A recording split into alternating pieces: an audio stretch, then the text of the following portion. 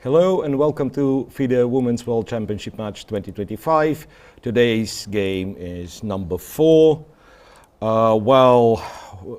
Zhongyi, World Champion 2017 edition with the white pieces against defending champion Wenjun. What an exciting match. I'm Grandmaster Miro, joined by Grandmaster Zhongyi. We will be your commentators for today's game as well as the rest of the match.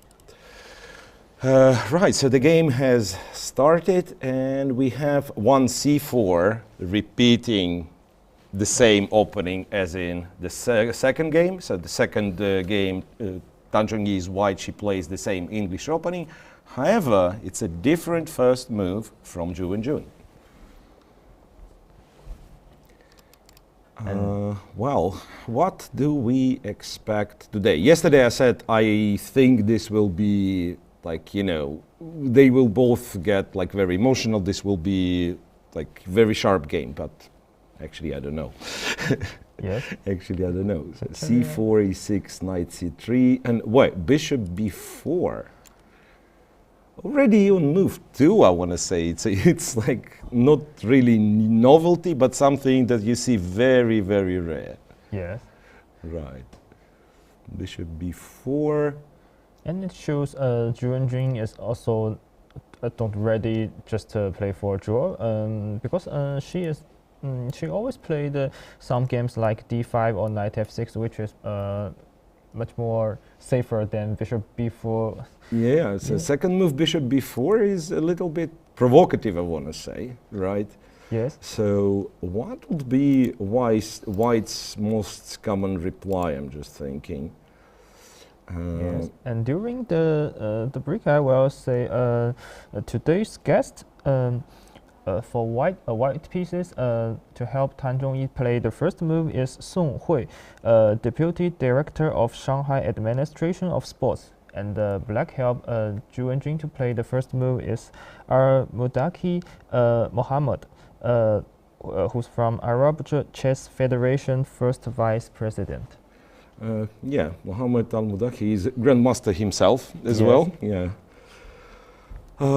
Bishop b4. What can we say about Bishop b4? I wonder if I've seen it. Now I'm checking, and again, Magnus played it sometimes back. Kramnik played it a couple of times. So it's not like it wasn't played on a high level, but very rare line. And let's say if I'm playing white and I want to kind of refute this move, what should I do? Should I try? So obviously I do not play d4 here. Yes. It may be kind of very good move, but it's not the way to refute, because if there is nothing better, you can go knight f6. It's a Nimzo Indian. It's a very, very classical opening, right? Yes. So d4, as much as it could be one of the strongest moves in the position, it does not refute bishop a4. So I'm thinking a3 probably forces you to take, or queen b3, queen c2, I wanted to say. Queen b3 was played by Zhongyi. So queen b3, if you take c3, I take with the queen, so 2 bishops for, let's say, for not much compensation. It's not like black's position is hopeless, but yeah, this would be some achievement for white. I'm thinking c5 could be the move, knight c6, as it turns out most people play. Knight c6. Yes, knight c6 seems also a move, because after a3 maybe I can go knight d4. Yes, and I will have to go queen d1, and then you take on c3 and maybe just go back, right? Yes, because just go back, and then white played a3. So white spent 2 tempi going queen b3 and back, right? Yes. Black spent 2 tempi going knight d4 and back, so that's white just played a3 and we took. Yes. But Wenjun, very fast, replied with bishop to a5, which makes it even more original.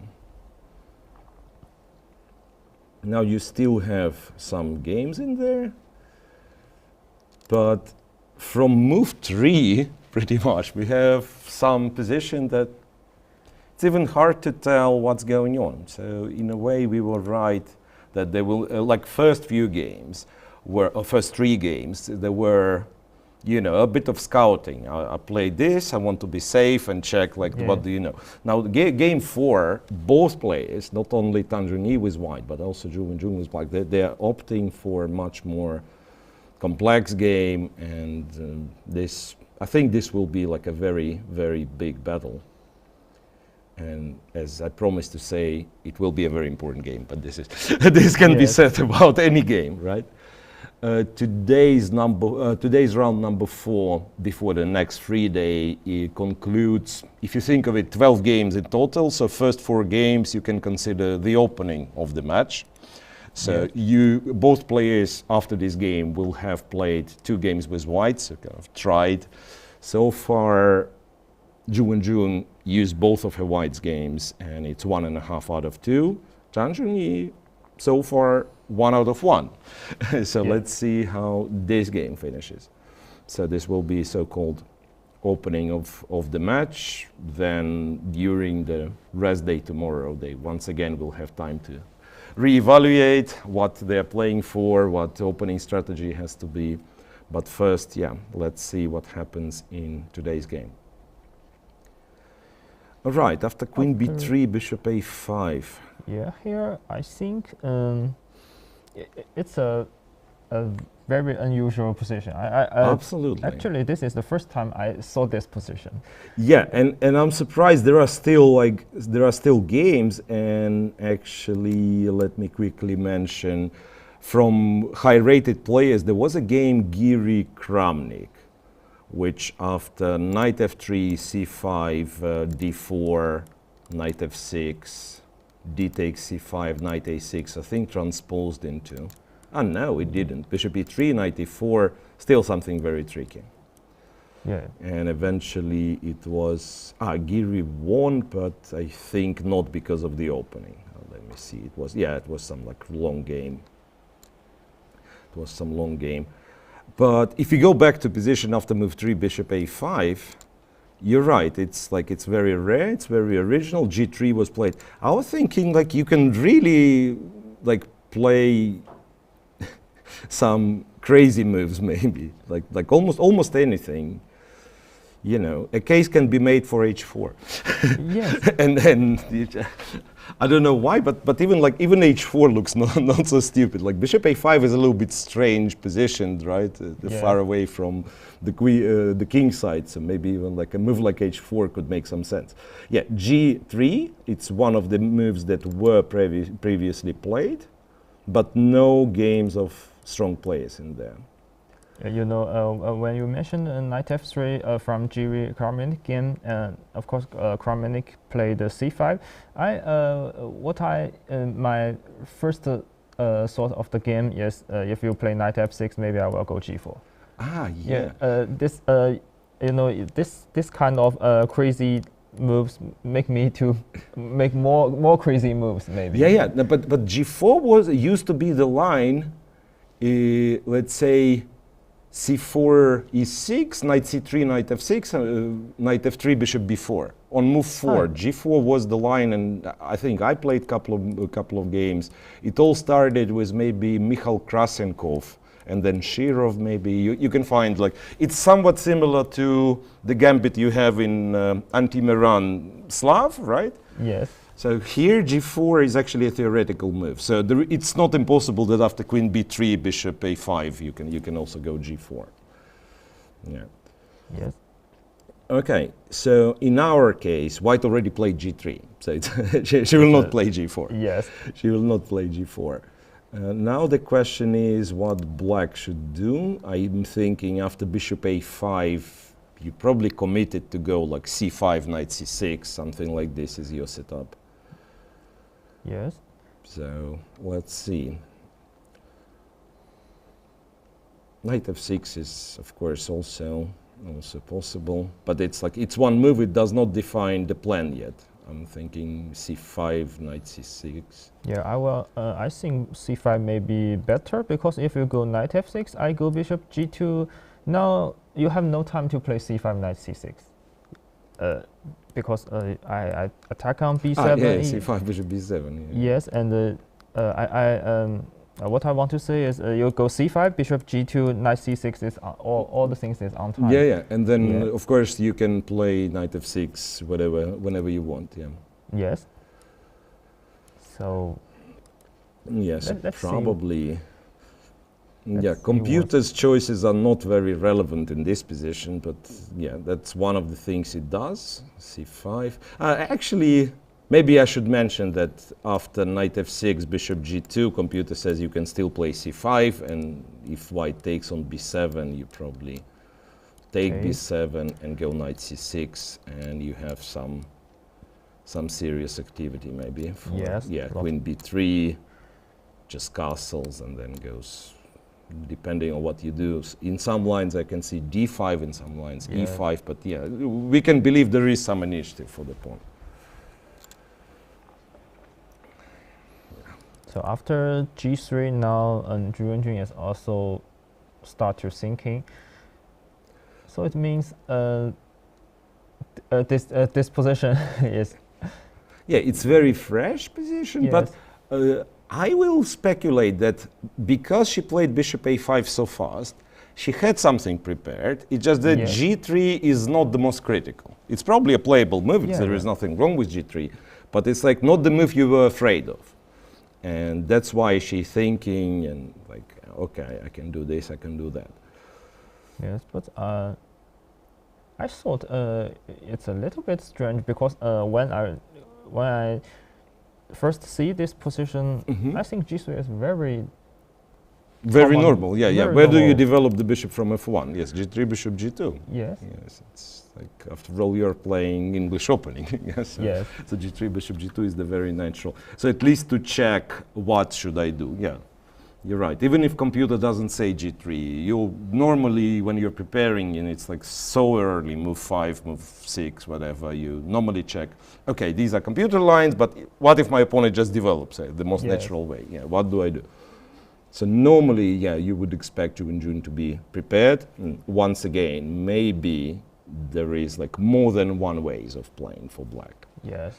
And she's like considering what can I do other than usual knight f6 or c5. Because there is also like some really strange line computer likes by going knight c6 here, bishop g2, and there is, okay, it's probably not the greatest line. I mean, it was giving knight g7. I cannot understand what is this? Yes. Yeah, why you do this? Yeah, that's not the greatest probably. So still c5, knight c6 is the most natural. c5, knight c6 the most natural. But for the first time in this match, our players started to think on move 4, move 3, move 4. So that means first game where we can actually have mutual time trouble in the middle game, because we had Wenjun in game 2 like having time deficit. Yesterday we had Zhongyi at the end of the game like being in a time pressure, but that was the end game. Yes. And what is usually the most exciting when, let's say, both players have 10 minutes and it's absolutely unclear middle game position, then this is like what you can dream of. And today, this scenario is maybe, if not likely, but quite possible. Quite possible. But first, of course, yeah, it depends on how the position is going to look after the opening moves. Yeah, still, bishop a5 is very, very surprising.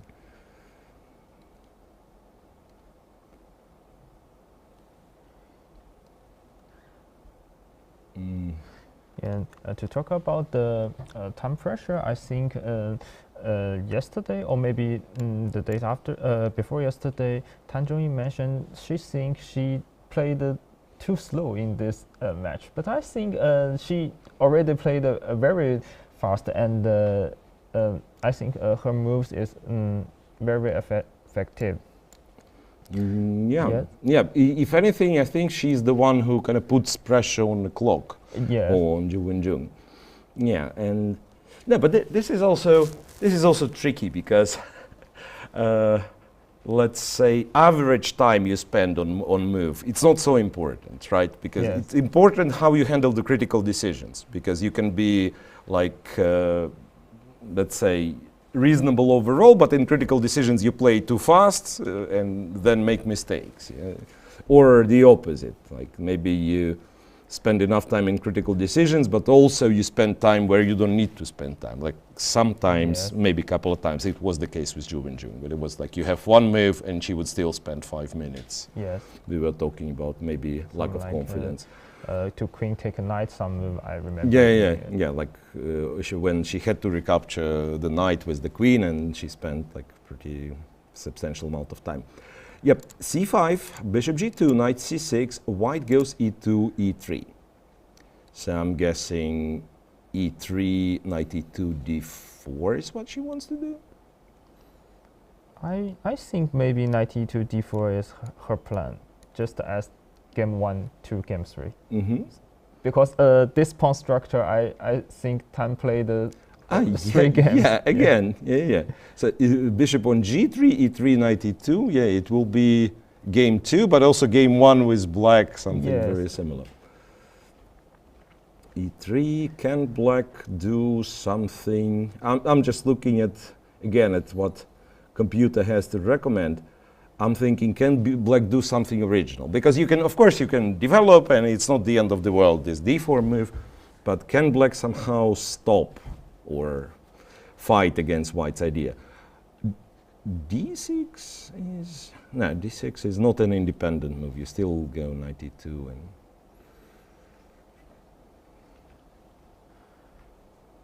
I'm wondering, are you ever in time to like go d5 quickly? Probably not. Because you know, sometimes you would go d5 even like with the pawn sacrifice, right? But you're probably not in time. Yeah. Knight f6, I was thinking knight e2, for instance, castles for black, and white castles, and there is no point in going d5, this pawn will be just taken.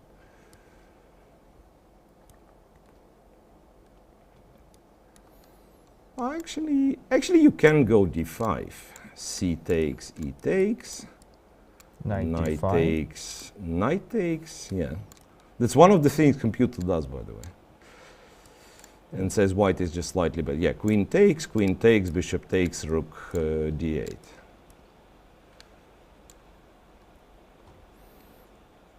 But again, for human players, yeah, we have some light square blockade, maybe some compensation. But again, to start the game, pawn down is something like none of us would like to do. I don't think this is like a great way of playing, even though computer says, yeah, you can do it if you want.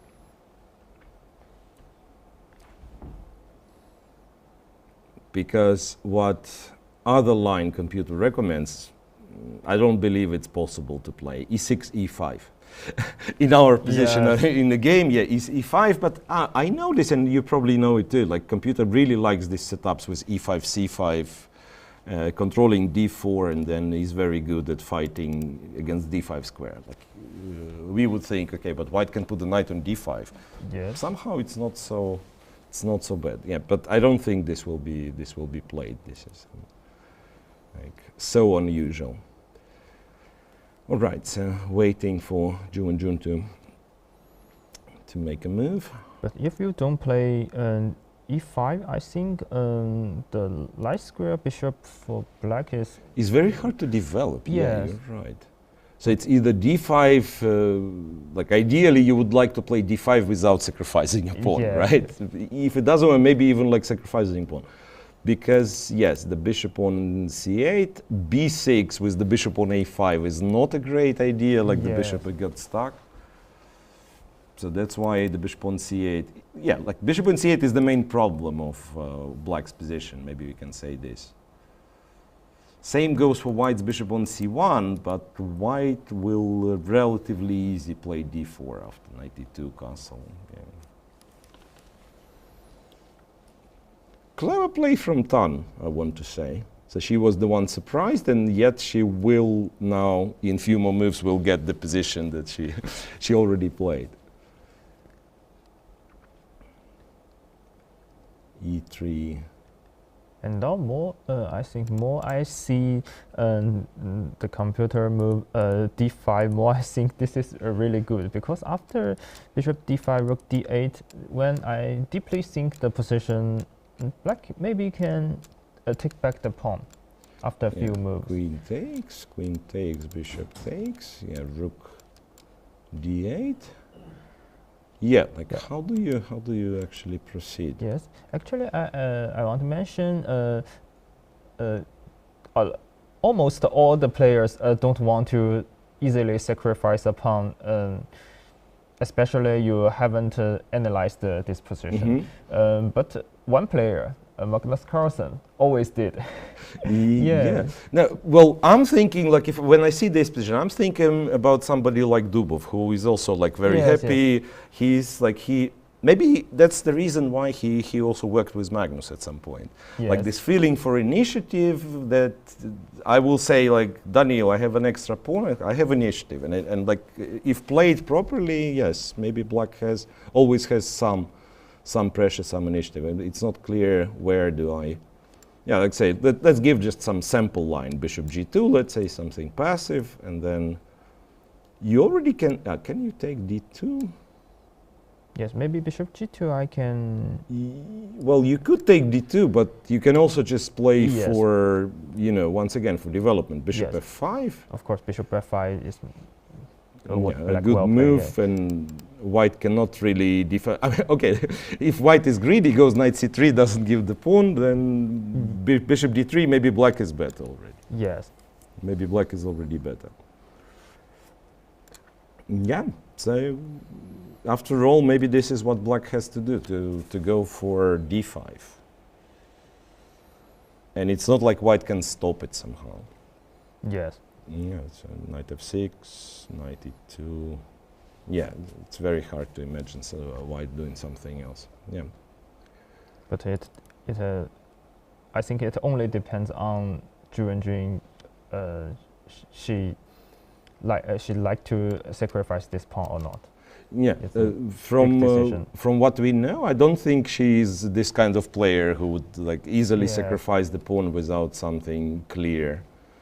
Yes. But also, like if you think of this position a bit more, right, like d6, e5, even if it's playable, it feels very strange, right? Yes. Feels very strange.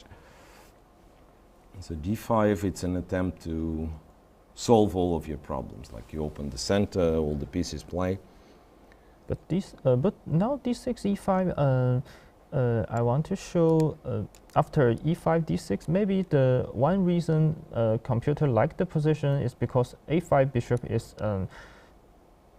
I think maybe in this kind of position is the best place for black to put. Yeah, because like sometimes you will have it on g7, right, with in this structure, and it's actually not doing that well. On a5, this will be like, a dark square bishop which fights for light squares. Because when white goes to c3 with the knight, one day you can just exchange it on c3. Yes. Right. Or maybe, the e5, knight g2, d6, or knight e7, castle knight e7. And then bishop e6, or maybe even f5 to push something on queen side. Yeah. Yeah, because there is an opening. I can show it. If white goes e4, c5, knight f3, d6, bishop b5, bishop d7, and there's a line like that, and e5. Of course, knight f6 is also a good line, and knight c3, bishop e7, d3, and in this position, computer suggests the bishop d8 is the best move here.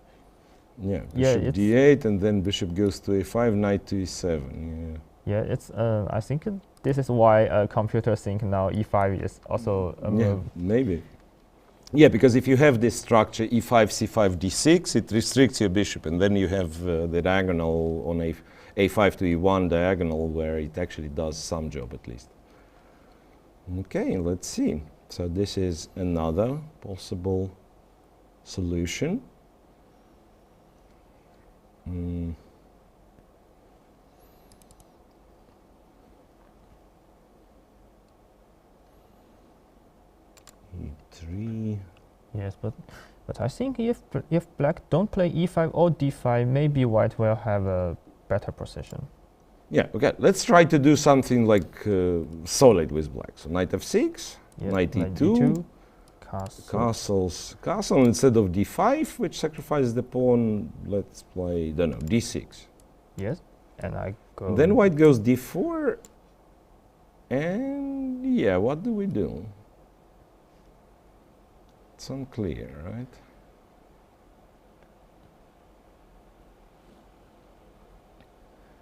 If yes. c takes, I think e takes, and then again black's bishop on c8 is still not very good, and white bishop from c1 can be developed.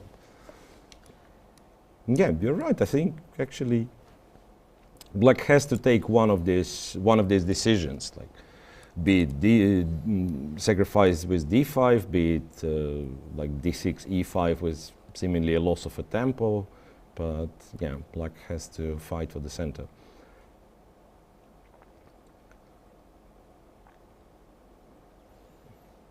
Well, she has already spent quite some time here. Yes. Knight c6, more than 10 minutes on move 6. It is very unusual.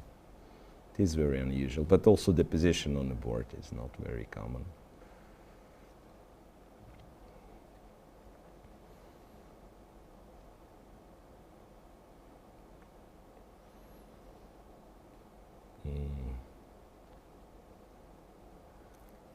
Something stupid. No. I was thinking like knight b4, for example.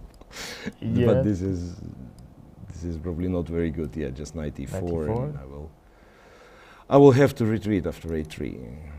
Yes. Knight to e7. Knight to e7.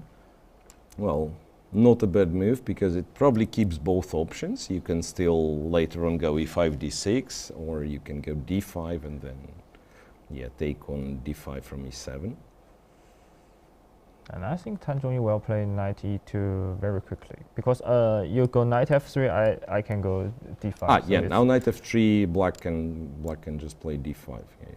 Yeah, so no reason. And anyway, yeah, like if you wanted to put a knight on f3, you could probably start with knight f3, and then you decide, do you want e3? Maybe you want, I don't know, rook e1 after castle, and the pawn is on e2. Yeah. Usually when you play d3, that means knight goes to e2. Okay, knight goes to e2.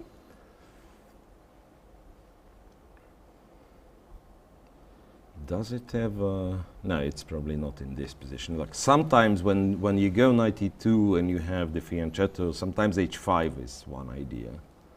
Yes. The knight didn't go to f3, but here I think h5, white can... Okay, computer just ignores it, what is funny. Like after h5, it just castles. But I'm also thinking like if black reacts h3, so usually the problem when with this h3, h5 is played, that black has pressure on h3 pawn, but here bishop on c8 stupid, and yeah, like it's not a good inclusion for black. Now black castles, white also castles, and now, as we know, d5 is one idea. Yes. d5 is one idea. Interestingly, bishop takes c3, and d5 is also possible. I do not know how good it is. Can we quickly check? Like bishop takes c3. I'm thinking knight takes. Yeah. Yes. d5. No, d7, d5. Yes. Pawn takes. Something takes. Knight takes. Knight takes. I guess queen takes. Yeah. Exchange the queens and knight b4 now. So this is the difference. Like they go knight b4. If I go bishop e4. Bishop e4, maybe rook e8, and then you cannot, like bishop b1. b1, yeah. Bishop b1, then rook d8, and it wants to put the knight on d3. But you probably go d4 now. Rook d8 and you go d4. If black wins the pawn back, then this is your like pair of bishops advantage, the real advantage pair of bishops. So this is like, it's not too bad for black, but also it means like opening went very good for white. Yes. Like you get some advantage and also risk-free. So this is not why you would want to sacrifice a pawn with black. In this other line that we were looking with immediate d5, black can actually be better, right? If white doesn't play well. Here, it's like you sacrifice the pawn and you really hope to win it back and make a draw. So it's not that great. No, for some reason, I don't think b5 will be played. There is one funny move. I don't know if it's any good, but bishop b6 for now stops d4. I don't think I ever seen this. I've seen queen b6 to stop d4, but bishop b6. And then, like, if you, for example, go knight a4, then of course d5. d5, yeah. Then of course d5. Bishop b6, but again, if I go rook d1, what's the idea? Rook d1, you still go d5. Now this is... Yeah, so computers just suggest... Computer, almost in every position, it wants to play d5, just sacrifice this pawn and play like nothing happened. This is tricky, because I understand if she will play d5, she'll probably have a good game, but it's not so easy psychologically. And especially that now again, the difference on the clock is almost 20 minutes. And not in favor of Wenjun, right? Yes. So to decide, to sacrifice the pawn in the position that your opponent most probably knows, plays much faster than you, it's psychologically not easy. It's psychologically not easy. And I cannot really see, with or without computer assistance, I cannot really see the way. You know what? Maybe like bishop c3, knight c3, and b6. Can I do this? Like I'm just like trying to develop. B6. I'm blundering d4, and I'm immediately in trouble. I think d4. I can take. Yeah. I take on. Knight d4, queen d1, knight c6, and somehow I think bishop f4 or something. No, b3 instead of bishop f4, b3, and maybe from a3. Yes. Computer says it's advantage white. I'm not sure actually, like maybe it's just overestimating. If I go bishop b7, knight a5, maybe I will be able to return the pawn and somehow equalize. But it's a tricky position. And in a way, look, I mean, we were sacrificing the pawn with black, and now it's the opposite, right? It's white sacrifices more or less in the same fashion. So according to engine, it said which color sacrificed the pawn and he's happy. Yeah? Yes, it's happy. So the pawn is only kind of gets in the way, right? Yes. this little pawn. It's like, I think it was an anecdote about one of. It's like, from good old times, they tell it about different legendary chess players. I've read about Alekhine, for example. Yeah. So he is somewhere in Europe with maybe simultaneous and so on. He goes to some club and people don't recognize him. Yeah. And he says, can I play a game with you? You know what, young man, we only play for, for some bets. But I'm a champion of this. So the other guy tells him, I'm a champion of this club, so I will offer you rook odds, just not to be it fair game. And they play, and Alekhine loses on purpose. So the guy wins rook down. And he says, can I maybe try, now I play rook down. And then he beats him rook down. And then he says, like, I understood this big thing in the corner, it's bad for you. Yes. This big thing in the corner, it only gets in the way. So, okay, funny story, but here it really seems that if it's white sacrifices the pawn, if it's black sacrifices the pawn, it really both sides get like very good compensation for like the sacrificed d pawn. Big decision for Wenjun. And Miro, this story happens when Alekhine is the world champion. I'm not sure, but he, of course, he is already very, very good. He's already very, very good. But you see, there were times with no internet, no, like I said, no devices and so on, so it could easily be, takes now. So the difference would be now I'm more comfortable playing a move like bishop e3, because with your knight on e7 you were like very often going knight f5, going after this bishop. Now I'm probably more comfortable playing bishop e3. And can black play bishop e6? I'm always afraid of like queen b7, yeah, queen b7, knight b4. Yeah, probably knight b4. Yeah, knight b4 traps the queen. So this is bishop e6. That makes the bishop e6 possible. And then I go knight f4. Yes. Then I go knight f4, and this is already something unpleasant. I'm thinking. Yeah. I don't know how bad it is, but it can be unpleasant. Too much weakness for black. So I think she has to take with the e pawn, and maybe still some suffering for black. Yes. Maybe still some suffering, which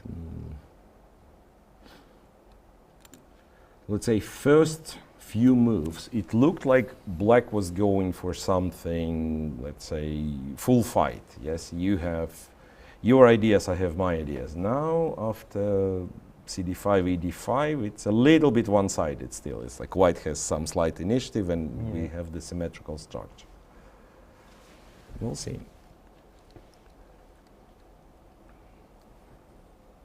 It's also important not to get into time trouble too early.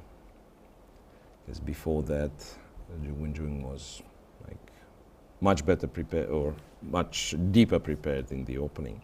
Maybe she was prepared well in this game also, but it was such an original position that she had to start thinking from move 5, move 6. Okay, time to take the d5 pawn with something.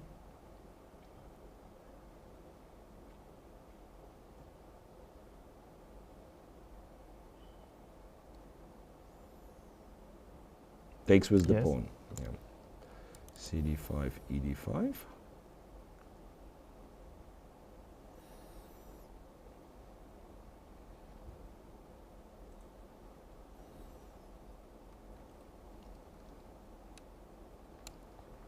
Right, if I take on d5 with the knight and then the bishop, how does black play? Can I go bishop g4? Yes, and then bishop f3.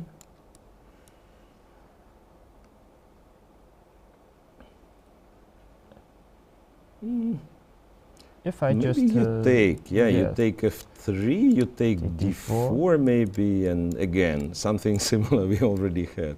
Yes. Queen d4, queen b7, and then you say, but it will be very hard to develop the c8 bishop. Yeah. Like rook f, maybe rook f b8.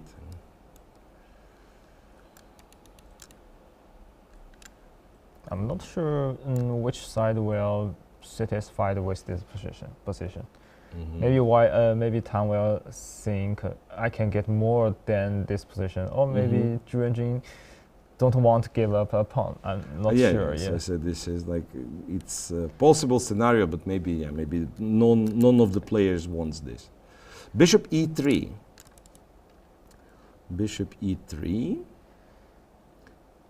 Defending the d4 pawn in advance. So now, first of all, d5 is hanging, and also if you were to play bishop g4, maybe knight f4 is happening. Yes, and bishop e3 is I think the move everyone will think in this position. Yeah, one of the typical moves indeed. So after bishop e3, what do we do? Maybe it's time to actually...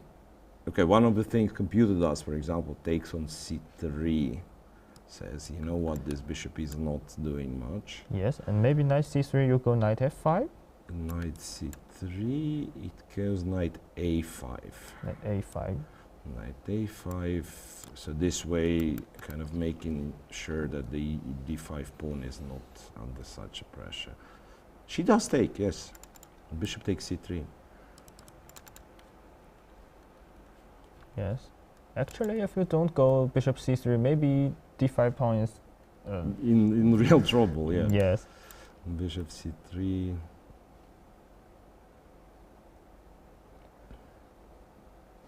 Yeah, I'm thinking somehow this symmetrical structure in the center, d4 pawn against d5 pawn, I'm thinking I've seen a lot from the symmetrical English, where both sides go fianchetto, where both sides go e3, e6, knight e2, knight e7, yes? But then it's almost never good for black to exchange this bishop because you will have some holes on the king side. So you would have the pawn on g6 pretty much. Now is the pawn on g7, maybe you're not so worried. Maybe you're not so worried. And if taking with a pawn for white probably doesn't make sense, so it's either knight takes or queen takes.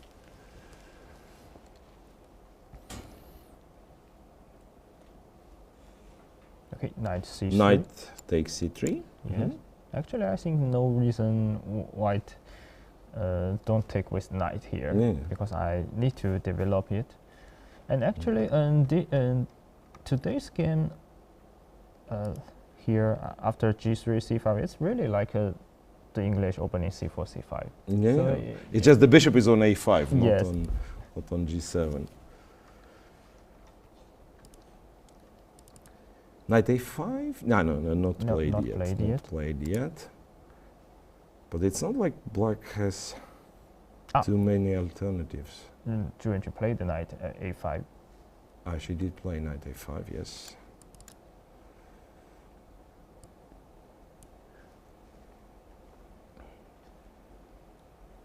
Maybe this is also the only way to protect the d5 pawn.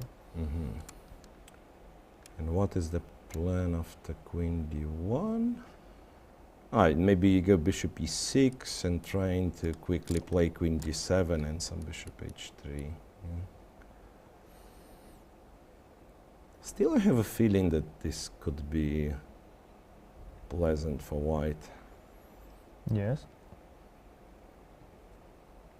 I'm not sure. Maybe I will go queen h5 to stop you easily exchange the bishop. Yeah. Queen h5 and then like rook e1, right? Something. It's not very pleasant. And again, maybe you're expanding with h3 later, right? Like h3 and who knows, h3, g4, f4 at some point. Queen b4 played by Tanjung. Queen b4. Wait, but can black just play back to c? Back to c6, maybe she wants to go queen a3. Yeah. Right. I don't think white is interested in repeating moves in this position yet. Yes. That's kind of... You seemingly have very comfortable slight advantage. So queen b4.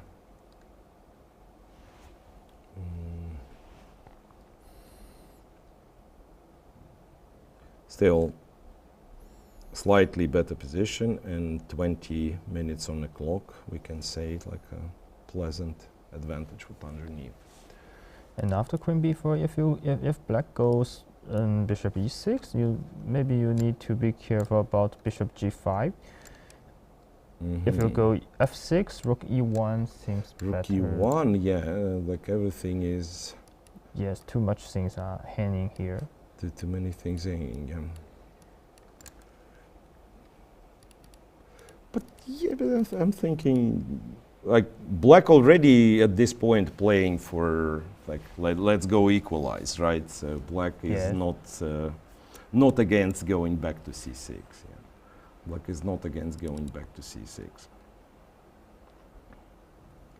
Knight c6. And then, I mean, you can still go queen b3, knight a5, queen d1, of course. But yeah, I'm thinking if you really want to prove the point of queen b4, this means you go queen a3 now, I guess.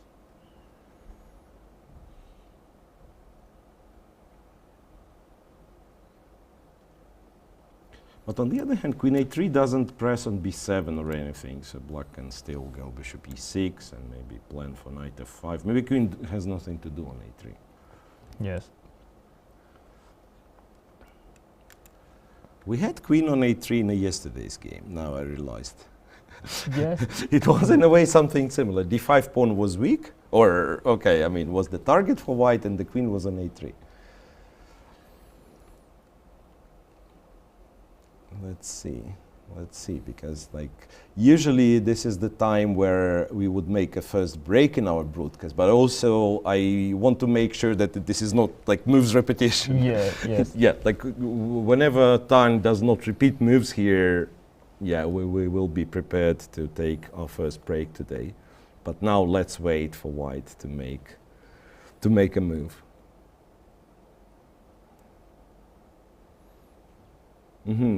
Yes. And Wenjun leaves the board. Yes. Which is not very often she Yes. does this. And yesterday she left the board when she was like very confident, already in a position when Yes. she had advantage. Now it's a little bit more nervous for her, I think, the situation. Yeah. Wenjun takes the break first. Before us, Before us. us. And here I think maybe also queen c5 is queen c5 a move. Ah, yeah, queen c5 to. Yes. Let's say. So the debate is like, should black play b6? Yeah, because b6 now, of course, yeah, you go to a3. These are, the more you move these pawns, it's kind of getting worse and worse for black, right? Yes. Sometimes the pawn on b7 at least was defending the c6 knight. You know what? Maybe after queen c5, maybe I still just play bishop e6, defend this d5 pawn. Yeah, and I I'm think not sure, but yeah, knight a4, but seems not really useful, even if I'm playing knight b6. Or maybe you can go b5. I cannot play knight b6. Maybe. b5 and if knight b6. Ah, rook b8. Yes. Yeah, rook b8. Yeah, rook b8 wins the knight. Ah, yeah. Then maybe this means like losing too much time. Yes.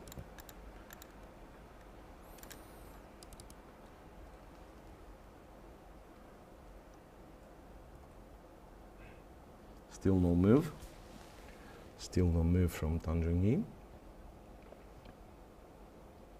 Again, I do not know, and I doubt you do know, what happens with Zhongyi, let's say, after she lost this game yesterday, right? Because there are people who would say, after a loss, I better make a safe draw with white. Yes, it's not necessarily that she's ready to fight. But this is speculation. Position looks still very, very pleasant for the match play with equal score, right? So you still have some slight pressure, and I don't think you have any risk. So I would definitely try to play. But I think both Zhongyi and Wenjun are very are players with big heart. And there's a lot of situations in history they showed maybe I lost an important game, but I will be back in the next game. So they will play for sure. Okay, yeah. Yes. Yeah, Wenjun, as you told me, like she almost used to like losing first and then bouncing back and winning the match closer to the end. Yeah, Tana, I remember. Wait. In Tehran, when she won the championship against Anna Muzichuk, I think she also lost first and then won back. Won back and wins in the tiebreak. Yeah, and she won the tiebreak. Yeah, so that tells you something. So both of our players are not, will not fall apart after first loss. Yes. So they both have history of coming back after a loss. All right, knight a to c6, and the fact that Zhongyi, she played queen b4 relatively fast, and now she spends time, it's almost like she had a plan of possibly going queen c5 or queen a3, and now she kind of changes her mind and thinks, yeah, maybe I should go back and just go to d1. Yes, and sometimes in a position like this, maybe someone will play queen b4 fast, because if I missed something after knight c6, I can go queen b3. I can always go back. Yeah. Yes, I can. I have a tempo to go back. So maybe now, but here maybe Tan needs to be to consider it more careful, because if you go queen b3, knight a5, then you regret it again to play queen b4. You maybe it will be three. Yeah. So now it will be like threefold repetition. Yeah. So yes. when you go queen b3, it means after knight a5 you probably go back to d1. Yeah. Yes.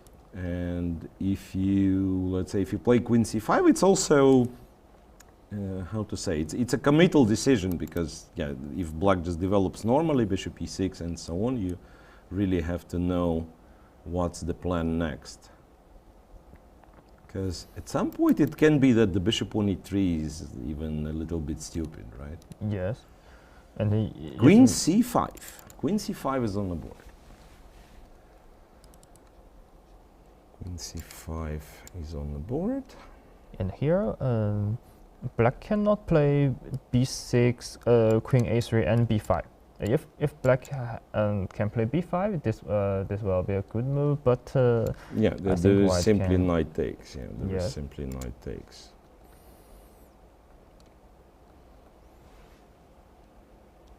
So anyway, Tan Zhongyi refused the repetition. Yeah, so she doesn't take the repetition. That means there will not be a fast draw anytime soon, and that means that we will take our first break during this game 4, and we'll be back after a few minutes.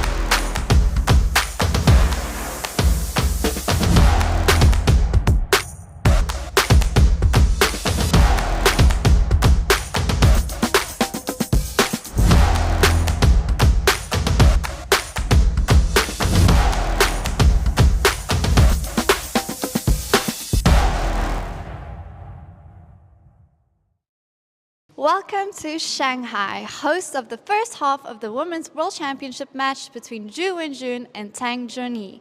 We are currently in the Shanghai Chess Club and Card Sports Management Center, where the action is taking place. And today I'm going to take you on an exclusive tour.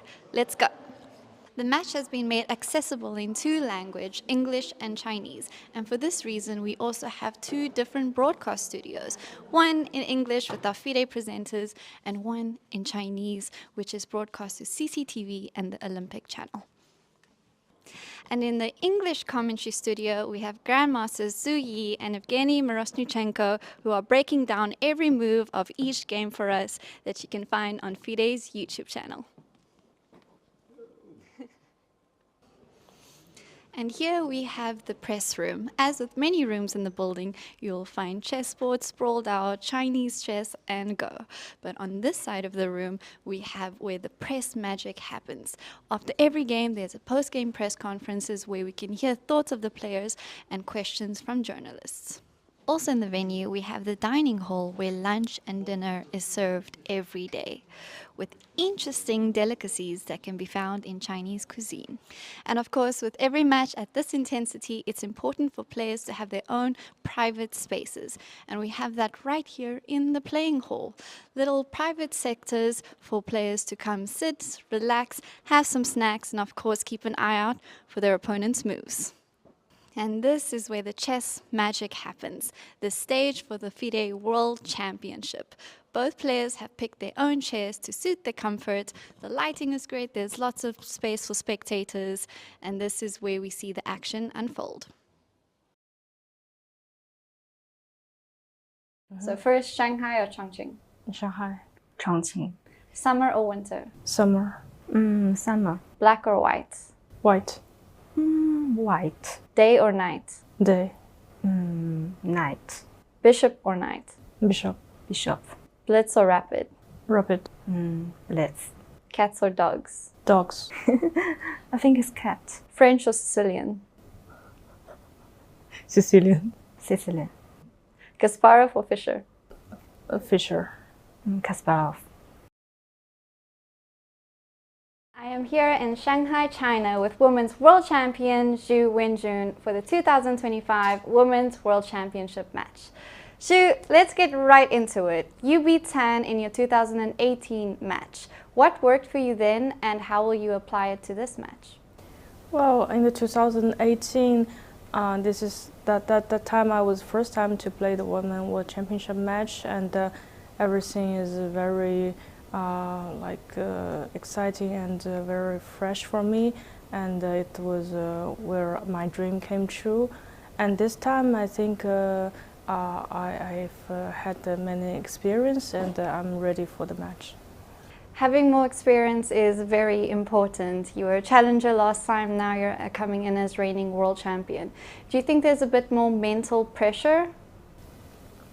Yeah, I think there will be some pressure, but also it helps me maybe to concentrate it in chess, and I think it's important to play one game by one game and just try to performance myself.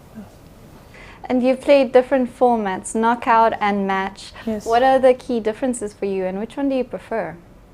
I think they are both very, very interesting for me, and I think well, this match is it is like more. There are more games, and I feel maybe for the match it is more tense and also more concentrated and hardworking. Yeah. And you've said that Goryachkina was your toughest opponent so far. Why is that? And do you expect this match to also be tough?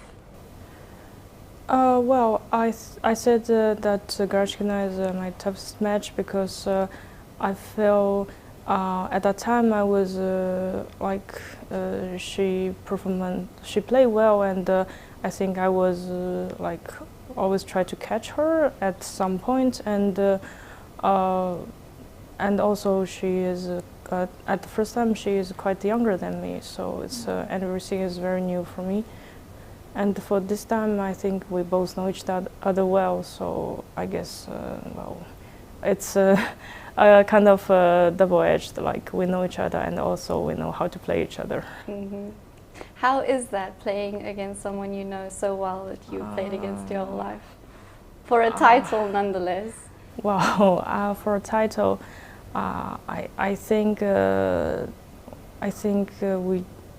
we just try to be ourselves and try to for me try to be myself and try to performance my chess well, and just try not to think about she as like a long-time teammate and friend, and I just try to concentrate in myself.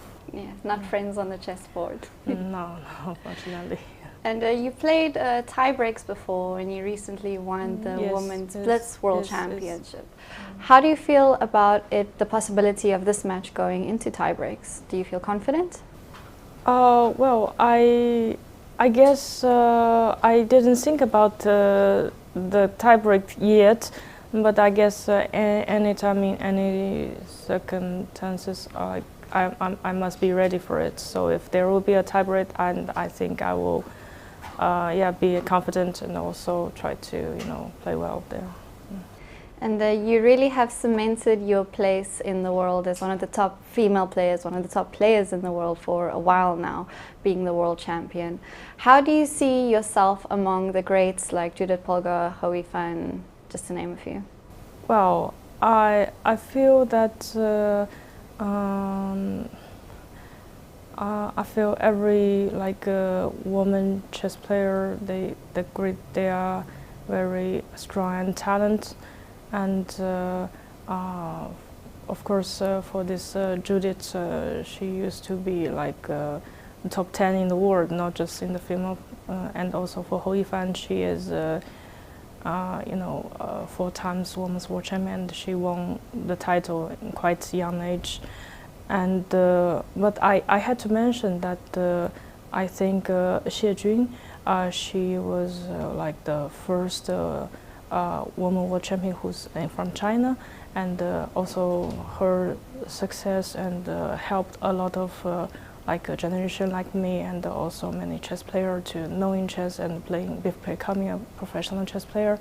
And for me, I guess I was lucky that I in a good time, like I have a lot of tournament, and also there's this Shanghai chess, they support me a lot, and so I was step by step, so I guess it was very many help, and I'm grateful for it. And it's important you mentioned Zijun, who paved the way for Chinese women's chess, and you're carrying the baton over. What do you think makes chess in China so? Why is China dominating women's chess? Well, I guess that we are, we have this team working and hard working, and also I guess there's many tournaments in China, so that we were also very hard working, and also some men chess player, they will help the women chess player to grow stronger. Right, a strong team chess Yes, community. yes. Yeah. And tell me, what do you think, which quality do you have that makes you world champion? Well, quality. I guess maybe I was concentrated and maybe work hard like this. Important. And my final question for you is, you have many fans around the world, a lot of them watching this tournament, this match very closely, especially a lot of young girls. Do you have any message for them? Well, I think if playing chess is very cool, and also you just playing with passion and just focus on it, and it's really good that when you won a game, and when you just making a game that you make a plan, and you just keep going on that. And also I think chess can make you knowing some great people and good friends. Right. Well, thank you so much, Ju, and good luck for your match. Thank you.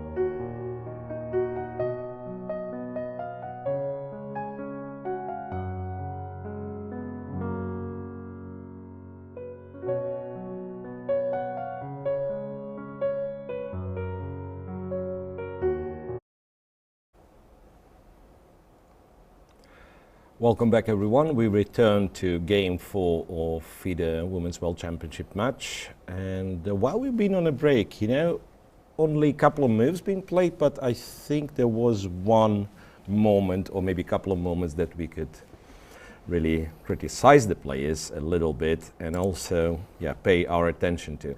We left after move 15 from Zhongyi, Queen C5. Yes.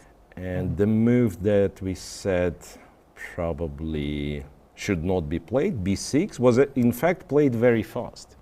Yeah. So B6, weakening her queen side.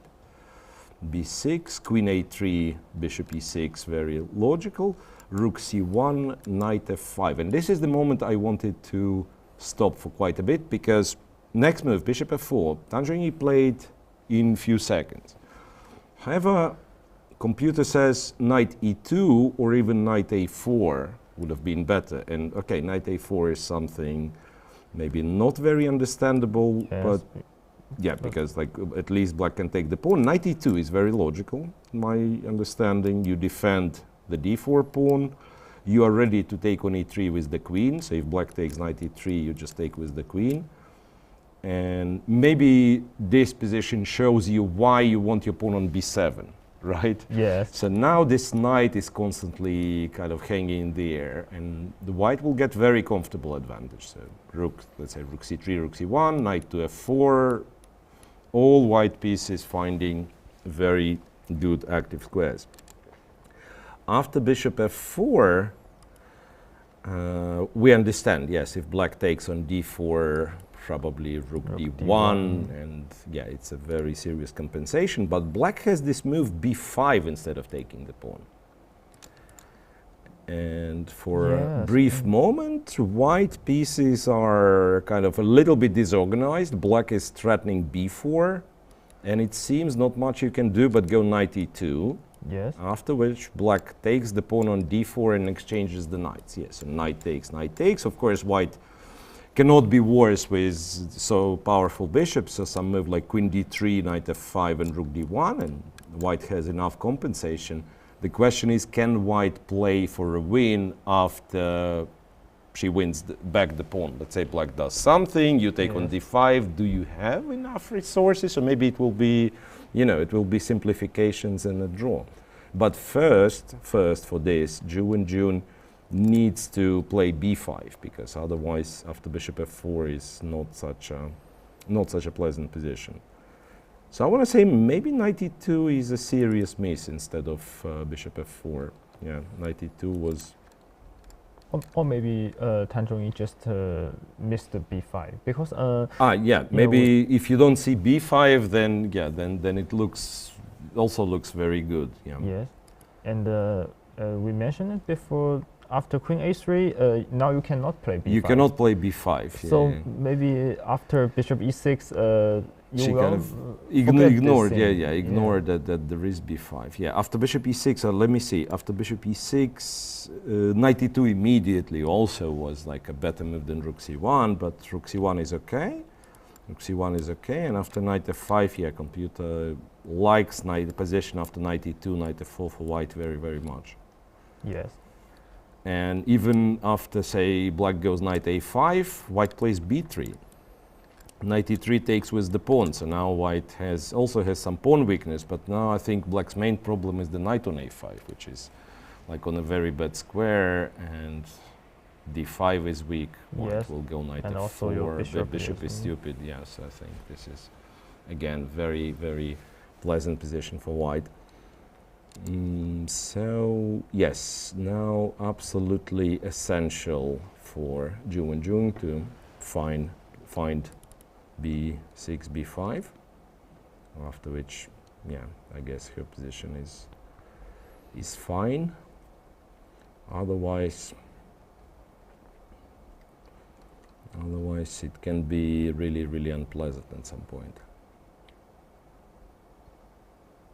And she's down to 40 minutes, and 40 minutes on move 18 is this, this kind of a sweet spot that you still have enough time, but maybe for 1-2 big decisions, right? And then all the rest you really have to play relatively fast. because 40 minutes on move 18 can easily be 5 minutes on move 25 and still 15 minutes to time control. Yeah, so it's better to first of all to find this b5 and also to speed up a little. Zhongyi, as you said, like she wants to press on the clock, which in this particular game maybe she could use more time and go knight e2, but yeah, she keeps the pace. She controls the time difference now, half an hour on the clock, and also still, even if let's say this b5 played and she she loses the pawn on d4, her position is still absolutely safe. And if you make a decision, I need to play faster, sometimes you need to meet maybe knight e2 is a better move, but I haven't found I choose bishop f4 because it's I think every chess players will face this problem. Yeah, that's true, but I think because look, like so-called Soviet chess school, we were taught that no, you should not miss critical moments, you should always think, and so on and so on. And it's relatively recently, I think Kramnik in his interview, he said, he says a lot of silly things nowadays, I'm afraid, but this thing I actually liked about him. So he was, it's some Russian video channel, and they are watching, let's say, games of Firuja, so young generation. And he criticizes some opening decisions of Firuja, for example, and when they are so, that means that when you were in the top form, you were playing better. He says no. They are much more practical, right? Because I would not miss this critical moment, and then on move 30, I will have 1 minute and I will blunder a piece maybe. Yes. So it's a different approach to the game. And I understand it. Yeah, like on average, you will make maybe like better quality moves, even though you missed this particular moment or that particular moment. Of course, ideal chess player always plays the best moves, but we already know who an ideal chess player is. It's the computer. Yes. we can no longer compete with the computer. But humans get tired, humans get emotional, sometimes just don't see things, right? Yeah, bishop and this is also the reason why we like to watch people to play. Absolutely, chess. Right? Because you have these computer championships where the games are, we cannot understand them, and also 99% of the games are draws, right? Yes. And then it's simply impossible to kind of, you can watch these games, but you will not enjoy, and also you will not learn much, I'm afraid, right? Yes. It's very, very hard to learn something from the game of two computers, especially. All right. I'm looking, is there, well, to be fair, like you can go knight c takes d4, and after rook fd1, that's computer tells me, like you can play h6. And strangely, this doesn't fall apart. I don't quite understand what happens after g4. Yes. Seems like g4 is winning. Knight b5. You have this trick, knight b5, and you're not losing a piece. Yeah, knight b5, a b5, and black is fine because then g4 is the weakness. Yeah. But this is even less human. Like to take on d4 and just go h6, like nothing happened. Yeah, b5 is. I understand this move. Yeah, like it's forcing, it's dynamic. b5 is totally understandable. I think the b5. I think if black find b5, during she find b5, she will play it. The only question is, can she find b5? Because b5 is not very natural. When you come on b7 is. I agree. Like you went b6 to seemingly like cover some dark squares, and now you play b5. It's so you have to understand that white doesn't really have a good move against b5, so it needs to go knight e2, and then you actually wait. Does it need? What if b5 queen c5? Then rook c8. Okay, I go then knight it's rook c8, and if knight d5, knight d4 actually wins for black. Yeah, knight d4 wins for black somehow. Again, it's not obvious. Knight d4, bishop c7, and then black just goes check, king h1, and takes c1. And after rook c1, I just move goes my somewhere, queen queen here. g5. Yeah. Yeah, so you still need some deep calculation after queen c5. Yeah. And maybe sometimes it happens that you think b5, queen c5, and you don't even continue the line, right? Yeah, if Yes. I go b5, it's always queen c5 and some weaknesses, something, and I don't even want to calculate these things. Yes, it can easily happen that, like when you see computer suggest b5, and immediately understand, once before, if knight moves, I take. But during the game, if you're playing black, it might be your blind spot. You're just not looking at this move. Yeah, exactly. And maybe now the time she spends, she's actually considering, I take on d4, but with which knight? Knight from c6 or knight from f5. This can also be the case. And if you are focused on which knight takes on d4, I think b5 is almost impossible. Yeah, it's out of your, let's say, out of your candidate moves. Yes. Let's see. So down to 35. Yes, and knight f5 takes on d4. Knight f5 takes on d4, after which I think black is maybe fine, but rook fd1, white will have full compensation. Because now, let me check. Now if you still go... Rook fd1, I think b5? b5, now queen c5 works. Now queen c5 works, and the knight on d4 is kind of hanging. How about I play b4? Knight takes d5, knight e2, king h1, knight c1, and queen c6. This is, again, it's not me, it's the computer saying that white is better in this case. Yes, but what if I just play knight e2 here? Knight e2, maybe queen a8, or no, this was my queen a8 is equal, bishop d6. Somehow it probably just wins the exchange back.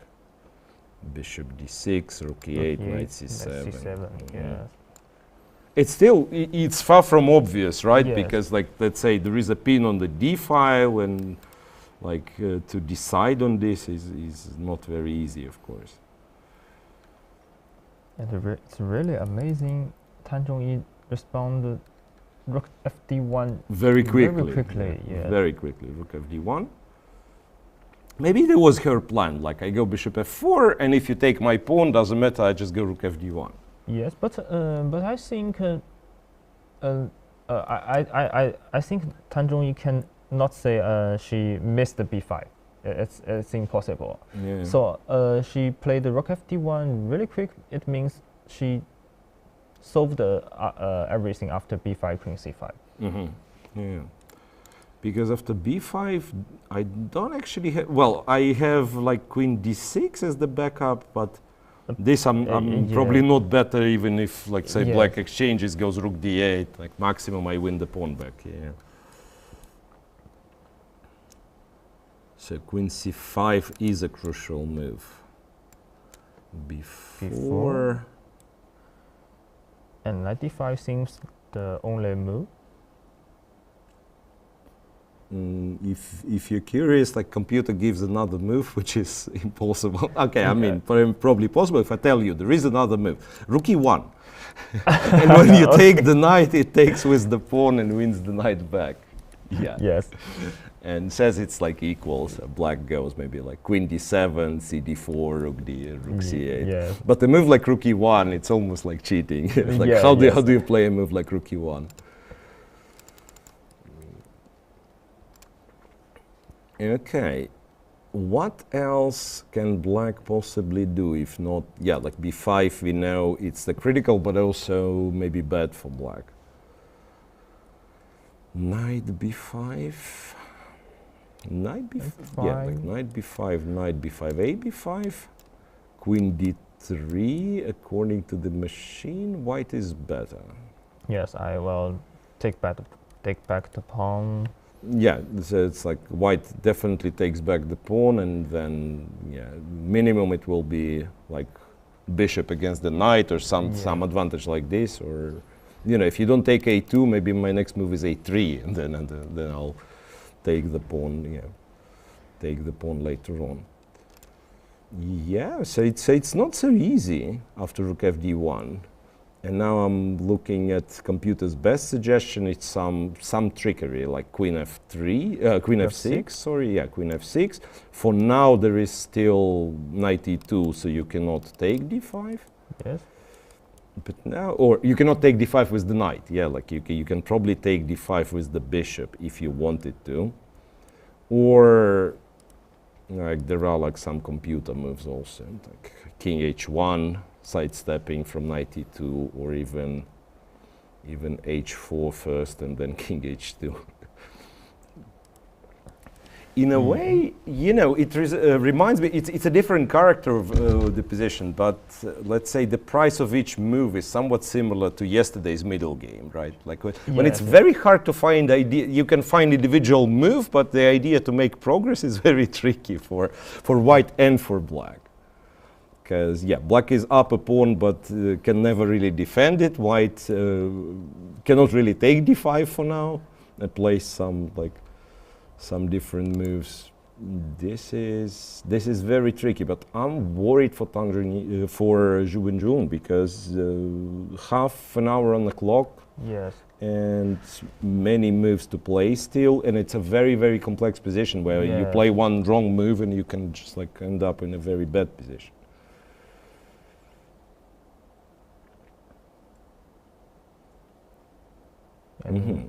Okay, but if we do like this, like if we ask, if it's white to move, like with queen on d8 in the position in the game, if it's white to move, what does white want?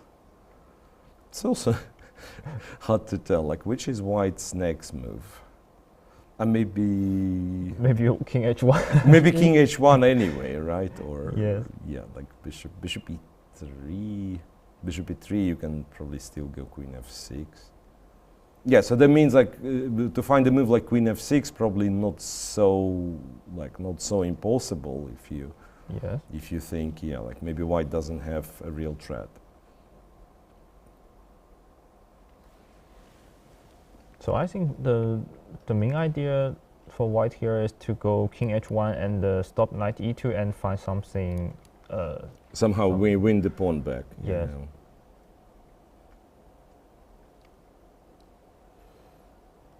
Wait, you can maybe like there is something in me that doesn't like king on h1 because like later there will be some checks and so on. So I'm thinking, like if you don't disturb me, like I'm playing white and you just do some like prophylactical moves like h6, can I do it in two moves? Maybe I can play b3, queen b2 defend, or wait, rook d2 also defends e2 square. Maybe rook d2. Yeah, I will prefer rook d2 than b3 is too slow, and also maybe queen is good on a3. We don't know. Yeah. Yes.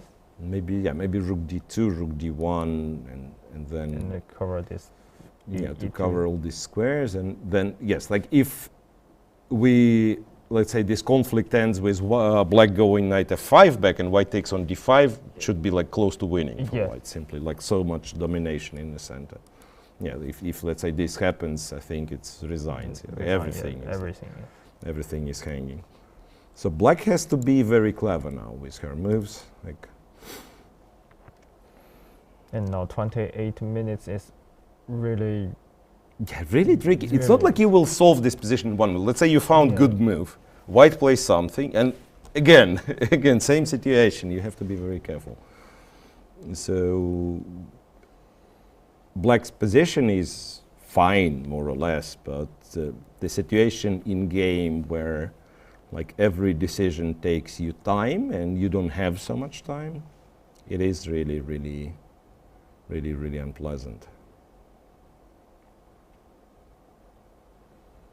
26 minutes left.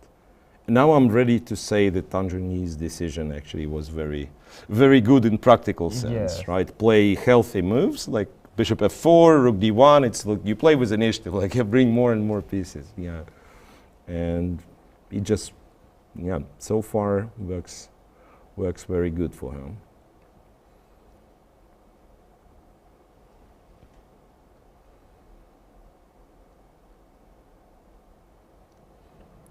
because we've already seen in game 2 that when under pressure, Wenjun can make mistakes even in simpler positions. Yes. And actually, if I play black with this time situation, I would really like to find some chances to exchange the queen, but seems like it's impossible. And Yeah, then maybe I will waste some time on some stupid moves to how can I exchange the queen, and then the time trouble will getting worse. Yeah, no, but seriously, okay, yeah, there is no like queen e7 or something. Yes. Then why I was suggesting this knight b5? Because also I want to exchange some pieces. Yes. Maybe I want you to take on d5, so like it's no longer hanging. You know, to have some clear game plan. And this is exactly what black doesn't have now. Like every move is very hard to play because white has so much pressure. Maybe knight b5 is the move which close to get a clean clear position. clear Yeah, maybe it's a position. bad position though. Yeah, Yeah. knight b5, a b5. Queen, yeah, both queen b3 or even queen d3 is better. Queen d3 because the knight is hanging. Yes, and your pawn structure is Knight really e7, queen takes b5, rook takes a2, bishop c7. bishop c7. Yeah, white is better. Yeah. And actually some echo of previous game, b pawn against the d pawn, Yeah. white having two bishops.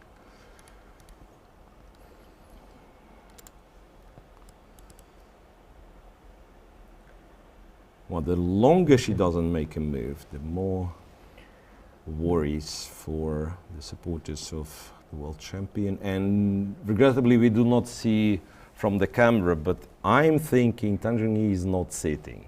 I think she's like, as usual, she's walking around, and this is, maybe this is an extra pressure for you, that if your opponent, like, because normally, since we were kids, usually you would, you know, stand up and walk only when you think your position is good, right? Yes. Like as a little kid, you can almost tell, like if he thinks he's winning, he's walking around, and if the kid sits like this and almost starts to cry, that means he doesn't like the position.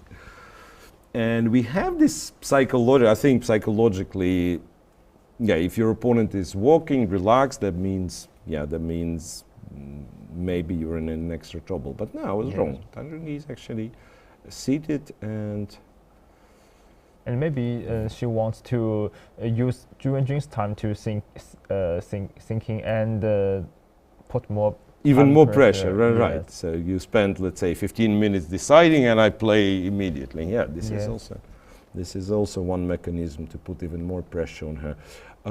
And she played the knight b5, I think. Knight, yeah, it was like some move back, right? Knight b5, yeah, knight b5. So now, knight takes b5, yes. A b5, and it's impossible to go wrong. Now, after exchange, any move that doesn't blunder a queen is better for white. I think, yeah.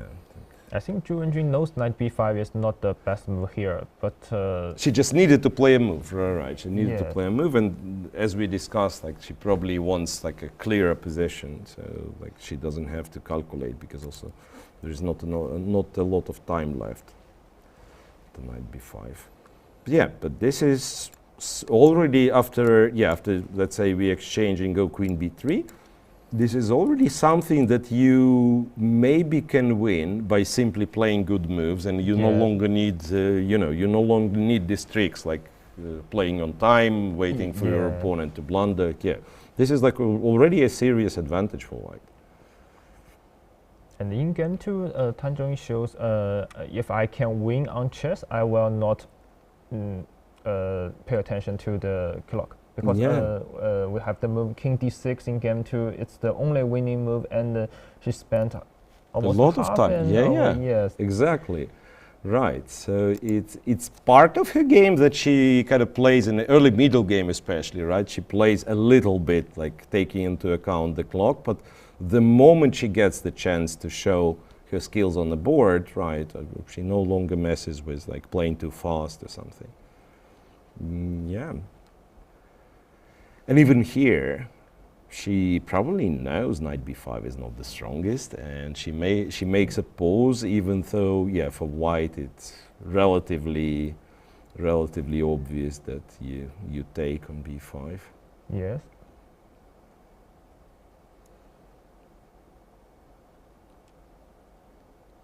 Let's see. Yeah, knight takes, pawn takes, queen. Yeah, queen b3. Seems natural. Queen b3, and like, how do you even play?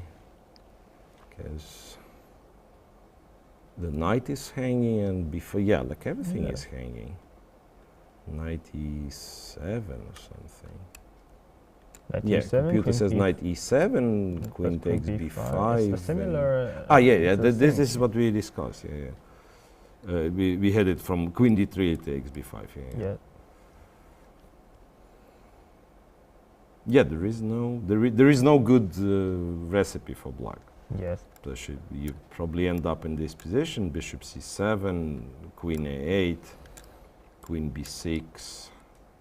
And this position we mentioned yesterday, just as queen b4, c takes b4. The position. Yeah, it's like a dream position from similar games. Yeah, from similar positions. That's what you are aiming for with white. But here also maybe you just lose d5 in the next couple of moves. Yeah, because white is also very active. Even in our yesterday's analysis, I don't think white had such a nice setup. Yeah. Yes. Okay, so somewhat unexpected, to be honest, because again, some 5 moves ago it looked like relatively safe for Wenjun, and now she's getting outplayed. Yeah, like before black played b6. Like, would she play bishop e6, queen d7? Yes, maybe white still has a little something, but you can defend without like even showing some super tactical skills, right? Just play normal moves. Yes. Knight takes b5, a takes b5 played.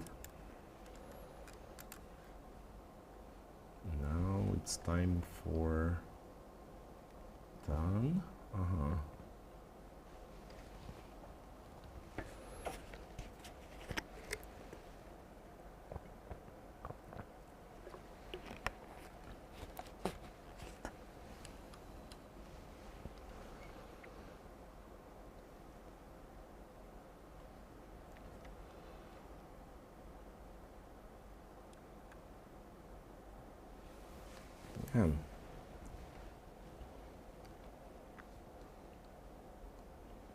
Another hard game for the world champion.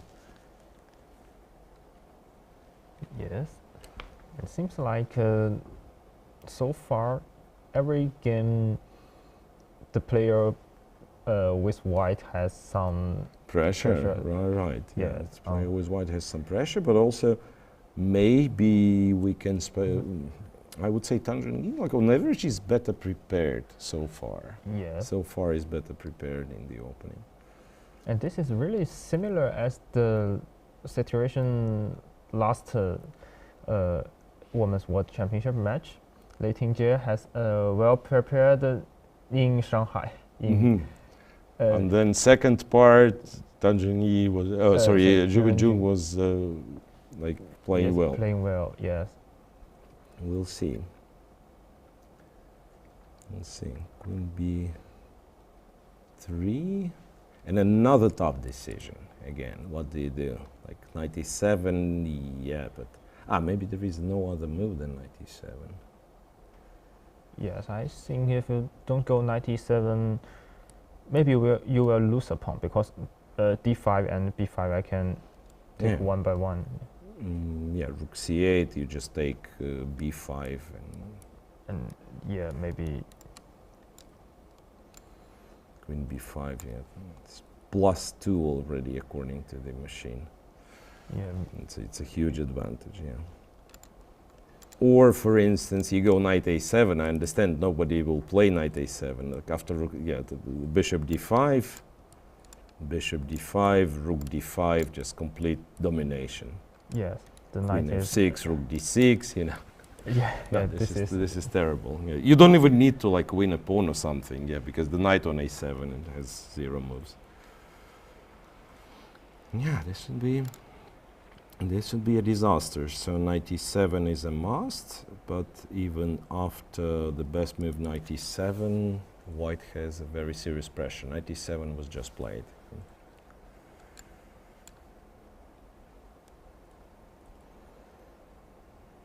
So here, white also has the opportunity to play bishop c7 first.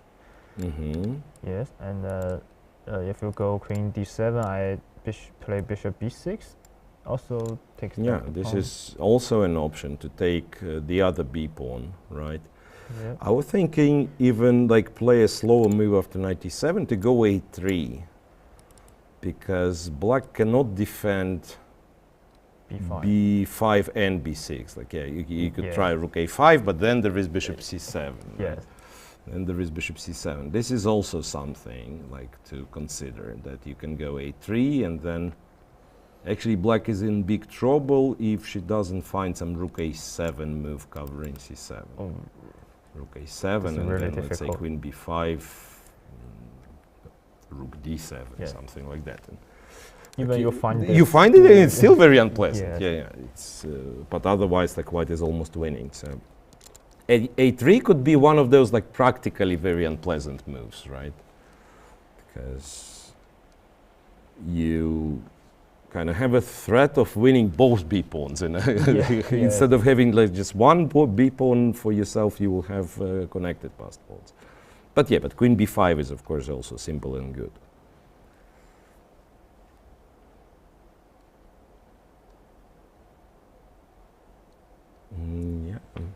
Yeah, it's a very unpleasant situation for Wenjun, because also like it's very hard to imagine how black gets any sort of counterplay, right? Like Yeah. you never get to the king side or this or that. So white's position is so like perfect in a way. Everything is like not a single thing. Like normally when you know when you describe the position, you look at material first of all, then you say, okay, you have A, B, C, which is good, and also you have something like double pawns, whatever, this. There is not a single factor that I see that I can say, okay, but white has this problem. Yes. So it's quite rare, I want to say, especially for high-level games. Yeah, so usually let's say you take risks, but you have maybe some long-term factors, like your opponent's pawns are weak, or maybe like squares around the king. Here, everything is just good for one. Yes, everything is good, even time. Yeah, and the time as well. Yeah, the time is also, yeah, like it's 40 minutes on the clock, and we are nowhere near move 40. Yeah, it's move 21. And I think queen b5 is played on the board. Yeah, Taran captures queen b5. It's also the most straightforward and mathematically the strongest move. Yes. That's what computer says, that it's strongest move. And yeah, and if I continue this, yeah, rook a2. And again, computer was saying some rook a7, but of course, like in a practical game, you just take the a2 pawn. And if I continue this line, look, bishop c7, queen a8, Okay. queen takes b6. Yes. What is like human move? I don't even know. Knight, rook c8 or something. Because white's move is b4. Next white's move is b5. Move the queen, go b6. So white doesn't even have to play some hard moves. It's very straightforward. I even think this is really hopeless for black in this position. Yeah, I cannot even like find any trick. Yes. Again, the queen on b6 is great because let's say some knight move, say knight f5. f5, yes. You go b4. And even if black tries like queen a3, queen b2, f2 is even f2 is defended. Yeah.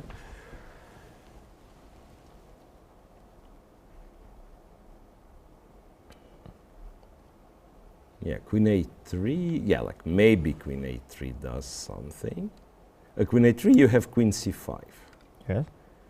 Because if you go b5, maybe I can go d4, then queen b2. Yeah, I make something like that. Yeah.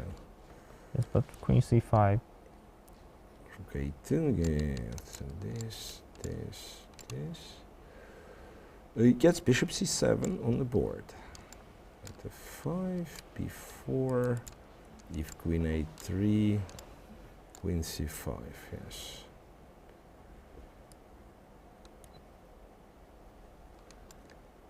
Queen a8 is also on the board. Queen a8 is also on the board.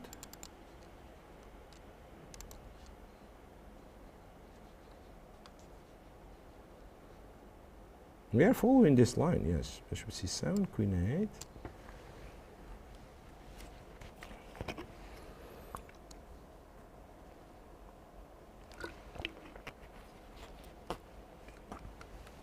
And now, queen b6 is obvious, but also maybe b4 is an alternative. That's probably the same. Yeah, before, once. Yeah, I just thought before clever because if queen a3 now you can go bishop d6. Yeah. And force the. Actually, I don't know. Maybe force a win. Maybe you can go queen b2, then queen f6, but this is. Yeah. Very, very tricky. Yes. Let's see. No, but you could take b6. Yeah, queen b2. You could take queen b6 first, maybe. Maybe queen b6. I go knight c8. Knight c8.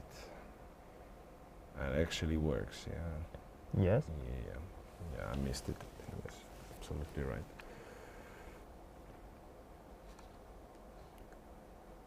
Yeah, but rook f1 maybe wins because rook c7.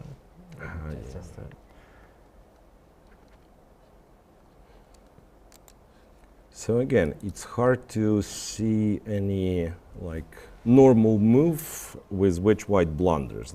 You take b6. Okay, if you take b6 with the bishop, then it's rook b8 actually. Yeah. So there's something not to do.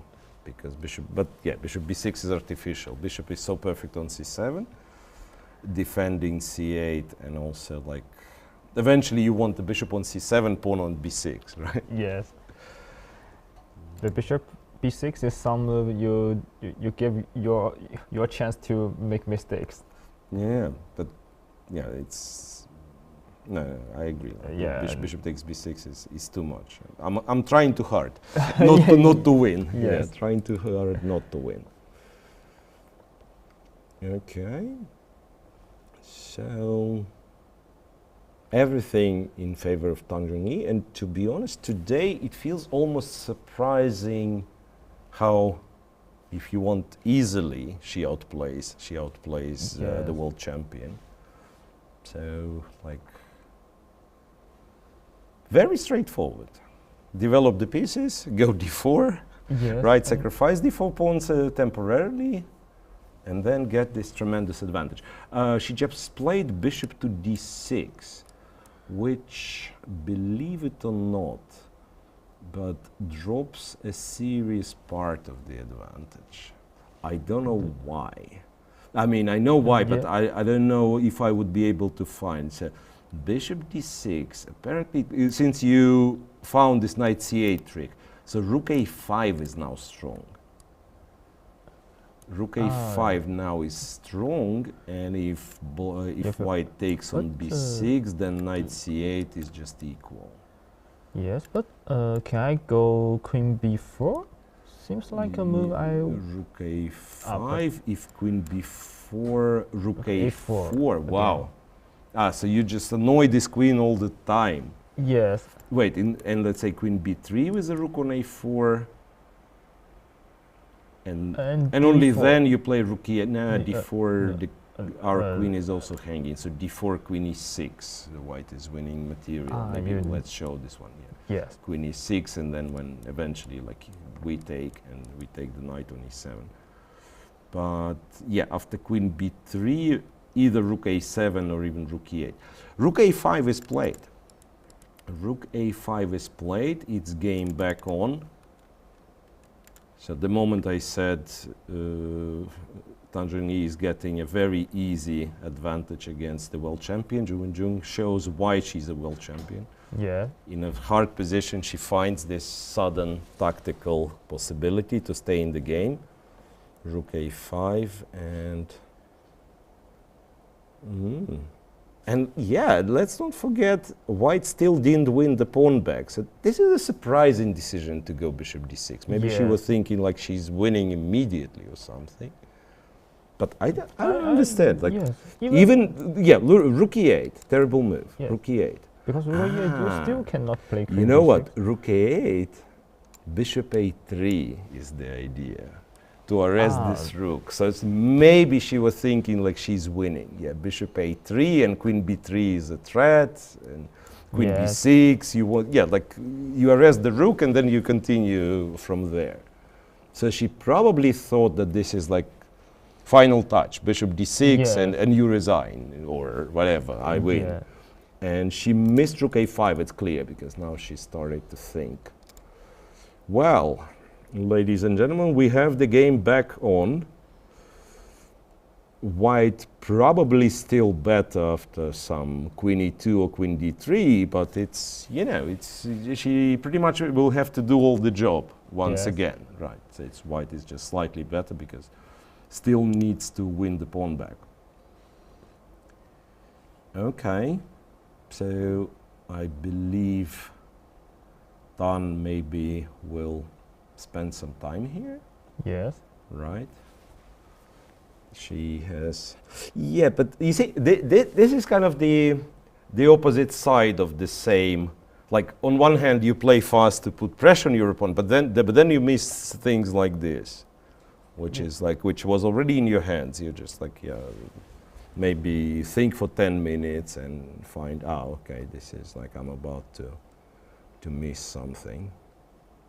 Yeah, there is similarly no way for more advantage than just like go queen b3 or... Yes, but if white plays some move like queen e2 or queen b3, it just means you give up a pawn. Yes. Let's say rook a7, I think. If you move the queen away, some rook a7. Or maybe after queen b3, let me see. Maybe after queen b3, compute does something else. Yeah, rook a7 still. Rook a7. And you can... Yes, you cannot take b6. I think you can. The queen b6, knight c8. You have queen b8, but you don't win. Yes, you don't win. It's knight d6, queen d6, and whatever. Queen b8. I would go queen b8 in the final. No. Take on d6, queen d6. Just like exchange. I'm always afraid of queen takes, rook takes, bishop d5. Okay, exchange, rook b7. Yes. Solid. Yes, you can have your extra pawn. You can go rook c2, g6, rook d2. But this one I'm sure is impossible to win. You just don't move with black, right? Yes. You go rook b3 and go rook b7, b8 or king g7. Yeah, this is like impossible to even start moving. And there should be kind of cleaner ways. It's like, the most silly way, and it also makes a draw. Right, so a big surprise for Zhongyi after rook a5, a bit of a shock. I think really bishop d6 is the move you play because you think rook e8 is the only move, and then I go bishop a3 and I'm +1. All right, so the game will go on, and this is maybe the moment for us to once again ask for a short break before going into the next stage of this game, where we possibly will have some time trouble and other developments.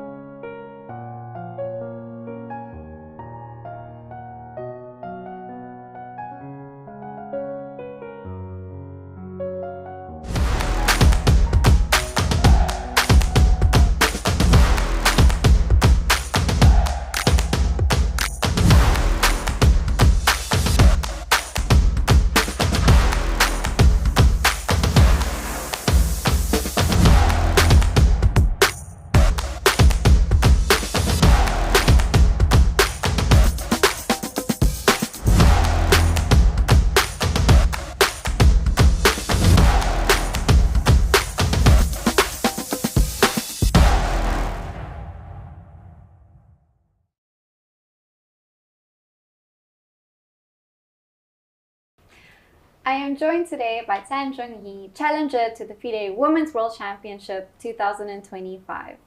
Tan, we are here 7 years later. This time you are playing as the challenger.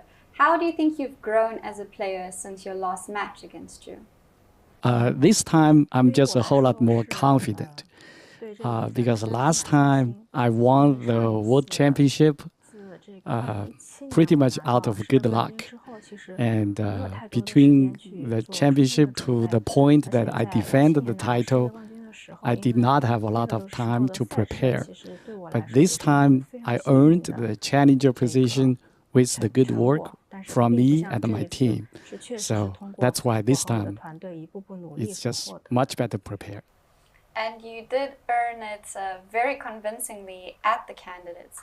How quickly did you start your preparation after winning the candidates? My preparation is a combination of tournament play and the chess work at home. So therefore, to me, that's the most effective way for me. It's different from other players who would just stay at home behind closed doors doing all of those work. And what else did your preparations entail outside of chess?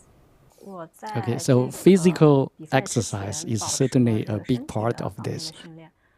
Knowing that the championship is going to be a very intensive, highly contested match, and the stamina is very, very important.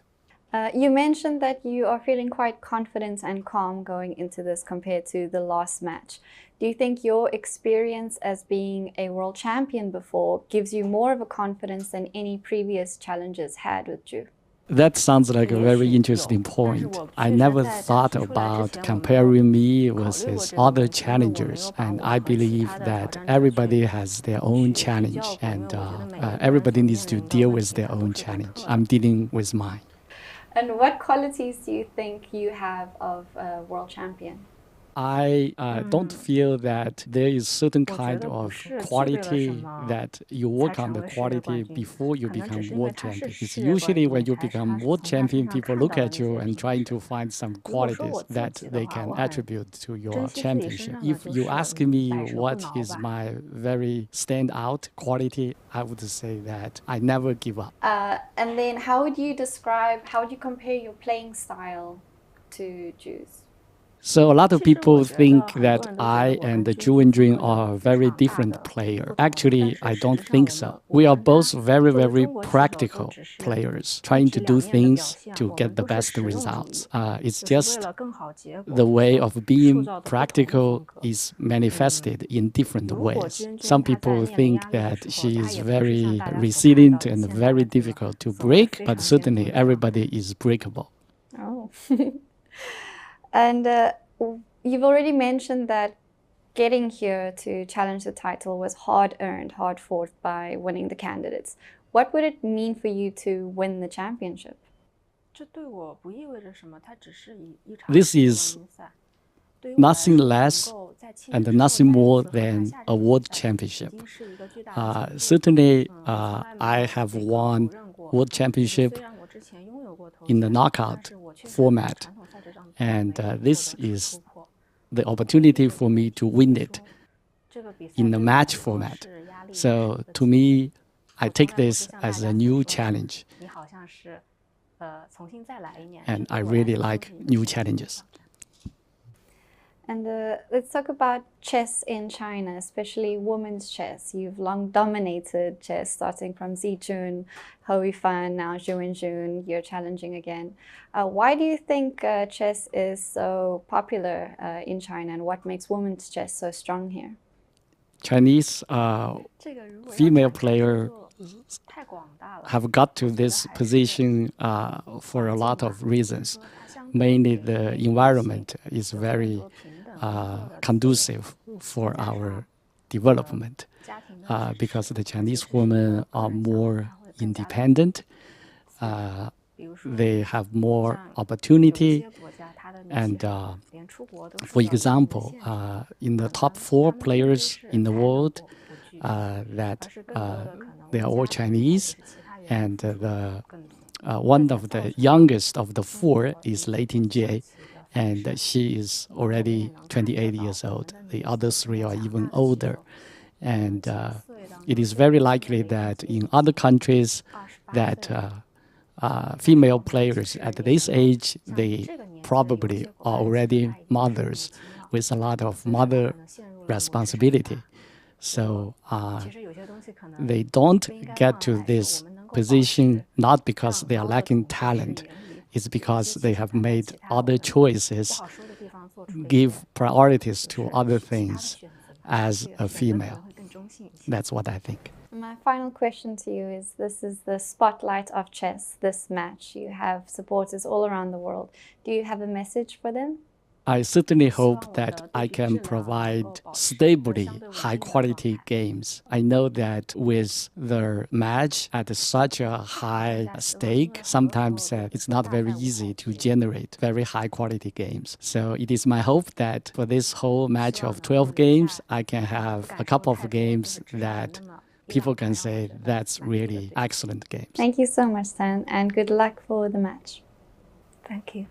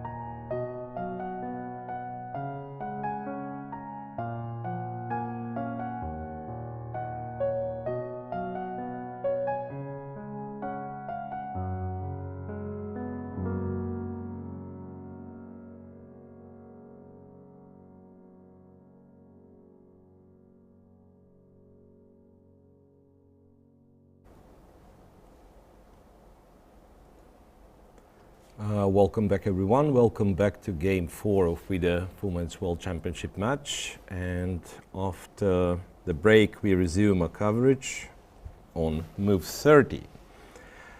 And during this break, I was thinking maybe I should say Zhongyi is even like a little bit unlucky in this game because she was playing all the natural moves.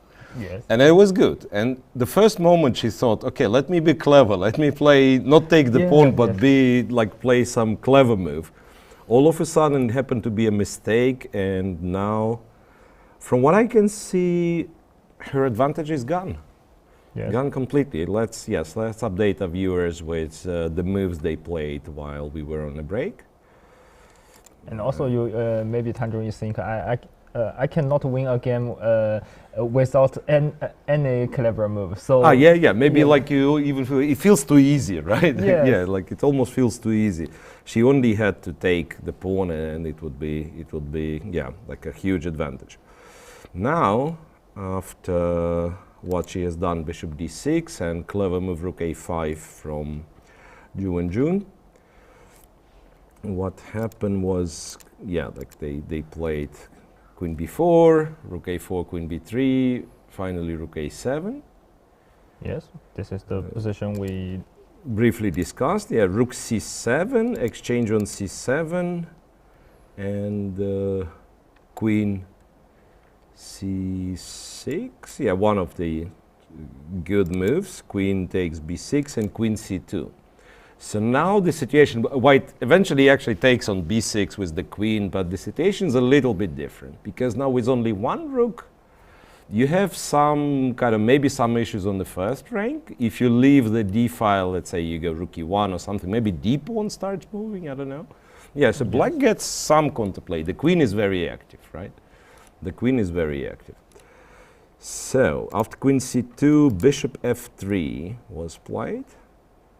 And now again, like if you're a computer, you go d4 here. Yes. Which help me out. How does it work? d4. Yeah, I understand. Queen d4, we take the bishop. But if rook d4, knight d5. Yes. Actually, I think we will calculate this. Especially when we have some positional problem. If I don't play d4 after white play bishop e5, and maybe still it's tricky. So this is a very important moment, right? Very important moment. So now rook d4, knight d5, black is actually winning because after bishop d5 you first give queen b1 check. Yeah, queen b1 first. Queen b1 check, king g2, bishop d5 check. And rook takes queen e4, black is up in exchange. Wow. So yeah, d4, and computer says it's equal chances. White has to go back to bishop d6. Bishop f4 for whatever reason. If bishop d6, let me see, bishop d6, bishop d5. And again, like your pieces are somehow overloaded. Yes. So in fact, bishop d5 is a threat after d4. And you have to go bishop f4, bishop d5, rook c1, queen d3, bishop takes, knight takes, and like it says, it's equal. Yeah, queen d6, queen f3 or knight f4. Yeah, you can take on f4. Should be equal, this one. So after d4, bishop f4, maybe the only move, maybe. Bishop f4 or rook e1, but come on. Yeah, okay. There is this line. You can go rook e1, and d3, and then rook takes e6. I don't know how easy it is to find. Yes. And now if f e6, queen e6, rook f7, and computer says bishop f4 and equal. No, I mean this is unlikely to happen. Yes, like even if you calculate till the end, how can you trust yourself that this is like black doesn't have anything? Moreover, bishop f4, black goes d2, and you go queen d7. and now black cannot improve the position and somehow we make a draw. No, this is not serious. This is not serious. So realistically, you're right. After d4, you better find bishop f4, or already white can be in a bit of trouble. Already white can be in a bit of trouble. Okay, instead of d4, if let's say black doesn't find d4, actually the situation is not so bad. You can go h6, and I can see how you play h6 because, like, just, you know, not to have any worries on the last rank. h6, and after bishop e5, we said. Yeah, knight c6, bishop c3, d4, and probably ends in a draw. Queen takes c6, you take... No, you go rook c8 first. Ah, this is important. Yeah, you go rook c8. And then, win the pawn back, and it's just everything symmetrical. Yep. So there is d4, there is h6, maybe, and she played... I think she played d4. No, bishop f5. Yes. Bishop f5. More or less the same idea to go bishop e4, yes. Right, but not as efficient, probably. Now, white,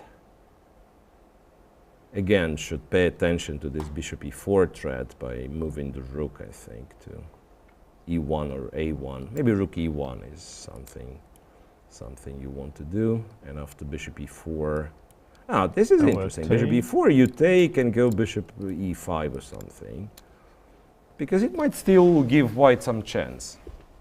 Might still give white some chance. If black is not precise, then you somehow go maybe queen d4 or yeah.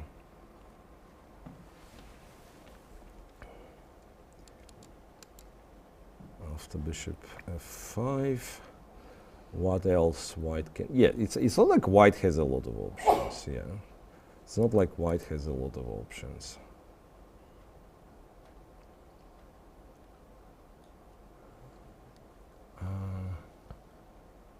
Bishop... I think, maybe wait, bishop e4, we'll have to take, yeah. Maybe bishop f4 here, anyway. Yeah, okay, bishop f4, bishop e4. You go queen e3? Something like queen e3. But then you can take f3, take b2. There is no... Yes. There is nothing to talk about. After bishop b4. Wait, so computer gives rook c1, queen d3, and some bishop g4. But this is unlikely to happen. Yes. Like computer says bishop g4, this is normally the move you don't play. Yes. And even then, it's not like white is better. It's one of the things to do for black could be bishop f5, bishop h5, bishop g6, you know, always offer to exchange this bishop. Yeah, so bishop f5, maybe not the strongest move, but absolutely understandable and probably good enough. Now I'm thinking of one more strange thing. If somehow the queens are getting exchanged and white takes on d5, can we have kind of the same game that yesterday? Yesterday the pawn is on c3. Yes, so I need to go bishop f4, somehow trade the queens on c3, right? Queen d4, queen c3, and then win the d5 pawn. Yeah, but black will not be sitting and waiting for this.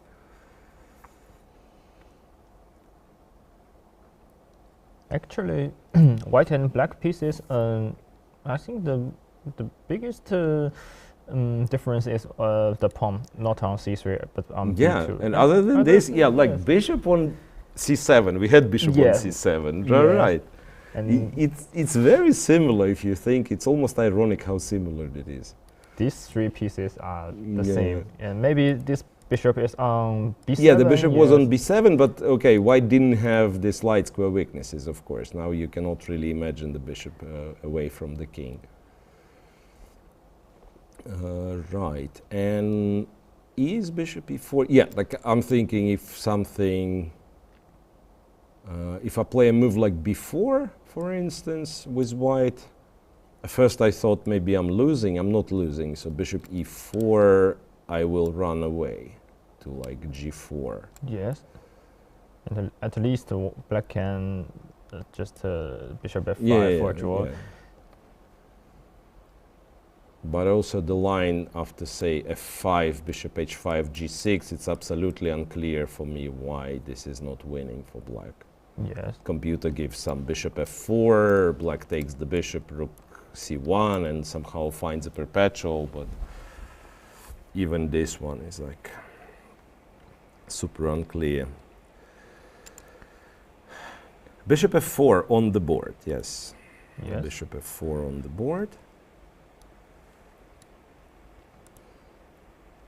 Still a little bit precision is needed from Wenjun. One thing she can do, she can go knight g6 here. This could be interesting also. Knight g6, because I think bishop e3, knight e5 is, yeah, bishop e3, knight e5 is good for black. So knight g6 is a little bit annoying also.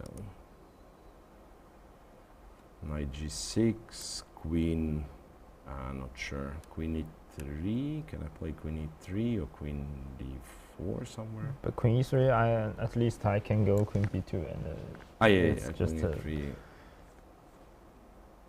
e3. Yeah, but Wenjun already played bishop e4. It's very easy to understand. You went bishop f5 to play bishop e4, so it's a logical follow-up of your plan. And now rook c1 seems almost the only move here. Yeah, because after rook d2 you can just repeat queen check and rook d1, queen c2. So rook c1 is maybe the only move to try to play for a win. Black goes to d3, the only square, and then I think bishop e4 seems more natural. Yeah, bishop takes e4 is probably the more natural. D takes e4,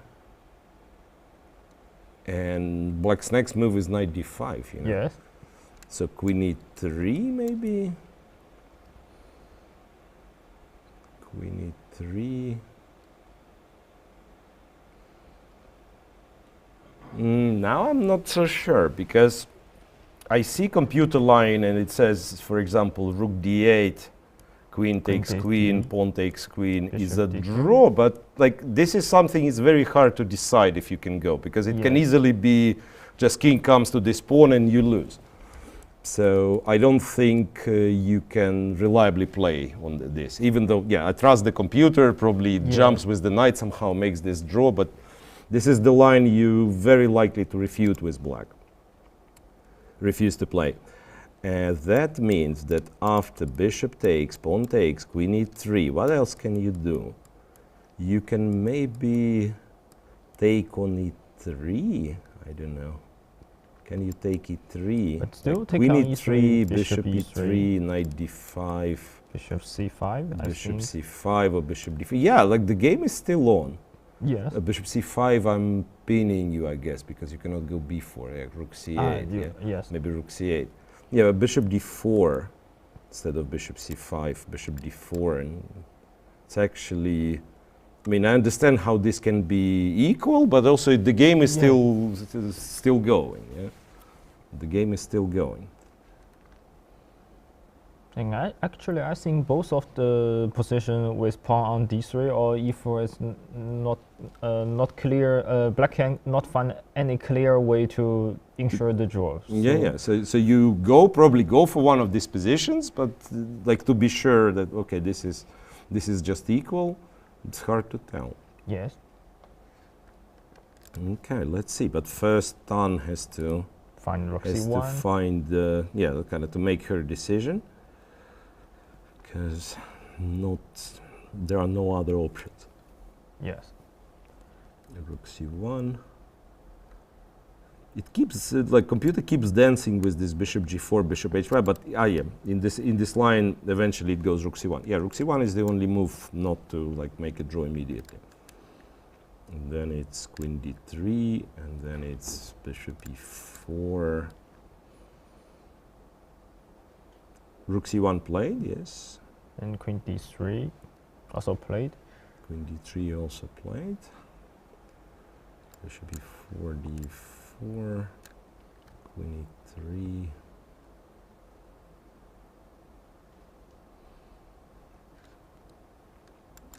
I'm curious to see, because also like Wenjun has these memories of like losing this rook endgame where like one pawn each and white king was closer to the pawns, right? Yeah. So I'm thinking this endgame where black has the d3 pawn, it actually is very scary. So maybe Wenjun will choose the plan B of our analysis. Yeah, like exchange on e3 and let have white, let's say, let white have this b pawn, the passed pawn, but also like at least get the knight in the center and continue there. Yeah, like computer is not very optimistic of white chances. It says bishop f4, black can bishop d4, black can play f5 somehow.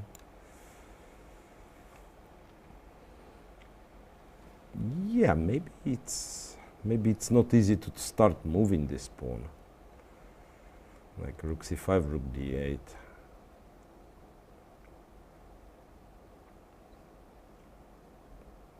If I go king f1? King f1, yeah, that's probably what you should do. King f1.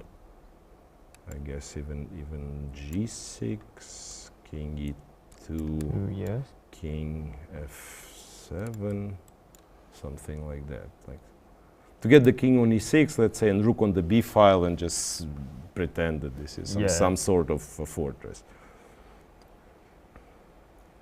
Ah, wait a second. There was an interesting moment after I played f5. f3 is one interesting move. So kind of trying to make maybe the same position, like take on e4, like white has a passed pawn, black has a passed pawn. Yes, it's still, I believe it's probably equal, but it's white who is trying to play for a win. It's white who is trying to play for a win. Right. After queen d3, well, it's interesting how Zhongyi is still thinking. Yes. What is the alternative? Or you can play rook c3. Ah, rook c3, check rook c1, and force the repetition. But I think it will never happen. Yeah, like game. Why do you, in any of these positions, you do not risk anything? Yeah, so of course you try to play for a win.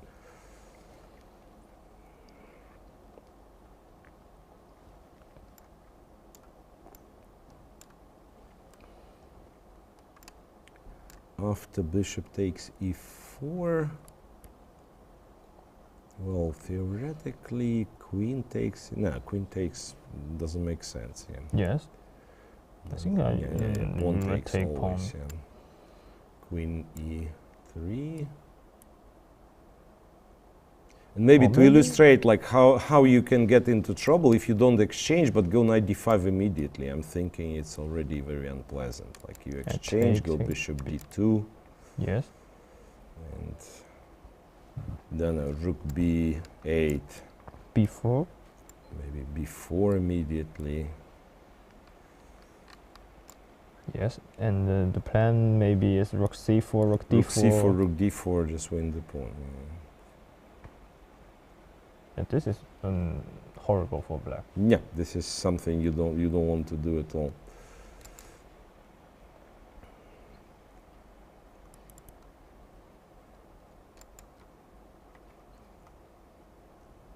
Okay, so now Dan is using her time advantage, but yeah, like again, it's when you start spending time in positions like this, it probably means that you're unhappy with previous decisions, right? Yeah. Because it's not like you look for other moves here. maybe you try make sense of, I don't know, bishop g4 or something, but there is nothing.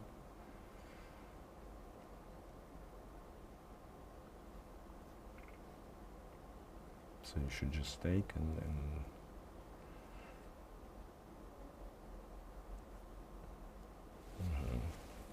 and it's what? It's move 32. Like one piece of good news for the world champion, for Wenjun, that she's no longer in such a bad time trouble, right? Yes. If we get this end game, it will be like move 35, 5 moves, and in the end game, she showed us yesterday how classy she is in the end game. So she will definitely manage. Right, so far we still did not get any game that will finish in the middle game, right? Yeah. This one, this had the potential, like if white takes on b6 and just start moving the b pawn with queens on the board, this could be maybe over by move 30, to be honest, like the way it was going. Yeah, the way it was going, it could have been over by move 30. Because black couldn't really find any resistance, and then after bishop d6, yeah. Yeah, but once Fabi said the most difficult things in chess is to play a position with advantage to win. So sometimes when you have advantage, maybe I don't know what Tan Zhongyi think about the position she played bishop d6. Maybe. I don't know what happened to her at that point, but sometimes you just miss some easy moves and lose your advantage. Yeah, that's true. Very naturally in the game. Very, very easy to, let's say, yeah. I mean, you at this moment you understand. Like I have a very good position, right? Yes. But then, yeah, like for us it's easier to know when it says, okay, take the pawn, win the game. For the player, you might think, okay, maybe I will take b6 and it will be not enough, right? Yes, Sometimes even there's thoughts like this. Yes, maybe I missed something better than just to easily take the pawn. Yeah, and there is also one more thing. I don't remember, but it's like some from older generation players. So there was like 2 ways of like winning the winning position. One is like literally trying to find the best moves and so on, but sometimes even this will be not enough, right? Because we know resources are good in chess. And the other way of using good position, that you actually keep tension, and because your position kind of better, safer and so on, more problems for your opponent, so you wait for him to make one more mistake. Yes. Like your position is already good and you wait for one more mistake. And yeah, like I understand, bishop d6, if black doesn't play rook a5 or rook a7, then yes, you do win immediately. So it's hard to say that, okay, this is such a horrible mistake. But yes, because of bishop d6, white lost significant part of her advantage. And sometimes you're not easier to find which of these two methods to win is better. Yeah, exactly. And even after the game, like if you win, then you say, okay, I made the right decision. After the game, if you don't win, you can think, okay, but I would win if I go for another one. Yeah, yes. I had this many times. Like you have 2 continuations, and objectively they are more or less the same. Yeah. One is a little bit, let's say, simpler, some endgame. One is middle game, and then you go for an endgame.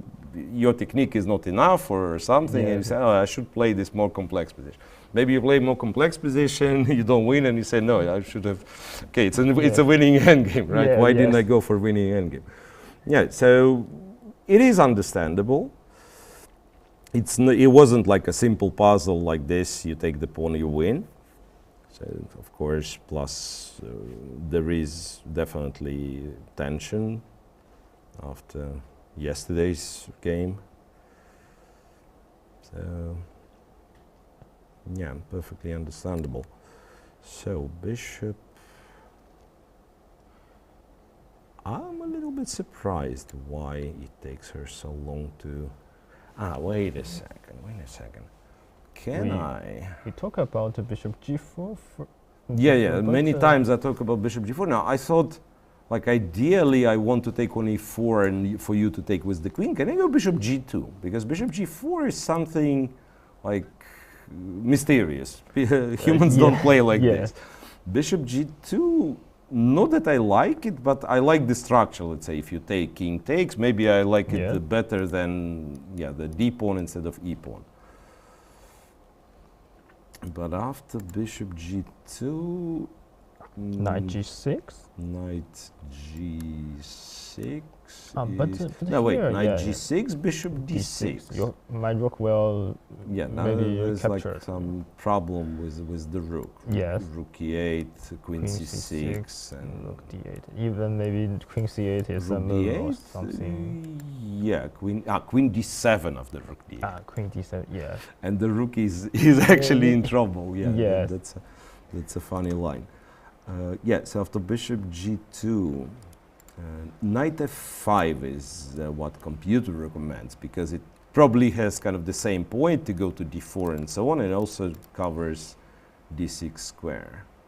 And after knight f5, I actually don't have anything. Yeah. I have to take on e4 anyway.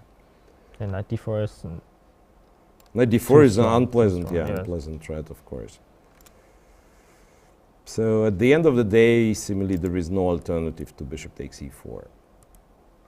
Sorry.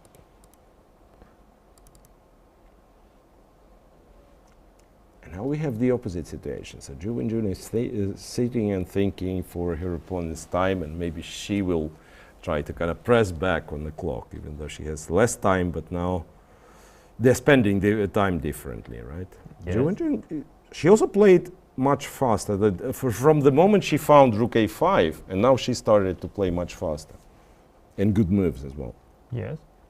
So kind of regains confidence. Don't forget, Wenjun is the last year's woman World Blitz champion. So right, absolutely. So she, I want to say, she doesn't lose her. I mean, she can play this with minute on the clock. It's not like she will lose immediately. Right, absolutely. Okay, and bishop e4 played by Zhongyi. Yeah, a little pause from Wenjun, because still of course, like you want to take with the pawn, I'm guessing, but maybe you want to make, let's say, make sure you don't miss something, and because queen e4 also is a move. I would prefer to take d4, but queen e4 also is a move.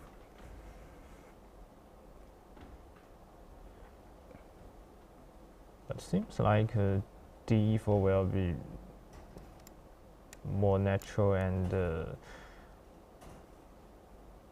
after d4, if white don't play queen e3, maybe knight f5, knight d4, knight f3, black will play for a win. If white don't exchange the queen. Yeah, like I was thinking, but also it's hard to say how exactly like you are not going. I mean, you have queen e3, you have queen d6, but it's more or less the same. Maybe queen c5 stops knight f5. Yeah. Yes. Maybe queen c5 stops knight f5. But queen c5, I'm not. Sorry. I have a big mistake. I want to calculate. Can I play rook c8? But it's too stupid. I don't want to say it. Sorry. Yes. d5 maybe anyway. Yes, knight d5. Knight d5 anyway. And bishop d6. Can I go? Bishop d6. Yeah, rook e8. Can I go queen c8? But it's, nothing happened. You can go knight f6. Knight f6. I can go back to f6. Yes. And defend it. And yeah, because also in this position already I start having ideas of e3, right?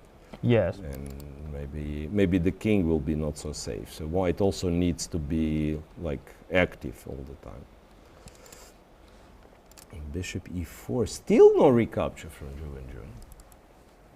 She's still she's probably evaluating this endgame. Yeah, d takes e4, queen e3, and what do I do? Let's see. I think it's very. I mean, it's in her power, of course, to defend this type of endgame, but it also makes sense to check if.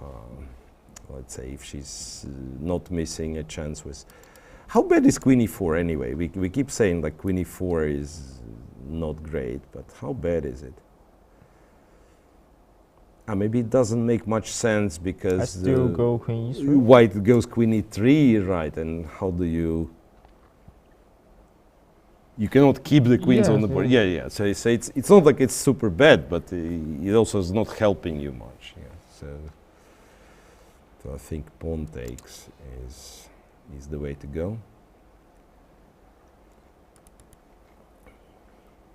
Yeah, and speaking of people playing on 1 minute, like as you mentioned, that she's a World Blitz champion, but also in classical games she spends a lot of time. Grishuk used to do a lot of this, right? Alexander Grishuk, and especially like when he was in his best years, he would be with, again, 1 minute and an increment for 15 moves. Yeah.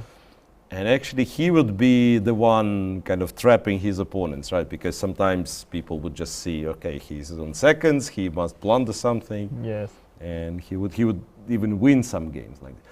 Wow, Oh. and Wenjun does take with the queen. And I have some funny stories.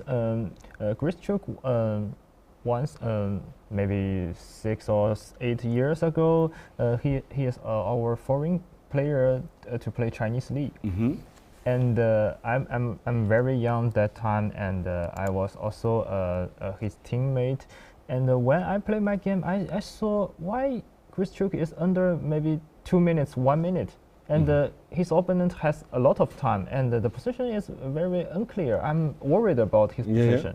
And after the game, our captain said it to me, just don't be worried, he will win Don't the game. look, yeah, don't look, yeah. Yes, he knows how to play this game, and actually all of these games in very unclear position, he can hold and he can win. Yeah, it. that was absolutely remarkable skill. Yeah. Yes. But also him spending time in the opening, because I remember, I mean, first of all, I know Alexander for like maybe 25 years, but also I've done a lot of commentary on his games, and then after the game, I remember there is like some opening position when he spends 40 minutes. And as the commentator say, okay, that means he doesn't know. Yes. And then after the game, I'm asking him privately, and he says, yeah, I remember there were 2 moves, and I was trying to recall which is which. Like, you know, move 25 in some super sharp positions. The guy, first of all, knows everything, and then he's brilliant at, wait a second, while we were talking stories, I do not like what I see. So after queen e3, Wenjun captures on e3, And bishop e3, and this is the endgame we were trying to avoid all the time. Yes.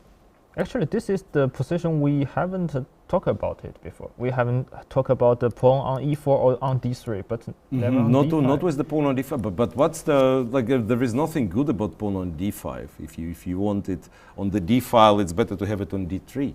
Yes. Because now, how do you actually kind of stop this pawn from running forward? I assume rook b8 could be... you know what? For example, what's the problem with rook b8? Computer says bishop c5, but... Even b4 is possible. b4 is probably also possible, yeah. I'm thinking rook c7 is also like one move. Rook c7, knight g6, or knight f5, bishop a7. Then you cannot take, and then the b pawn is running. This is really great. Yeah, this is the... Wait, but didn't Wenjun just created problems for herself again? It looks like, because I don't see kind of a good move here.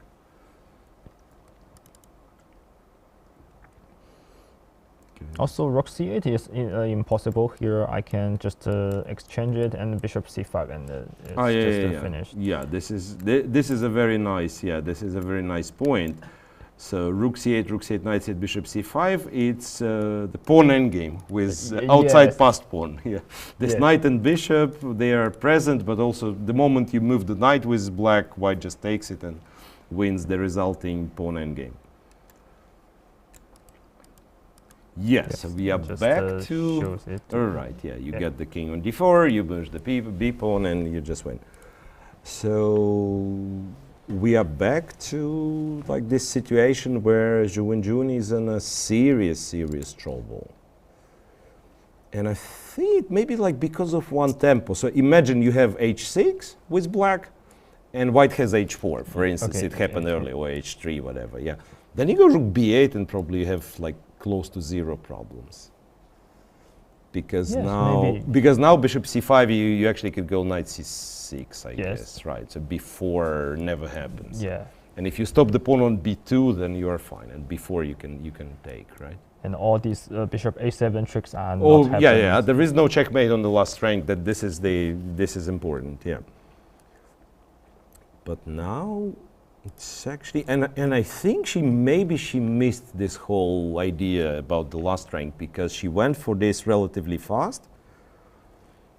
And you go for this relatively fast because you want to play something like rook b8. Yeah. And if you spend so much, well, she went f6 eventually. But f6 is really. F6 is also a bit scary. Yes. How about rook c7? Same, yeah. Like I'm thinking rook c7, and again you cannot go. Yeah, like rook f7, you lose to bishop c5. Yes. And then knight g6, just check exchange everything. Exchange everything. Yes. Yeah, so rook c7, and you cannot go king f7, obviously, yes, right? This is the same. So you do some knight f5, maybe, bishop c5, rook d8, and king f1. Yeah? Yes. This is a very hard position. It's a very hard position to hold. Yeah. And also, because of f6, also your king is cut on the 7th rank. This one is a little bit similar to the game 2. White king to stop. Yeah, white king participates and black doesn't. Yeah. Yes. Exactly. White king, in game 2 it was defending her own d pawn, now it stops black's d pawn in our line.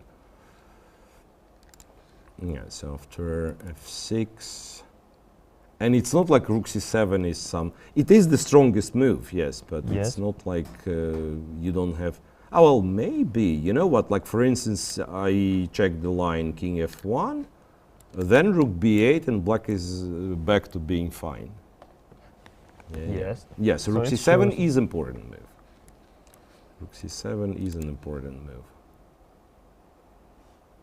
But after rook c7, I'm not sure you can save the game even with precise play, if white does everything right, of course. So let's try to help Wenjun. If I go knight g6. Yeah, knight g6. Maybe f4. Yeah, like f4 is one position. Yeah, actually, I kind of like but f4 rook b8. Bishop d4, can I go? But bishop d4.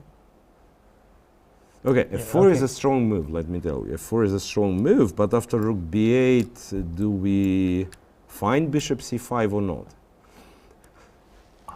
Bishop c5, I like this move. It's a beautiful move, but how realistic is human to find it? So the idea of bishop c5 is that if black takes, white goes f5, and now white wins this knight on g6.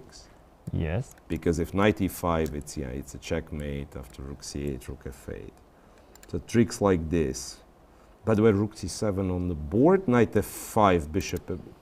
Knight f5, bishop c5 played. We are going for this line where we said white's advantage is very big. White's advantage is very big.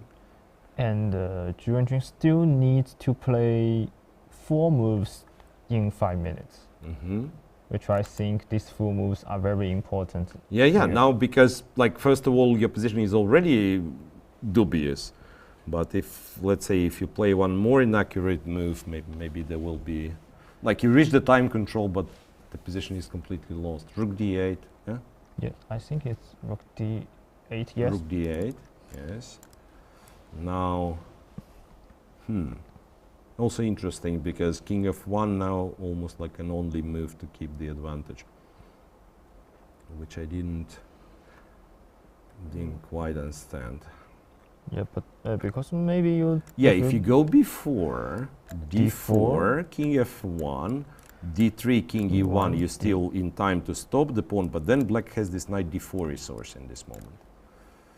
Yes. Knight d4 and saves. Have a probably lot of saves the game. Yeah, yeah. because too many like knight f3, knight e6, so you will have to take the d4 knight.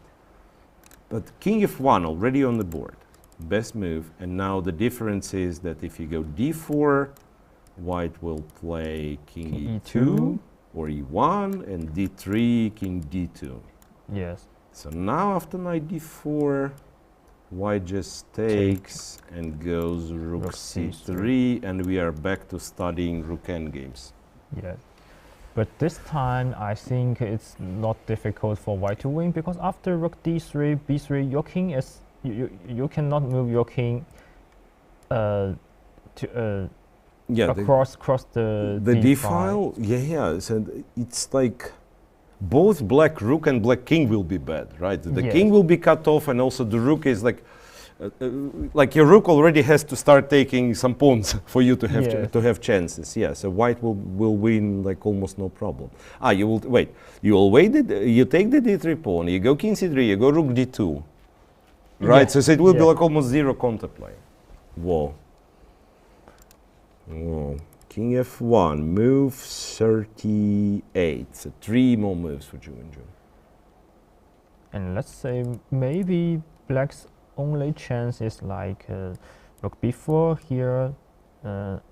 We just put everything here. Maybe rook c8 and like this frontal attack, like give checks and yes. But maybe it's a draw without these pawns. Yeah, without these pawns it would be a draw. Yeah, but like this, I think like you would go rook d4, b4 can be 3. Yes, because without these pawns you can go rook d8 sometimes, or maybe rook c6, rook d6. But now it's never happened, and this rook endgame I think is hopeless for Black. Yeah. So what computer is doing now? Maybe the only like real resource is in a position in the game to go knight d6. And it's played. It's played, yeah.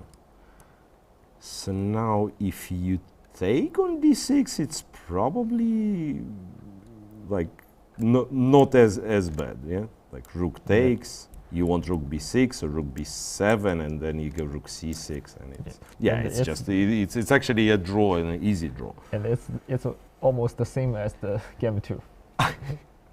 Yeah, different pawns, right? It was White had d pawn, Black had yes, White but had d pawn. Yeah, the scenario is very similar. I agree. Yes. No, White goes b4, which is a good move. Now, one thing you can do is go knight e4, maybe?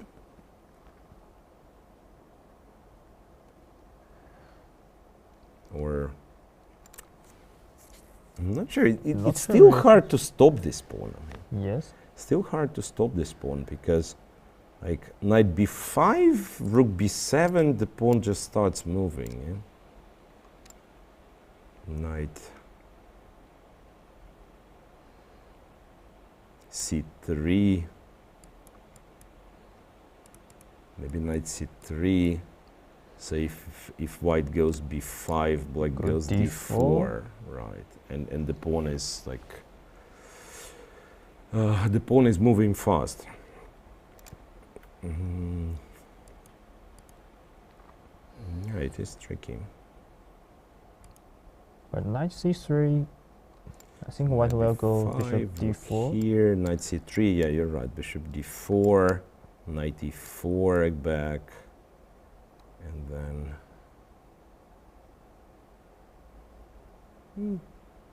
It's hard to tell. Again, computer somehow even holds, but I think in human play it's almost impossible. Yes, your king is never in the game. I just need to put my rook on 7th rank. And I can go king e2, king d3. Hard to tell why computer can hold. Yeah, no, I from what I understand, so now knight d6 is the idea, and you don't have squares on the 7th rank. It's always... So it's some stupid dynamic like this. Yeah, like we are right from, let's say, intuitive point of view that if you, let's say, if you play your moves with white, you get the king on d3, you control everything, it's just like easy win. But like because of this dynamic, like all the squares are mine. Yeah, knight b5, knight f5, the rest. So we'll have to go rook b6, and then they actually start bringing the king, like king f7 and so on. Yes. Okay, so after b4, knight e4 is played by Wenjun, which is probably something similar. At least has very similar evaluation from the computer. Yes. Knight e4.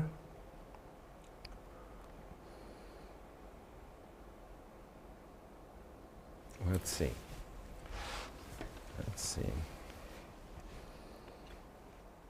Also, there is one more possible rook endgame. If white goes king e2, knight takes c5, dc5. But this is probably also bad for black, right? Yes. So what's actually, can black hold this rook endgame? King e2. No, I think, yeah, knight c5. No, knight c5 is lost. Knight c5, yeah, bc5 is just lost. King d3, king d4, too fast. The rook is super strong. So after king e2, let me see. The only move which gives some chances is d4. d4. Yes. And then bishop a7. Knight c3. Yeah, knight c3, king d3 wins. This is also winning. Knight b5. I guess just rook b7. Yeah, knight takes, rook takes, and you probably just somehow take the d4 pawn. Yes. Because your king is never in the battle. Yeah. Yeah. White is a piece up almost like. Yeah. And this piece is the king. And I think king in the endgame, maybe the worst is like a rook.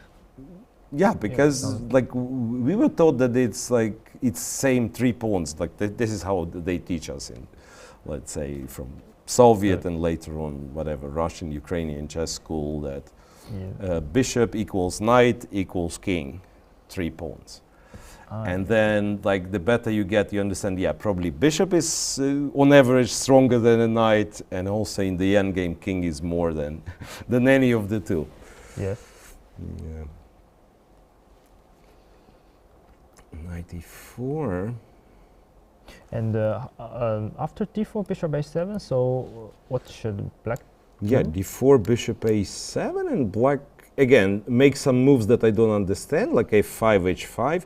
Or I suggest we just show the kind of the straightforward line. If black goes d3, king d1, and then some knight d6, bishop e3, knight b5. And it starts jumping. Knight b5, rook c, because now if rook b7, I think there will be check. Yes. So rook c5, rook b8. But why this is not winning, I also don't understand. Yeah, like king d2. Knight d6, knight d6. You have some tricks here. Some tricks, yeah. Knight a3 also. Also knight a3. Knight a3, right. And just like takes the pawn. Yes. Very strange. And maybe king c3, you can go d2, maybe. Here. Is d2 the draw or d2? No, d2. There is rook d5. It's losing. But this is a right idea. Yeah. So you go rook d8. You go rook d8 and you want to go d3. Yes. So lines like this, I think, only confirms how hard it is for black. Like, even if all this survives, like you don't find this stuff with like minutes on the clock. It's so hard. And speaking of minutes on the clock, 94 is move 39, so it's a last move for Wenjun after that one. She has 2 minutes. Last move before the time control. Last move before the time control. To be honest, I think it's very tempting to go bishop d4. Like if you miss this idea that no wait, bishop d4, it's rook b8. No, never mind. That's why that's why we are going bishop a7, yeah? Or king e2.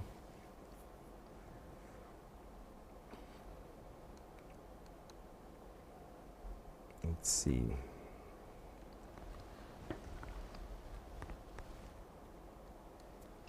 Yeah, and it's remarkable how king e2, knight takes, pawn takes is just like completely winning for white. And black has like no counterplay, I'm guessing. If black has the pawn structure g6 and f7, maybe in king g7. Yeah, king so f6, like if the king is not cut off, yeah, you will go king g7, f6, e6. Maybe if you're in time, maybe you save. Yeah, but like this, 0 chance. Yeah. Right. So important choice for Tan. Both king e2 and bishop a7 keep the game complicated, but yeah, king e2 is probably what she should do.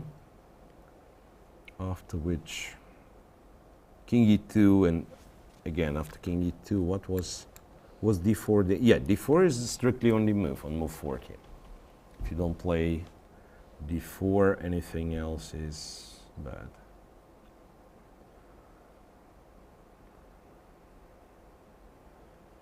So if Tan Zhongyi played king e2, this is a big test for Zhu Wenjun in 2 minutes. Yeah, it's very hard to decide on d4, I'm thinking, because you might be also like losing this pawn. Yes.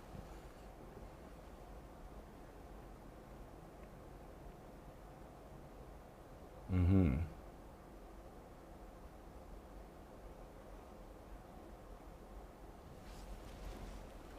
d4. And then somehow there is always some resource for black.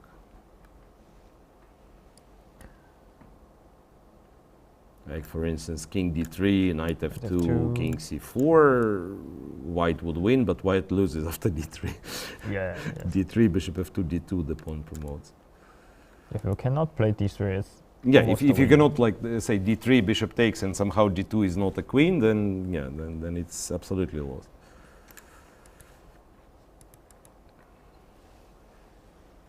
Okay, Tan Zhongyi still has 22 minutes, so of course makes sure to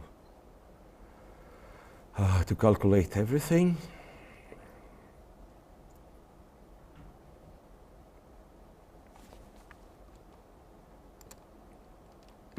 So after I'm just like double checking if she played everything correctly. Bishop c5, yes, rook d8, king f1, knight d6.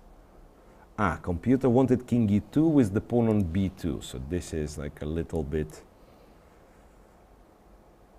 here, king e2. And after knight e4, king d3. Wait a second, so is it also winning? Knight c5, rook c5? This is interesting. Because I understand it can be improved version of the previous line, but also you have to see that this is like winning. Yeah, rook b8, and you go king c2, right?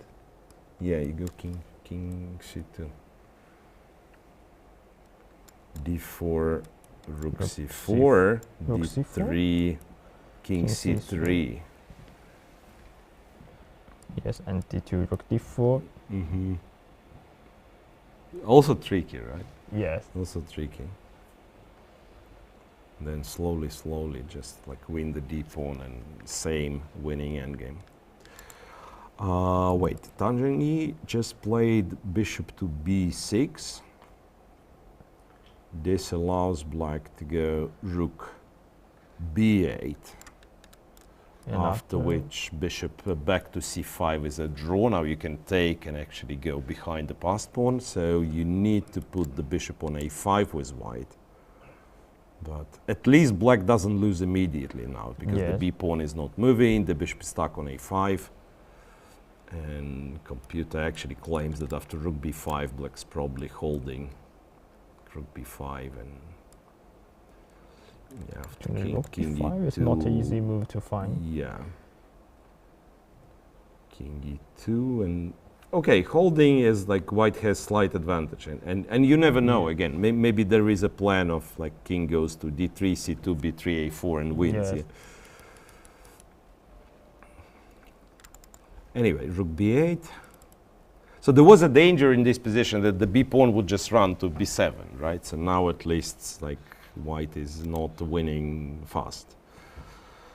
And rook b8 is last 40th move for Wenjun, so she reaches the time control, and now on the next move 30 minutes will be added to both players' clock. Yep, bishop a5, very natural. Actually not sure how important it is. Like if I don't play rook b5 and I play some h5, for instance. I think king e2. King e2, yeah, king.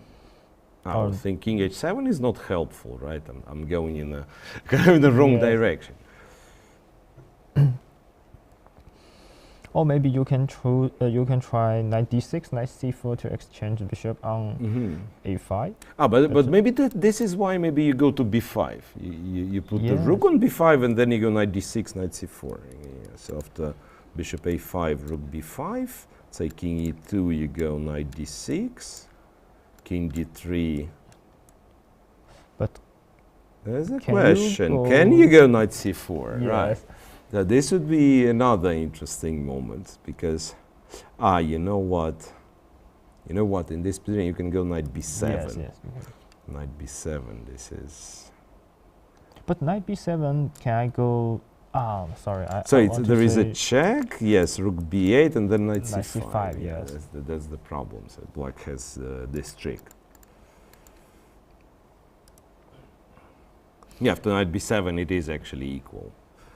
So black black has to hurry to this position because if you, for example, here to play h5, I goes king d4, but you still can play knight b7. But maybe rook b7 take and the king d5. It's this can actually be like a win. Yeah, maybe white is winning. King c6, like d5. b5 and bishop c7. This pawn is running very fast. Yeah. Yes. This pawn is running very fast. Right. So now after bishop a5, Wenjun is once again. Her task is to find this defensive setup with rook b5 and so on. Okay. One question. After rook b5, if I understand black wants rook knight d6, why don't I play some move like rook c6 maybe? But because then it's knight d2. Yes. The knight arrives the same. Yes, so I'm defending one of the squares. When I go king e2, I'm defending one of the squares. That's why rook b5 is so important, because if you waste time, I will play maybe both king e2 and rook c6, and then the knight is restricted completely. Something to figure out for the players. Yes. And if you don't play rook b5 now, you move your knight first is also not a good move, because not only knight d6 or knight d2, I can go rook c5 first. And then never rook b5 for black. Because after rook b5, I think this rook, maybe I go king e2 first, but maybe this exchange is winning for white somehow. Oh wait, but also I probably cannot take c5 because it will just promote, right? Yes. So you go king e2. Yes, King or maybe bishop c7 is also a move. Yeah, bishop c7 was. Yeah, wait, maybe bishop c7 just wins. It's just a win, yeah, maybe. Because you have to take on c5, bc5. Then how do you stop this pawn is not clear. Yes. And if you go knight c8, okay, you stop the pawn. Maybe you actually go knight c8 and a7 or e7 and then c6. Yes. Yeah, it's fine for black. Still fine. Because This next move, knight is getting to c6. Anyway, we reached move 40. Players get an increment of half an hour. So there is time for them to figure out how to proceed in this endgame, and maybe it's time for us to take a small break once again, among other things, to recharge our batteries in, also like in a literal way, because batteries on our microphones sometimes getting low. So we will be back after some 10-15 minutes break, because yes, players got additional time. They normally spend a lot of time exactly after move 14, so hopefully we'll not miss a lot of action.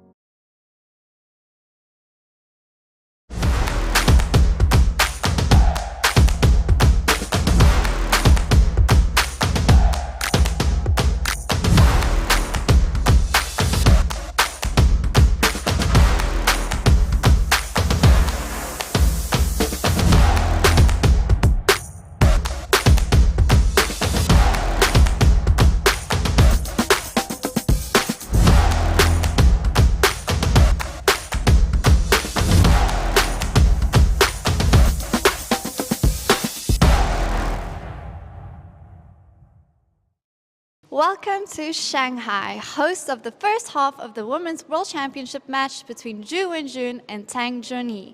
We are currently in the Shanghai Chess Club and Card Sports Management Center where the action is taking place. And today I'm going to take you on an exclusive tour.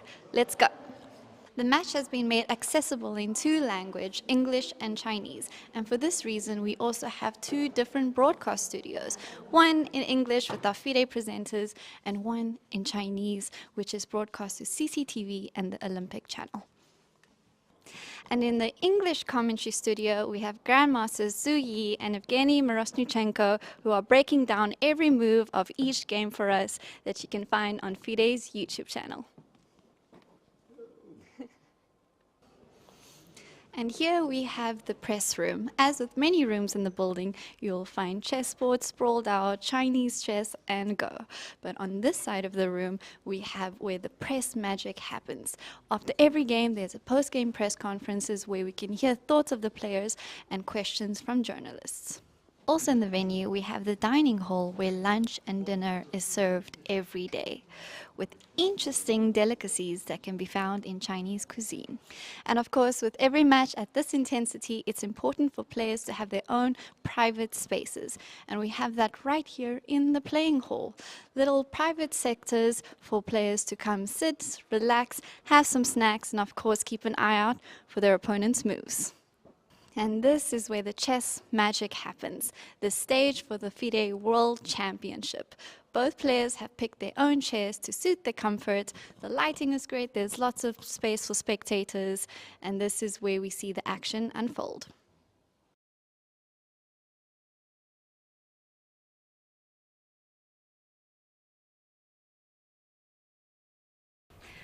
I am joined today by Zhongyi, challenger to the FIDE Women's World Championship 2025. Tan, we are here 7 years later. This time you are playing as the challenger.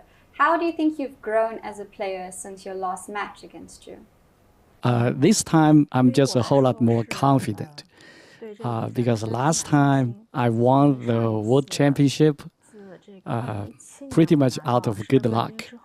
And between the championship to the point that I defended the title, I did not have a lot of time to prepare.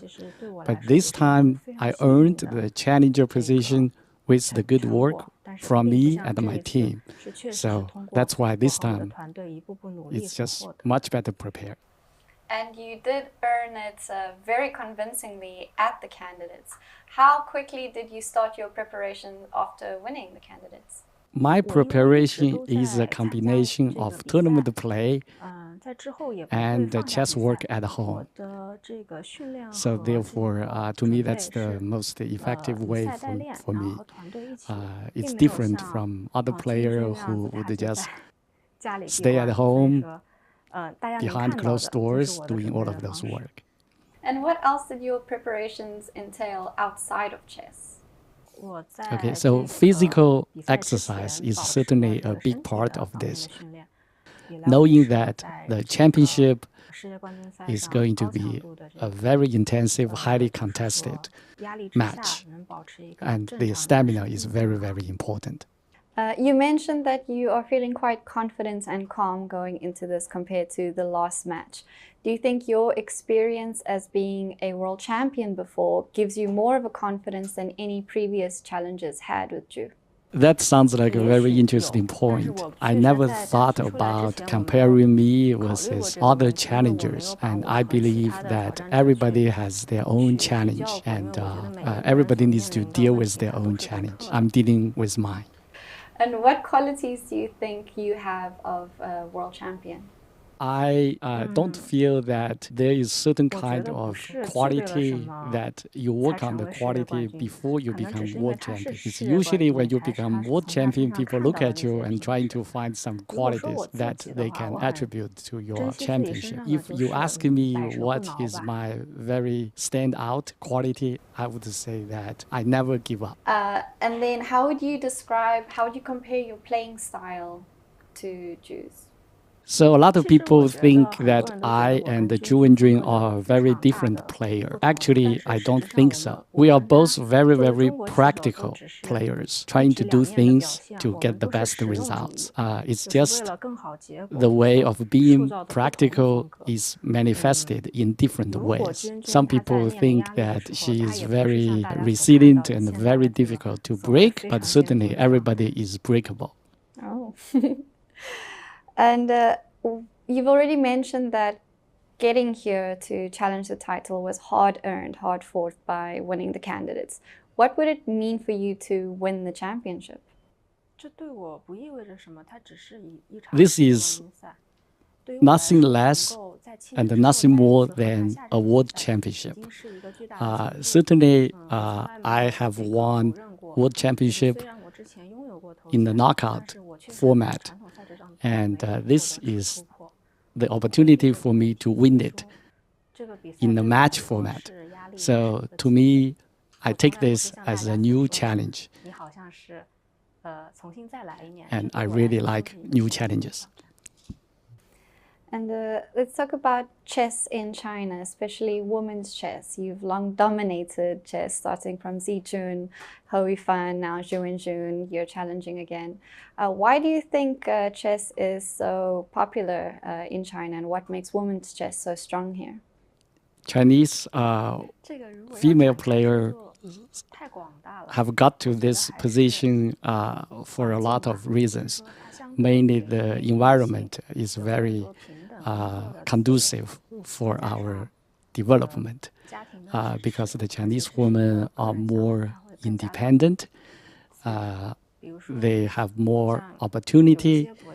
And for example, in the top 4 players in the world, that they are all Chinese, and one of the youngest of the 4 is Lei Tingjie, and she is already 28 years old. The other 3 are even older. And it is very likely that in other countries that female players at this age, they probably are already mothers with a lot of mother responsibility. So they don't get to this position not because they are lacking talent, it's because they have made other choices, give priorities to other things as a female. That's what I think. My final question to you is, this is the spotlight of chess, this match. You have supporters all around the world. Do you have a message for them? I certainly hope that I can provide stably high-quality games. I know that with the match at such a high stake, sometimes it's not very easy to generate very high-quality games. So it is my hope that for this whole match of 12 games, I can have a couple of games that people can say that's really excellent games. Thank you so much, Tan, and good luck for the match. Thank you. I am here in Shanghai, China with women's world champion Zhu Wenjun for the 2025 Women's World Championship match. Zhu, let's get right into it. You beat Tan in your 2018 match. What worked for you then, and how will you apply it to this match? Well, in the 2018, this is that time I was first time to play the Women's World Championship match, and everything is very exciting and very fresh for me, and it was where my dream came true. And this time I think I've had many experience, and I'm ready for the match. Having more experience is very important. You were a challenger last time, now you're coming in as reigning world champion. Do you think there's a bit more mental pressure? Yeah, I think there will be some pressure, but also it helps me maybe to concentrate it in chess, and I think it's important to play one game by one game and just try to performance myself. And you've played different formats, knockout and match. Yes. What are the key differences for you, and which one do you prefer? I think they are both very, very interesting for me, and I think well, this match is it is like more. There are more games, and I feel maybe for the match it is more tense and also more concentrated and hardworking. Yeah. And you've said that Goryachkina was your toughest opponent so far. Yes. Why is that? And do you expect this match to also be tough? Well, I said that Goryachkina is my toughest match because I feel at that time I was she played well, and I think I was always try to catch her at some point, and also she is at the first time she is quite younger than me, so it's and everything is very new for me. And for this time, I think we both know each other well, so I guess well, it's a kind of double-edged. Like we know each other, and also we know how to play each other. Mm-hmm. How is that, playing against someone you know so well that you played against your whole life? For a title, nonetheless. Wow, for a title, I think we just try to be ourselves and try to for me try to be myself and try to performance my chess well, and just try not to think about she as like a long-time teammate and friend, and I just try to concentrate in myself. Yeah, not friends on the chessboard. No, unfortunately. And you played tiebreaks before, and you recently won the Women's Blitz World Championship. How do you feel about it, the possibility of this match going into tiebreaks? Do you feel confident?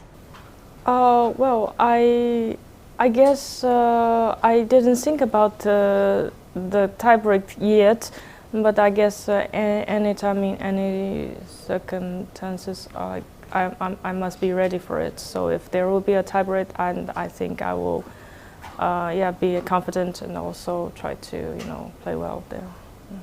And you really have cemented your place in the world as one of the top female players, one of the top players in the world for a while now, being the world champion. How do you see yourself among the greats like Judith Polgar, Hou Yifan, just to name a few? Well, I feel that I feel every woman chess player, they are very strong and talented. And of course, for this Judith, she used to be top 10 in the world, not just in the female. And also for Hou Yifan, she is 4 times women's world champion. And she won the title in quite young age.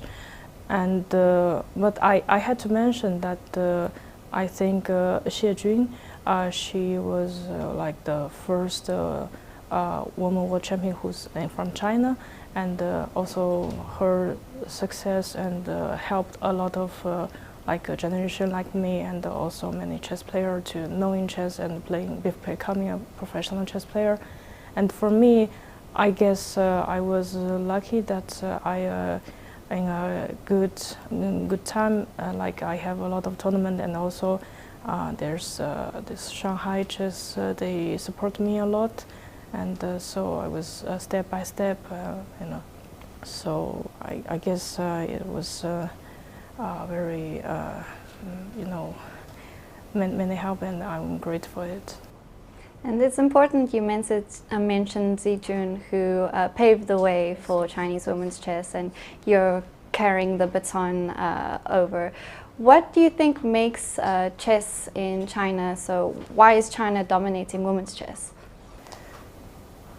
Well, I guess that we are, we have this team working and hard working, and also I guess there's many tournaments in China, so that we were also very hard working, and also some men chess player they will help the women chess player to grow stronger. Right, a strong team chess community. Yes. Yeah. And tell me, what do you think, which quality do you have that makes you world champion? Well, quality. I guess maybe I was concentrated and maybe work hard like this. Important. And my final question for you is, you have many fans around the world, a lot of them watching you, watching this tournament, this match very closely, especially a lot of young girls. Do you have any message for them? Well, I think if okay, playing chess is very cool, and also you just playing with passion and just focus on it, and it's really good that when you won a game and when you just making a game that you making a plan and you just keep going on that. And also I think chess can make you knowing some great people and good friends. Right. Well, thank you so much, Ju, and good luck for your match. Thank you.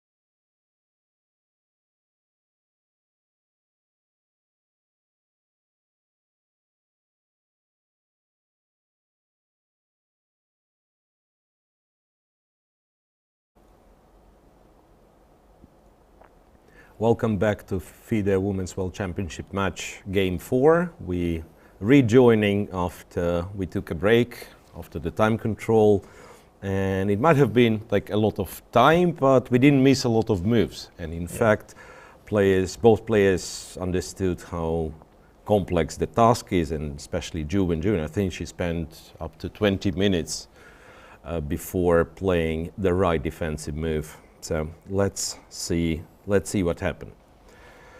After bishop a5, we were, I think we mentioned on it that it was of very big importance to play a move rook to b5, which was played, rook b5, and now black wants the knight to c4, either via d6 or d2. Yeah. So after king e2, knight d6 happened, and it looks like black will achieve a draw. After king d3, knight b7, I think is safer than knight c4, right? Because knight c4 you have to watch out for the sacrifice. I think computer still finds the way to defend, but in practical game you can easily be scared with this. Like the pawn is running, the king is coming, so yeah. But knight b7 is good. And if rook a7, this is something, instead of king d3, if you play rook a7, this is what computer at some point was thinking was a good chance. Then knight c4, king d3. King d3, yes. And after king d3, there is a trick with a knight e5 check, and you probably, yeah, like you cannot go forward. And after king c3, d4 check, you know, yeah, like a lot of moves forward. So, but also I'm thinking like rook a7, knight c4, king d3. If you don't see this trick, I'm thinking knight takes a5 should be a draw. Knight a5, ba5, and h5, so that you're escaping. Your king is not cut. Yeah, a6, rook a5.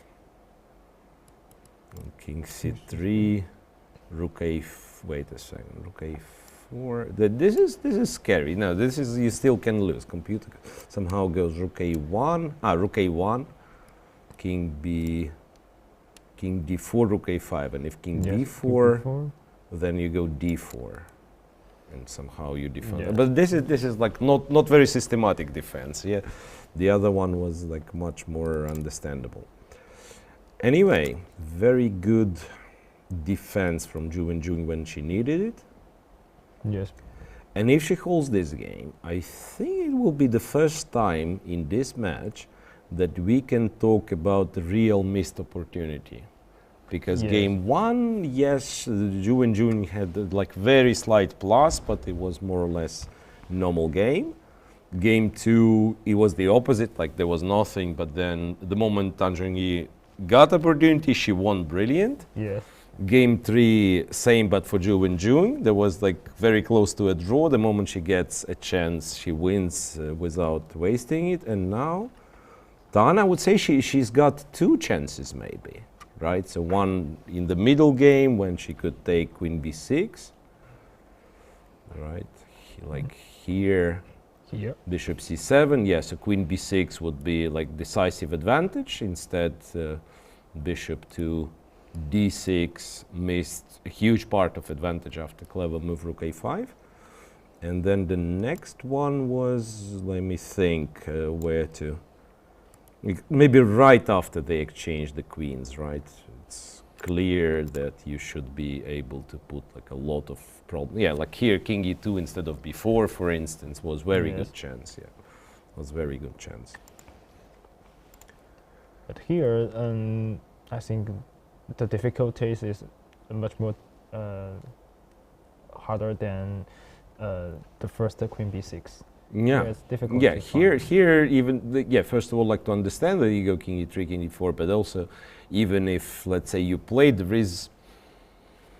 It's not like a win already, And then in this previous moment after queen b6, felt like it would be a win in a couple of moves, or maybe a few moves. Yeah, queen, just like queen b6, b pawn running, everything looked very smooth. Now it's even hard to tell what should you do. But Wenjun so far make a very good defensive plays. First, the rook a5 after Zhongyi played bishop d6. Bishop d6. this is the first moment, yeah, First like rook moment. a5, very important. yes, and the second I think is very hard to find is here, rook b5. Yeah, rook b5. It's a really Yeah, like difficult. and it's an important move. Yeah, if you start with like knight moves, it turned out it doesn't work. But rook b5 she found. Also, I think in retrospect we should praise the move f6 also, like after bishop e3. Yeah, f6, understanding that. Okay, maybe I wanted to say f6 and then the king comes closer. King actually never moved. Yeah, so Yes. maybe it was like not the greatest. Anyway, let's say she gets into a critical position or critical situation for where she risks much, but then when given a chance, she finds the best defensive resources. And if this finishes in a draw, that means, yeah, 1/3 of the entire match will be over. First 4 games with equal score. Knight d6. Tan, of course, has a lot of time, 40 minutes, but does she have the way to actually pose some problems? I'm just thinking rook c5, you probably like don't do anything. Yeah, you go king f7. Ah, you can actually take. Or maybe rook c5. Can I play some interesting moves? I like get knight e4? e4. Knight e4, yeah, but then maybe I give a check. Yes. King f7, and this way I win the time, so your knight is not on d6. So maybe, yeah, but Yes. it is also clever. Yeah, like knight e4. If if white takes, that this is the point. Yeah, knight c3 and knight b5. Knight b5, and you like cover a lot of squares. Rook a7 played by Zhongyi. Now, knight c4 is actually kind of important. I mean, this defensive idea, knight c4, king d3, and the check.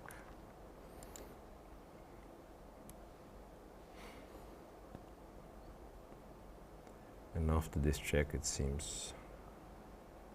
Ah, okay. Also, you can take on a5 as well. Yeah, so- that's what we said. Yeah, but then maybe still kind of tricky, right?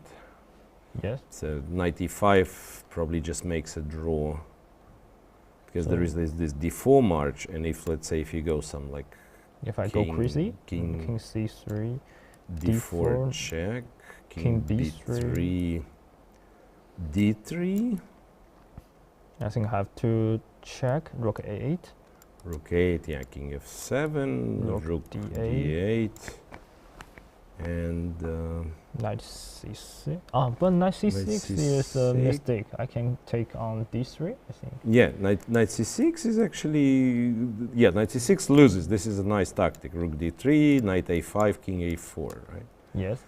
Yeah, but instead of knight c6, what does it do? King e7, for instance. Yeah, king e7, And then Okay. it's like, okay, I mean, it's also a tactical trick, king e7. yes. Yeah. Is there like no? Okay, rook b7 is rook b7. I think rook b7 is normal instead of king e7. King e7 is like too clever. Yeah, like so rook b7 defend the 7th rank.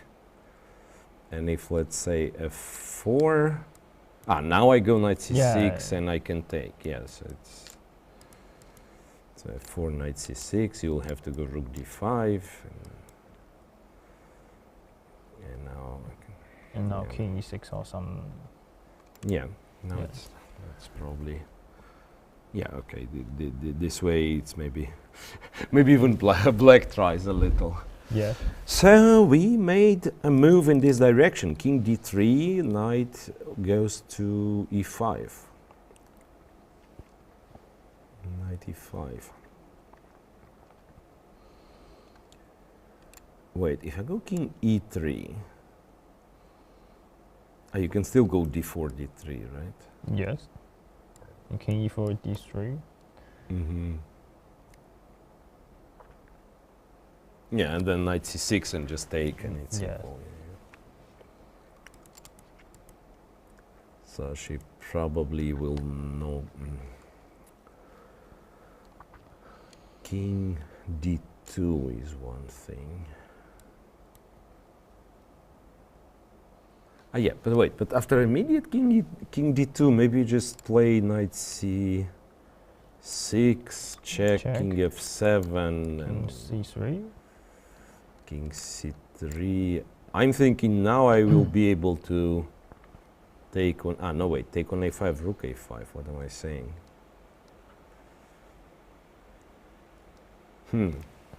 Still is like not a draw. Like computer gives it equal, like king e7 or king e6, but yes, but this. But it's not a draw, right? I mean, Yeah. you can still lose it. Like one mistake and you're out. But the good news for black in this position is white cannot move any pieces, I think. King d.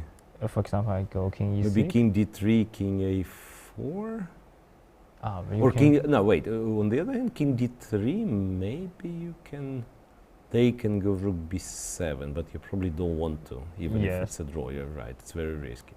So maybe king b3 is my idea. King b3 and to go to a4.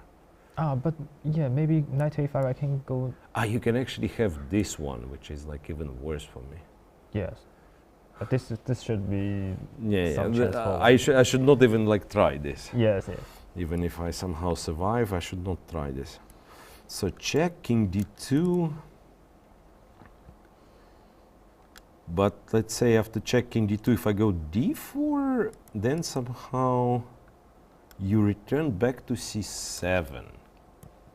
Now you can. I no longer have the c4 square. This is actually clever, right? And you want to go f4, king d3, then I can actually get back to being lost. Yes. Very quickly.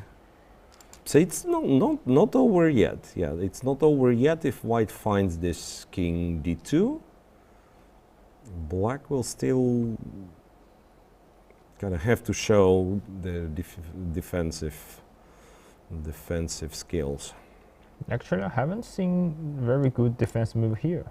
After king d2, yeah. Yeah. And what did we say? Knight c6. Rook 8. Check. King f7. King c3. Yeah, king e6. Let me see. King b3. Good to be a computer. Knight a5. It's not scared. Knight a5. If king a4, rook b7. ba5, I kind of understand the king is cut, but maybe king a5. Yes. King a5, d4. Ah, you have rook d7. Rook maybe that's the reason. 8, but rook d8, d7. You cannot play rook d7, I think. I take king a4 is winning. Take king a4. Wow. No, I mean this is a draw, but also like how do you know it's a draw, right? Let's replay this line. So now after your king a4, king c6 is the only move. Otherwise, white wins immediately. And then how would we play? Ah, maybe the point is that you go to b5, right? I mean, white does something. Yes. King. Do you play king d3 eventually? Actually, I think here, for example, I have king a3 or king b3. So you can win it. Yeah. So let's just say king a3, king b5. I know, king a3, king b5, black is winning. What? Because this position, it really depends. Like if white to move on the queen side, he loses, right? Yes. So wow, this is like super complex puzzle then. Yeah. So let's show like just quickly. Like so now computer says black is winning with f5, and to make it like super simple, f5, f4. Let's say g6, h4, h5. This is easy. Just to show that like the moment you have to move with white, you actually lose. Yeah, the moment you have to move with white, you actually lose. So that's very tricky. And apparently there was some draw line. Yeah. But again, this is very hard to play for any of the players, right? Yeah. It's very hard to play for any of the players. Hang on a second. Knight e5, king to c2, and then d4. I think d4 is not good. But wait, we were not playing d4 after king d2. Because of rook c7. Because of rook c7. But now, if I go rook c7, there is d3, king d2, like an extra tempo for black. Yes. And rook d5 is the only move. So this is, again, this is something not very simple. Yes. Rook d5, and for instance, I probably also have to be careful, right? Knight f3, king d1, rook e5. I mean, some moves like this, I also have to be careful. Here, can I go rook c5? Rook c5. Oh, sorry, no, sorry. takes knight c4. Yes, So sorry, even yeah, rook c1 is like what computer wants to do. Rook c1, check on f3, king e3, king e3, then it takes h2. Even this one, like computer knows that it's equal, but with the knight on h2, let's say rook b1 or bishop b6. Yes, Bishop b6. b6. I would still think like white is the one who has chances, again, because of like active king. But I guess you just give a check, return with the knight to e5 again. No, it's not over yet. Not over yet. Not over. Because, for example, bishop c5. Yeah. Anyway, it's yeah. The game goes on. Maybe you have to be like super clever. After bishop c5, you have to go knight g7, for instance, simply not to let white play b5. But this doesn't mean a draw. A draw is like when you go knight c6, take on a5, and like exchange, or on b4 and exchange everything. This is what black would like to do by this point. So king c2, d4. There is also king b3, I think we were trying, yeah? But then d3 happened. This we looked at. d3, check, king f7, rook d8, and king e7. King e7 somehow. Move. Yeah, king e7 is again ridiculous. King e7, f4. Rook a5. Rook takes a5, yes. I blundered, but I also have rook d4. And it goes like this. Yes. Rook a1. F takes e5, f takes e5, rook d3, and this is... Still black need to play for actually, yeah, king e6, black makes a draw, of course, but if anyone, it's black has to be a little bit careful, because the king is cut off and white has, the passed pawn. Wow, so they still keep us in tension here. And Tan, of course, well, now I keep saying Tan has a lot of time. She still has a good half an hour, but, the amount of time she spent on last moves. Rook a7 was, king d3 immediately, knight e5, king c2 3 minutes, and now she's thinking of the d4 already for like 7 minutes here. Any other chances? No, it's either king b3 or rook c7. Yeah, like rook c7, I still think it can be something. Rook c7, d3. We go king d2 or maybe d3. Or maybe I can go king d1. Yeah, king d1 is also possible. Yeah, king d1.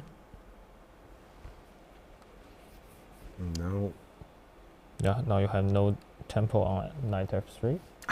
Now it's a funny line. Look, according to machine, one of the ways to make a draw would be knight c3. And rook c5 or rook d7. Yeah, like if rook d7, it goes back to e5 and doesn't care. What I thought was funny is rook c3, rook d5. And then probably you cannot move the b pawn forward somehow. Yes. Because you have to... Wait a second, can you go rook b3? No, you go rook b3. And some madness happens. But even if you go rook b3, you cannot play b5. I can go knight d4 and it's draw. Ah, yes, so I can wait, yeah. I can just wait. Knight d4 takes, rook takes. So stuff like this. It's a lot of like endgame, little endgame tricks. But it also shows even after rook c7, it's not easy for black to find these moves. Absolutely. So, and from practical, I think rook c7 maybe is the trickiest. Yeah, the trickiest. To stop the knight and the king for black. Yeah, Tan was unlucky with this bishop a5 transfer because it's stuck there. And, yes. But here, if we go to this position, I think white cannot play rook c5 because I can just exchange and the king f7. This position. Maybe a draw still, like c6, king e6, c7. Yes. King d7 and h4. Yes, but maybe it's black. Maybe it's actually black who plays h5, g5. Yeah. Yes. This is stuck. Tricky. Yeah.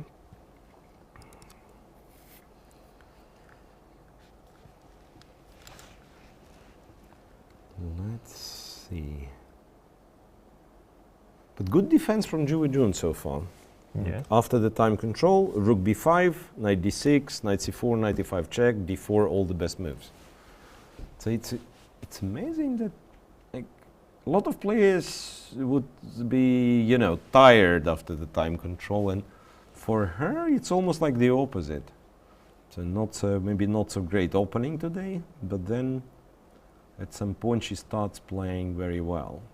And yesterday the whole game was hard, but also the very end game after 4.5 hours, maybe she all of a sudden started to play the best. Zhongyi has played king to b3. Well, on the other hand, after king b3 is like also very, very serious move, because if you don't react, I will just play the most forcing maybe. Also, we are talking about d3, rook a8, king f7, rook d8, king e7 is not the only move. I remember we are talking about rook b7 is also possible. Check here, rook d8, rook b7, rook b7, maybe even easier. Yeah, rook b7, and I want to play knight c6. But I remember do we talk about some king and pawn endgames is from here? I think it's from rook from somewhere. I already lost it. Yeah, the one, the pawn, the d pawn against the b pawn. Yeah, it was. Yes. It was funny, but now I don't even remember how we got there. d4. King b3. Knight c6, right? Or no? I find this line. It's here. King c3. Here, king c2, king rook c7. Sorry, here. King d2, knight c6, rook a8, and but. Yeah, but this one is different. Yeah, this one is different. Now, in a position in the game, knight c6 actually loses. If you don't play d3 but play knight c6. After rook a6, you just wasted time, or you take a5, rook take a5, and this endgame is winning either with pawns, or after rook b8 you go rook d5, for instance. Yes. Rook d5 and again. But yeah, on the other hand, like this is very simple lines. It's not like black will fall for it. d3.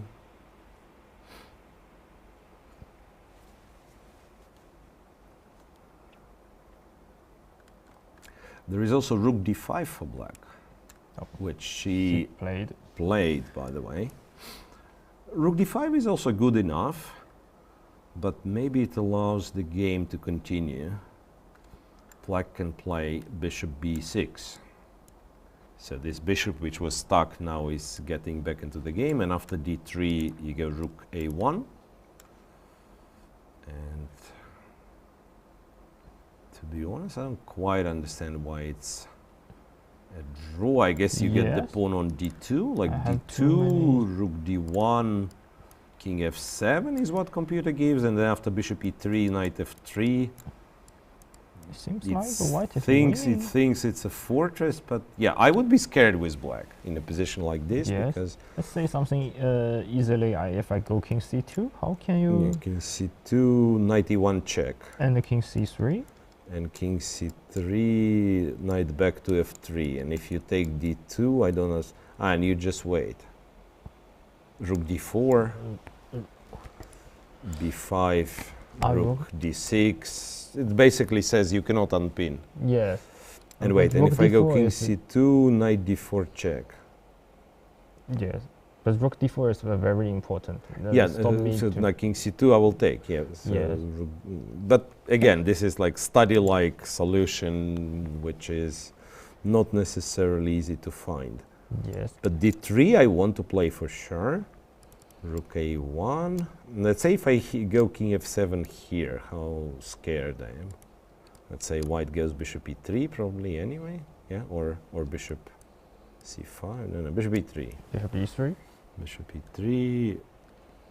Yeah, maybe black can play king e6. So you don't need to go d2 yet. King e6 and maybe king f5 and so on. So this time maybe you just have enough counterplay. Yes.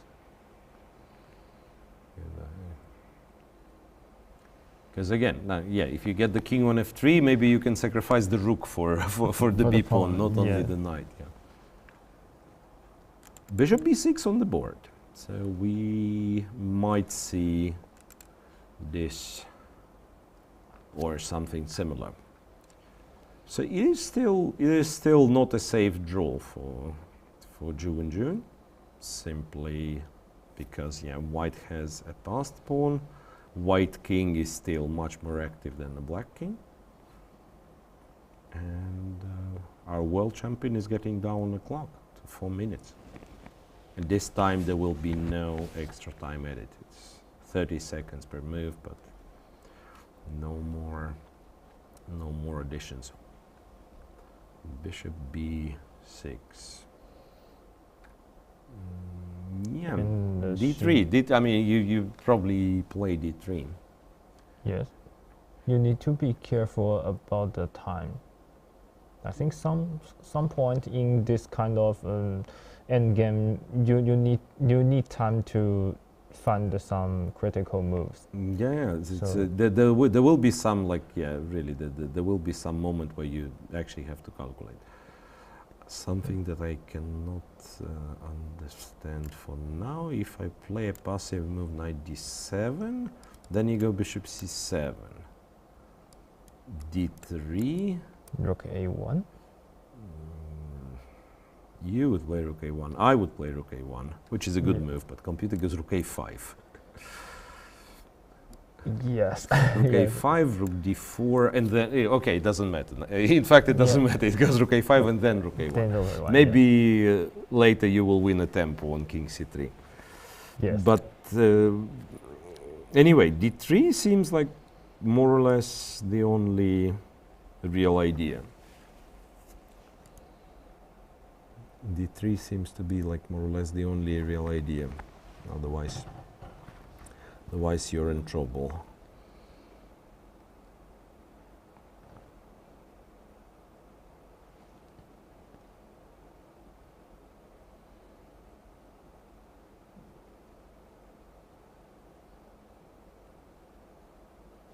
Let's see. She's about to make a move and down to 2 minutes only. Yes. This is... It's not the last time she has to calculate. Like, yes. Yeah, the d pawn will be stopped at some point and you have to find maybe these tricky lines that we were shown. So d3. No hesitation from Zhongyi, who plays rook a1 quickly. And in this kind of positions, the most dangerous thing for black is to calculate a wrong but unclear position. yeah, like you calculate some very long line, it gives you no information, you're left with 10 seconds. Yes. And then you make a decision random, I think. Yeah, It's either you go for this line or not. Say it's better. I would maybe say like you go for some setup, right? You decide, okay, I want the knight on f3 or not, or maybe like easy. It's easy for me to say because I see it's one of the normal moves, but like I would be so upset with my king not playing, so king f7, like the moment you can play king f7, you probably want to play king f7. But then king f7, rook d1, yeah, you can still go king e6. Yes, actually I think the king move all the white squares goes to e2. Maybe, maybe that's the plan, yeah. Yes, okay, Wenjun decided to go knight f3. Yes. Which is okay, I guess.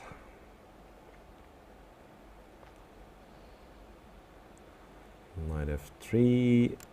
There's king c4 or rook d1. Rook d1 first, yeah, just to be safe. Yes. Everything, yeah, the pawn is blocked. The knight is far away from this rook.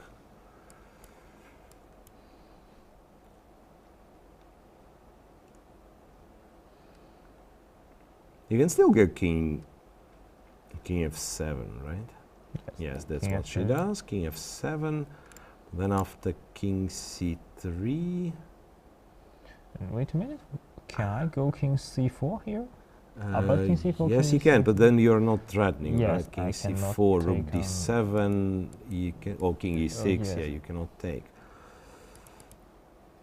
What's interesting, if you go king c3, we know that d2 was saving, but also king e6 apparently is acceptable, because rook d3, you just trade and take h2. But I think this... It's still dangerous, I agree. I agree. Like, I know that computer probably calculated it, but to decide on it with 1 minute on the clock in a world championship match, it's something you don't want to be doing. Yeah, I agree. So that means that probably king c3 is like critical test, because if you don't do this, and okay, d2 is still fine. Yes, you need to find d2 is still fine. Actually, I think after knight h2, white has really good winning chances. I have my king goes to queen side. You cannot easily. You can. I'm not even sure how I'm stopping it. Yes. Computer stops somehow. Blah blah blah. Maybe stops it on b7 or whatever. Yes. But like for human players, not clear. I'm starting to think. Maybe it's the opposite. If you go to b5, maybe somehow I sacrifice the knight for the b pawn and go to g4. But again, like go play it with 1 minute on the clock. No, this is... So in reality, like you turn the engine on now and it says there is like 3 ways, or after king c3, there is like 3 ways for black to have absolutely equal position. But in fact, like it's very scary, first of all. And even like to play d2, you cannot be 100% sure that it holds. We're talking about d2 after bishop e3. Black needs to find some move like bishop d2, rook d4 to hold the position. Yeah, it's still very much unclear what the result of this game is going to be. It's very much unclear. King f7. So Tan has options here. Hey, there is one more plan. Like, what if I say play bishop king c3 or king a4? Yeah, maybe bishop e3 first. I don't know. Like. So basically, like try to push the b pawn forward. Yes. So king e6. For example, king e6 and the king a4. Yeah. Maybe it's not. Again, I don't know. Should I go king d7 or something? King d7, b5. Actually, it seems not really easy to.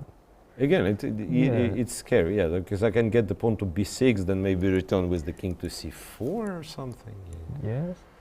And even, like, if I'm not in hurry, maybe even h4 I should play just like this, so this pawn is not Yeah, hanging. Again, like, equal if we believe the computer, and absolutely unclear, scary for black if you sitting there with 1 minute on the clock and not sure of anything.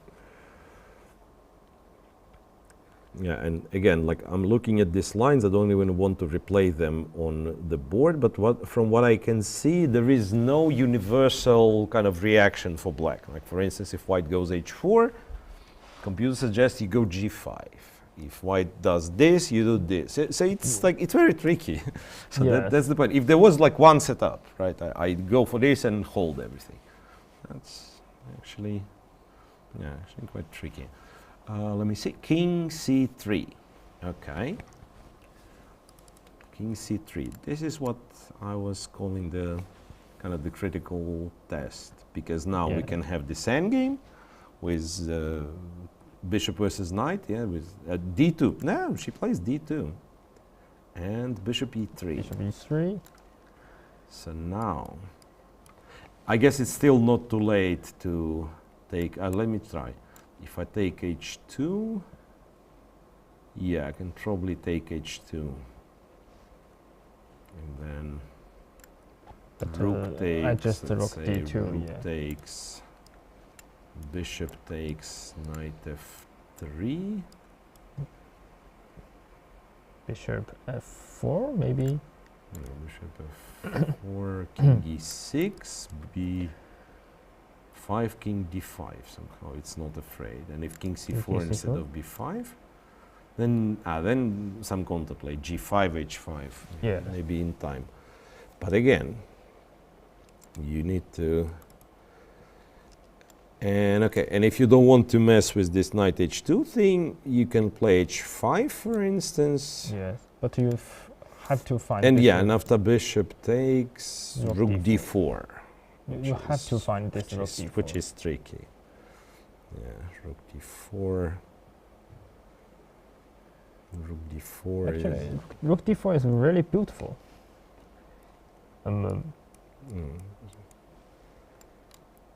Rook d4, and white cannot make I mean, has to go sooner or later, has to go king c2, and then knight d2 happens. Yeah. But now after king e6, I think. Wait, no, you cannot play rook e6. d4 or not, because I have rook e1.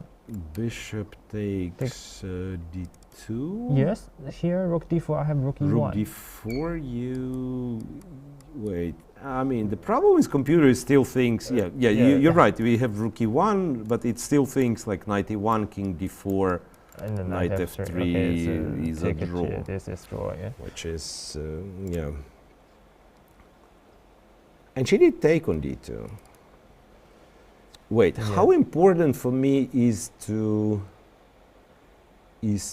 play rook d4? If I do like king d7 or h5, so Okay. oh, well, But it didn't happen already. Knight takes h2. Yes, like, but so my point was like, yeah, king d7. If you try king c2, I'm thinking it's a check on d4, and it's not clear where to go. Because king c3, I go back. King c1, I have knight b3. Yes, but maybe king d3. King d3. Knight f3. King e3. Yes. Whoa, king e3. And it's back to taking on h2. Yeah, yes. That's why it's very hard to, like, you either analyze with or without computer, right? Because I'm like looking at computer's lines, but also want to give like some human analysis. Now, knight h2 is very understandable. Yes, check, Yes. king d7. On the other hand, now with rooks on the board, right? Without rooks on the board, we were scared of the b pawn. Now I'm looking at this like rook on b5, king on d7. Maybe the b pawn is not so scary anymore. Yes. maybe the b pawn is not so scary anymore. And actually I can return like knight f3, knight e5 relatively quickly. Yes. Actually, I think here the only good news for white maybe is black will always in time trouble till the game end. Yeah. But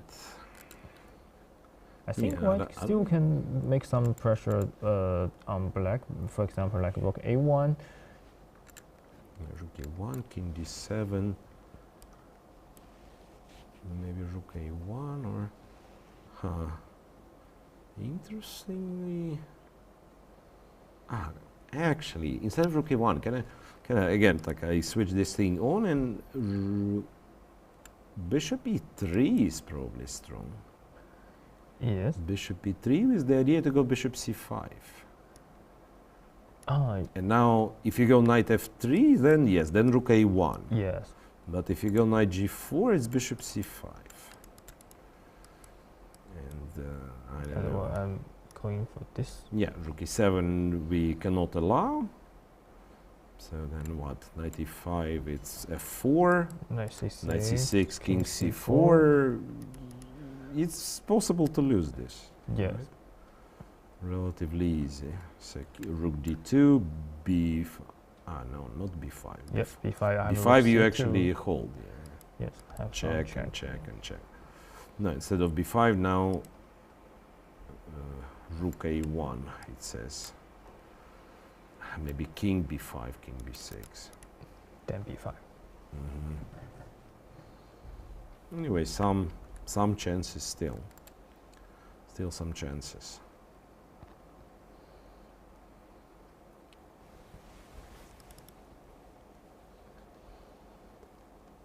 But not only that, I think your move rook a1 is also like perfectly fine. Very human move. We want rook a7, rook g7.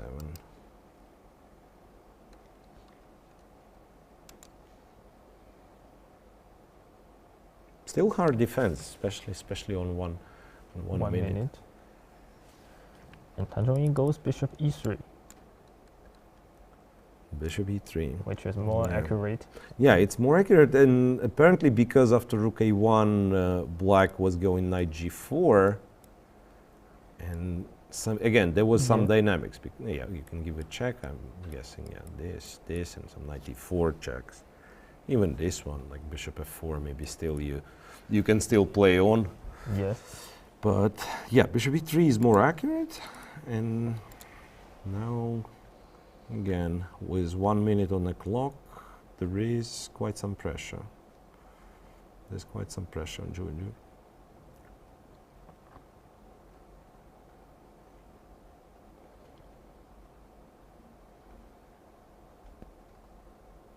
Knight to g4, good move. Good move. Knight to g4. Bishop c5. Bishop c5 is what computer wanted. Yeah, I think that's. Also, it's no reason not to play bishop Yeah, c5. bishop c5 is very logical move. Bishop c5. Again, the way computer defends it is like almost impossible to happen in a practical game. Rook f5 is what computer wants, yes. Yes. And then after rook e7 check, it actually goes to c8. Yeah.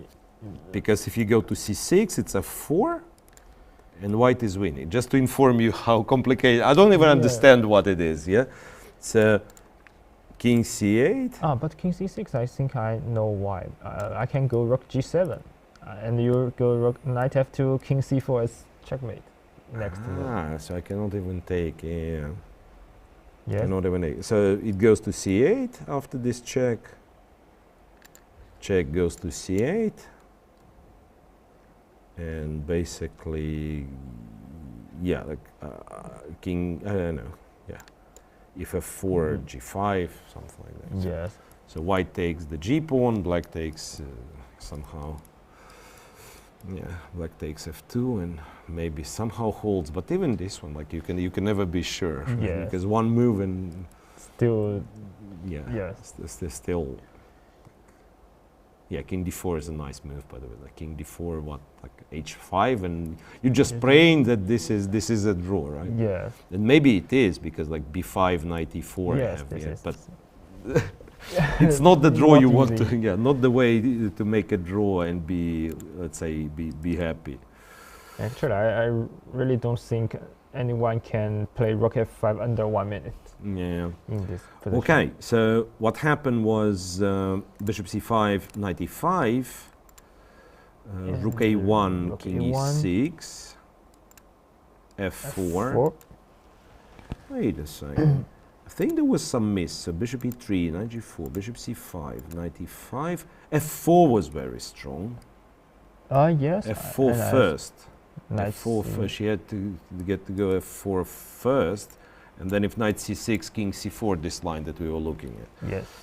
So rook a1, king e6. Now if you go f4, knight d3 was recommended by the board, but knight d7 is also kind of acceptable.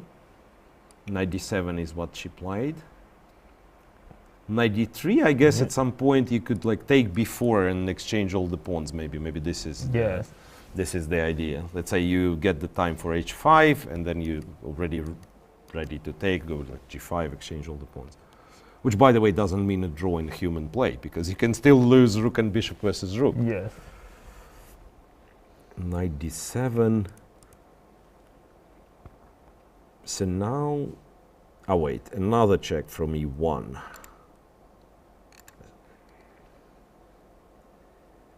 King.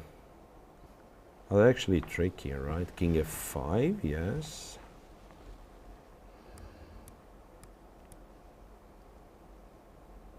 King c4, rook d2. But now, the moment I can sacrifice the knight for the b pawn, I think I go for it, right? Because Yes. Because the king. black king is very close. So white chances, I'm not even sure how what white chances are. Like say bishop d4 and to be in time with some like rook e7. Well, rook e7 immediately.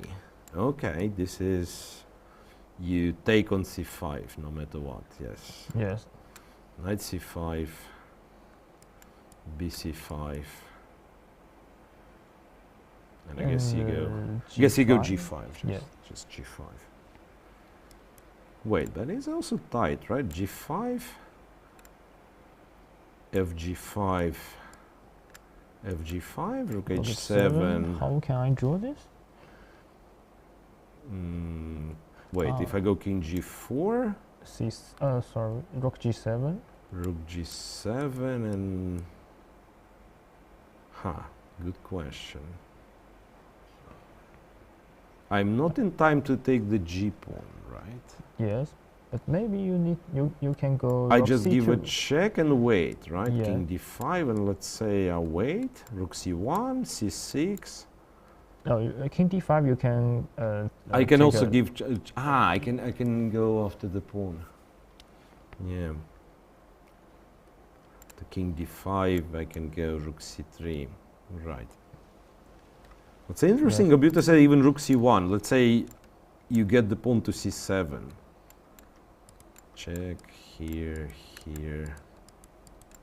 Get the pawn to c7. In this position, maybe I'll, no, like this I lost. Like this I lost. So it was giving some checks. Yeah. Let's say check when the pawn was on c6, rook c1, c7. If you can get this one, just to illustrate like something. Let's say, or maybe after this check, like go king e5 instead of king e6. It's a stupid move, I know. Rook c1, king e6. So white can get this position. Here you have to move the king or some king h3. And this is how you make a draw. Like king h3, and then you go g4, and then you take and sacrifice the rook. But again, no one needs it. No one needs it, but yeah, it is tricky. It is tricky. So g5, and this is maybe white's best chance, right? Yeah.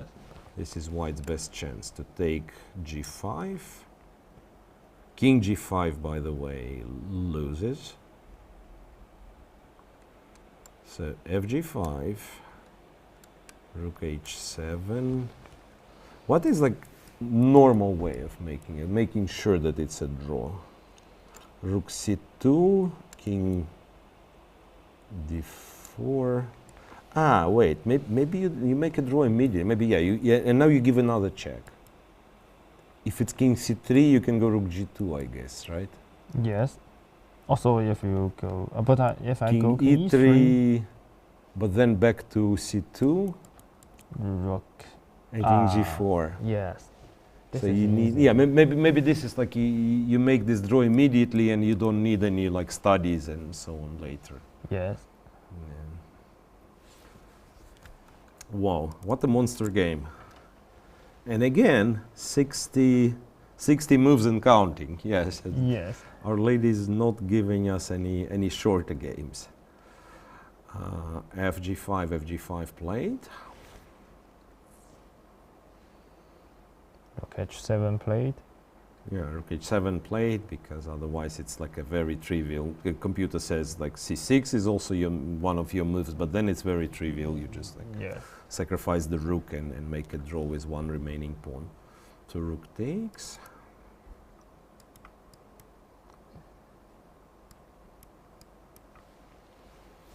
Now, according to what we found, a check is the easiest Yes. way to make a draw, right? Check. Wait, is it clear? King d5?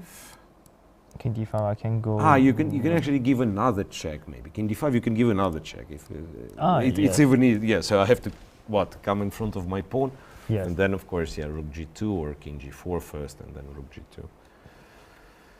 Rook c2 played, defending very well. Defending very well. Wenjun is her endgame technology is very, very deep. King d4 and another Rook check. g2. Yep. Yes.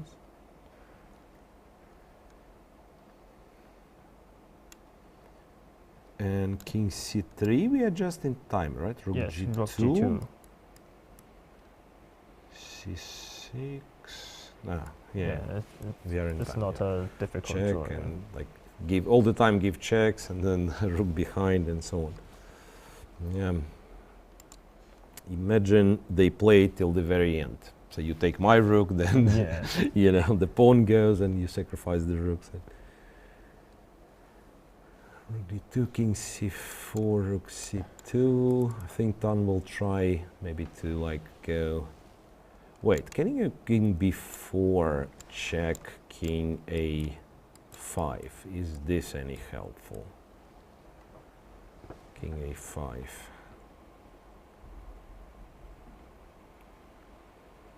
Because if you continue like going rook c.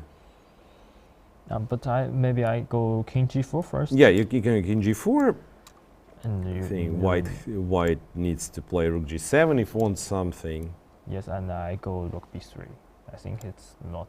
Ah, difficult. yeah, it's easy, of course. No, I completely get that you now you're in time. Rook b3 Yeah. and take and simply stop the pawn. Yes, it's Only if white king on b4, c4, or d4 can hold this.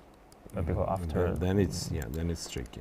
Yes. Ah, but then this means this maneuver, like giving checks, is the safest. Is the Yes. safest. It's an immediate draw. Again, Wenjun relatively fast realized it, because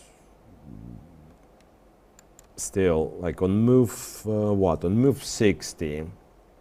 When she takes on c5, it's a brave decision, right? I understand it's very likely to be a draw, but if it's not, you're out immediately. Yes. Right?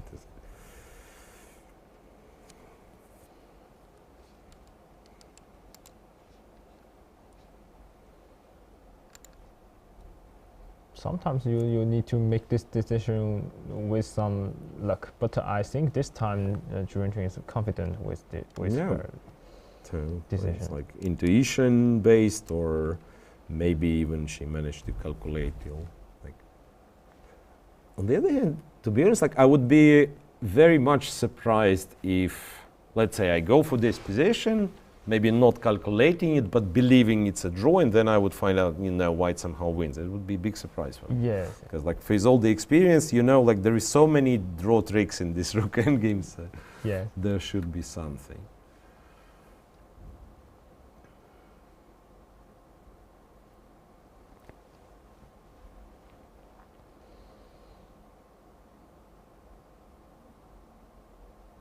Now I think Tan realizes that there is no more, almost like no more ways to try.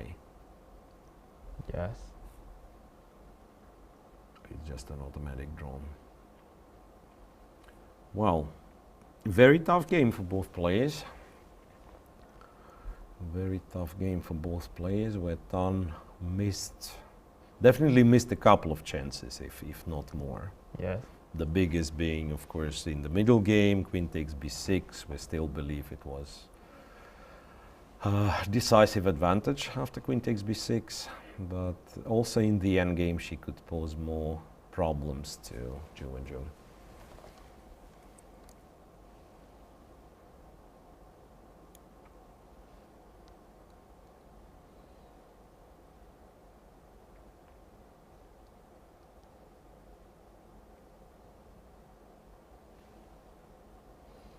So there isn't even a way to... No, there is no way to try. Yes. Always, I just check when. always check on the second yeah. ring. Wait, and the king...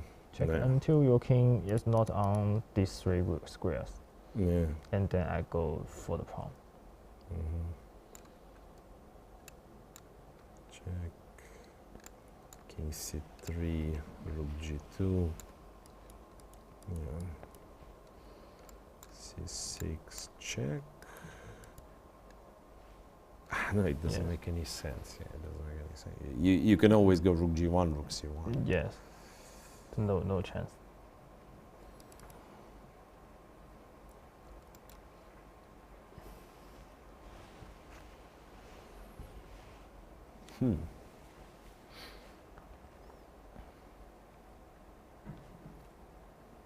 It's anybody's match. What can I say? Like I was thinking, to drive, to draw some conclusions after today's game. To say, and even if, let's say, Zhongyi would not win, but like have this advantage all the time, I would say, okay, she's getting better positions, which she does probably. Like if we take opening only, she does. But then Zhu Wenjun, time after time after time, in the end game, in the second half, she escapes or even outplays Tang. So it's, for now, looks like an equal match. And if this draw is a draw, the score is also equal. Yes. Yeah, so that's very, very fair to say. And again, okay, king b5 now. King g4, or you can also go after the pawn. Yeah.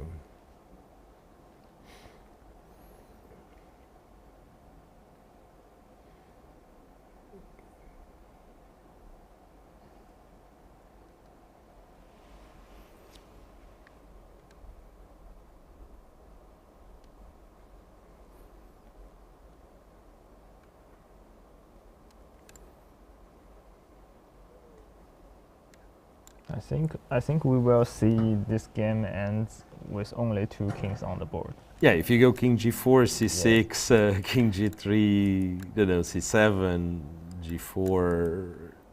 King How do B6, we get it? King b6, king f3. Yes, king b7, Maybe g3. king b7, g3. Take, g2. Yeah. Which a lot of strong players sometimes that maybe it's also like the battle of the ego and so on, so they don't want to agree a draw or repetition, and I've seen this like happening also in open tournaments, right? For let's say somebody like Carlsen, Nakamura, these guys. Sometimes they also do this. Not that they believe they can win with, let's say, rook against this pawn, but simply to play it out till the very end. Yes. Rook c3, I think, is what happened.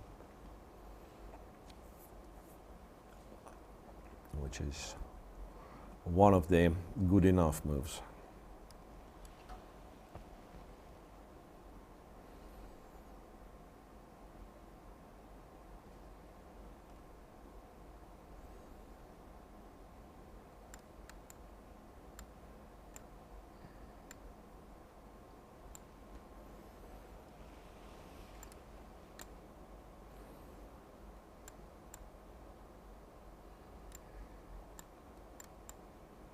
No, impossible. Now I'm trying, as you already get used to, I'm trying to find a way to lose, and there is no way to lose. No way to lose. Yeah. Okay. And the last time we have this analyze, I have a way to lose in this king b6, and you go king f2. Yes. Yeah, it's still. It can only happen on blitz or bullet games. Yeah. So rook c3. c3. Yeah, I mean there is not much. Honestly, there is not much white can do, and this game. This game goes on because that's it's part of the match, right? In some individual tournament where they would not be playing each other next game, probably this would be kind of draw agreed after rook c3. But here it's part of the match, it's part of this like mental battle. Yeah.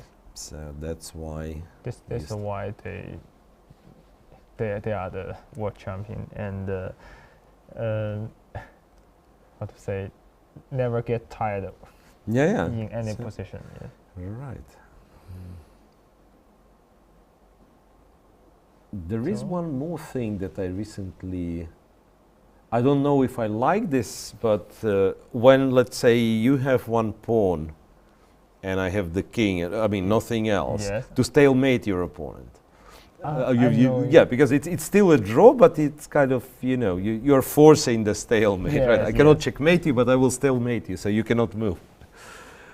Yeah. I don't know if it makes any sense, but it is what some people do. Okay, pawn is on c7, so we are getting closer and closer to our line. Yes. c6, rook g3, c7, rook here, king b6. Now. Oh, here is a trick. You cannot go g4, maybe. If you play g4. Rook h5. No. Yeah, but you still survive. You blunder and you go king e6. And it's still a draw. But it's like you're simply lucky to have this draw, right? Yes. If rook c5 then takes, king d7, and then white actually needs to run. Yeah. King b6. But honestly, let's say if I go king f4. And I think I will go rook h6, which is the rook h6. Yeah, I just want to check how safe I am. Rook c7, king c7, g4. Maybe 3 tempi. It's not like matter of one move. It's just a draw, right? It's basically just a draw. Also, black king is kind of from the good side, that's kind of shouldering, so white king cannot even come closer. Only if this can, maybe white. At least there is something to discuss, that the king is running, and if you're in time, if you're not in time, you lose. And Wenjun goes king f4. King f4. Yes. Yeah. That means she saw rook h5, rook c5. Yeah. So this rook h5, rook c5 trick. Yeah, maybe this was the last moment to get excited about this game. Yeah, Yes. because now it's very hard to even imagine what you can blunder. And maybe I go rook f7. I still go for some trick. Rook Yeah, f7. rook f7. You can already get king g3. I I think. think she will go this. Ah, You see? wait, king g3, So rook rook f5. f5. You win. I win. Yes. Oh, Imagine this is a rook win. f5. Yeah. After this check, Oh. if you go king g3, I thought I can Yeah. relax. No, rook Yeah. f5 wins. Yes, I saw rook f5, and I think maybe rook c7 is still draw. No, let's see. Rook c7, king c7, g4, king d6. d6. This could be some study like king h2, Yes. king e5, G3, g3, king f4, g2, Ah, rook h5. rook h5, king g1, and king g3. I think this is how you win here. Yes. King g3, king f1, check, king g1. And rook a5, rook And king h1, rook h5. Yeah. I remember this is the winning. Yeah. King e4. The world champion is not falling for it. Yeah. King e4, keeping f5 under control. Keeping f5 under control. Well played, I have to say. Well played. Well played, yes. Because white specifically needs the rook on the fifth rank. If you block like with rook c6, then maybe black has some checks, right? Maybe you still cannot promote the pawn strangely, right? Because it's like you're behind the pawn, but then you cannot hide the king. Yes. If you block with the rook from a check, then I go again behind the pawn. Yes. On the fifth, you go rook c5 and then hide the king on c6. I can show it. This, yes. like this, I probably gave a check. And maybe this way I actually lost again. Ah, but now maybe I have king c5. King c5, d6, e7. Yes, I have this. Wait. But if I cannot play king c5, I think it's a draw. No, Rook no check f6. Let's see. Rook f6. If you go g4, rook c6 wins. Yes. Yes, because of king c5, king d6. I think. So after rook f6, if you want to be, I mean, you can give check with black. Can give check and go back. That's one thing. Ah, but what am I saying? Yeah, check, king a7, rook c3, if you go king b7. And then g4 is a move. And then... I think g4 is... yes. Because now the king is on b7, so when you block, rook c6, when you go rook c6 with white, then we have this check. Yes. And when your king go back to 6th rank, I just go back. From a8, Yes.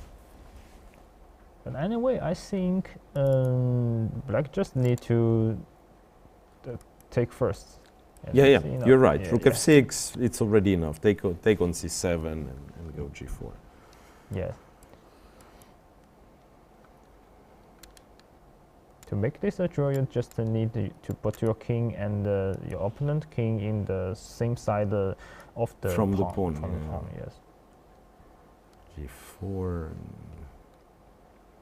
Like here, it's almost like zero ideas. Yes.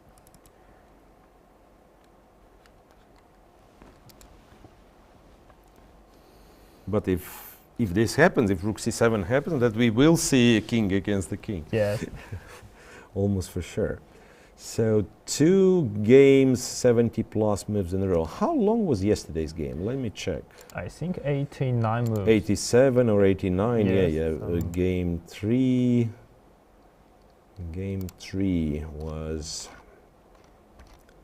87 moves. 87 moves. Right. So today's for now 70. No, it will not reach 87. Yes. It will be, but it can reach 80. Yes, and the game 2 maybe also a very long game. And game 2, it was also 60 plus for sure. Yes. Right. 60 plus for sure. So really, but usually if people like play this long, tiring game after game after game, at some point somebody breaks. I think, like somebody will lose a game because of stupid mistake. This is very often happens. So the only the only match when it didn't happen was Carlsen Caruana, right? Yes. But then they had, I think, was it their match when Carlsen kind of repeated in a better position last game to play for tiebreak? Yeah, I think this was. And Carlsen always did this in the. He also made a draw with white against Karyakin to force the tiebreak. Yes, this man has confidence in his tiebreak skills. By the way, like if these two go to a tiebreak, is it like clear advantage Wenjun or not really? I think not really. Not really, because I thought like I know Wenjun is good at like she has held I think World Rapid title at some point, and she definitely is holding World Blitz title. But Tan is also good at any shorter time control, so it's not like nothing is guaranteed, of course. And I remember we have the table of their classical and rapid and the blitz results. All of these are. I think they are all very close. You're very right. close. I just like I remember classical is 11-10 before this match, right? And a lot of draws, like 11 wins Wenjun, 10 wins Tan, and a lot of draws. But then again, I do not know if we said this. These results, this graphic, it's made by, let's say, a production team, but it might not include some games from tournaments in China, which are like not accessible for like not maybe in like chess-based database or something. So it can be not very accurate. It gives you the idea. Let's say it's not a precise score, but it gives you the idea that nobody is like in huge plus. I can tell you there is some Chinese sports game like China Mind sports games, and in this game they will meet in the there are 3 stages. The first stage maybe they will play 2 games, second maybe 2 games, and if they goes to the finals maybe another 4 games. Okay, this is repeat games, but they are not included in the result table. Okay, so now Rook G7. Rook G7 is just returning back, right? Rook G7, King F4. King F4. Yeah, what's interesting, look, here with King on E4, you can actually, again, you never do it, but you could take on C7 immediately. Even with the pawn on G5, computer says that you can take on C7 immediate. So it's important where your king is more than where your pawn is, right? Yes. With the king on H4, we were losing even when the pawn was on like G4, right? Yes. Somewhere here, black had one more tempo and still was losing. With king on F4, it's still a draw. But of course, you just go back to F4, and which he already did, King F4. And even you sometimes you are doing some puzzles of this rook and pawn game, endgame. White has some of like if your king on F4, I go the way like this to win around. Yeah, absolutely right. Like for instance, after rook F7, I think I suggested king G3, after which it was lost, right? Rook F5 and lost, but king E3 is absolutely fine. Rook F5, yes, G4, or rook takes C7, rook takes C7, king takes C7, G4 with king on E3, even though it's cut off from the pawn, but it's still fine. Yes, still fine. At some point, rook will have to stop the pawn and the king will come. Rook G6, okay. Rook G6, and then eventually Wenjun captures on C7. Captures on C7. And I think that means no tricks anymore for white. Yeah, it's very straightforward. Yeah. So that's exactly as you predicted. It will be maybe like bare kings on the board, or right before this pawn promotes, it will be a draw grid. Yeah. G3. King D5, King of... Well, technically after King... Yeah, G3, King D5, after King D5, King of 3 is your only move.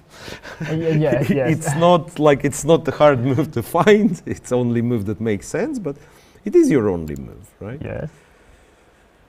Yeah, King of 3, King D4, whatever, G2. G2, King D3, but... King D3, and then King F2 is again your only move.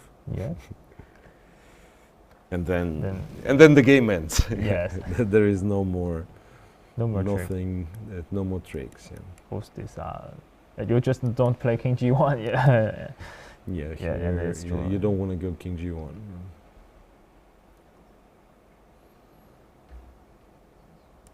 Okay, 6.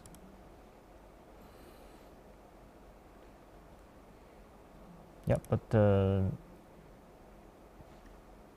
this game cannot break the record yesterday. Yeah, yesterday was 87 moves. Now we are only at 78. 78.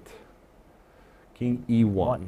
Yes. And I think, like, okay, in this position, both King G3 and King E1, but on average, King E1, kind of King, this direction is more precise. It's more correct. Like if we move all the position like one file up, King E2, let's say your pawn is on G3, King on F3, and so on and so on. King E2 makes a draw, and King G4 loses. Yes. Yes, a good prediction, my co-commentators. Kings on the board and nothing else. Game 4 is officially a draw. They would continue to play on, but there was nothing left, which makes it very well fought game. Equal score after 4 games. Maybe first real big opportunity when one side, in this case Zhongyi of course, was close to a winning advantage but didn't win.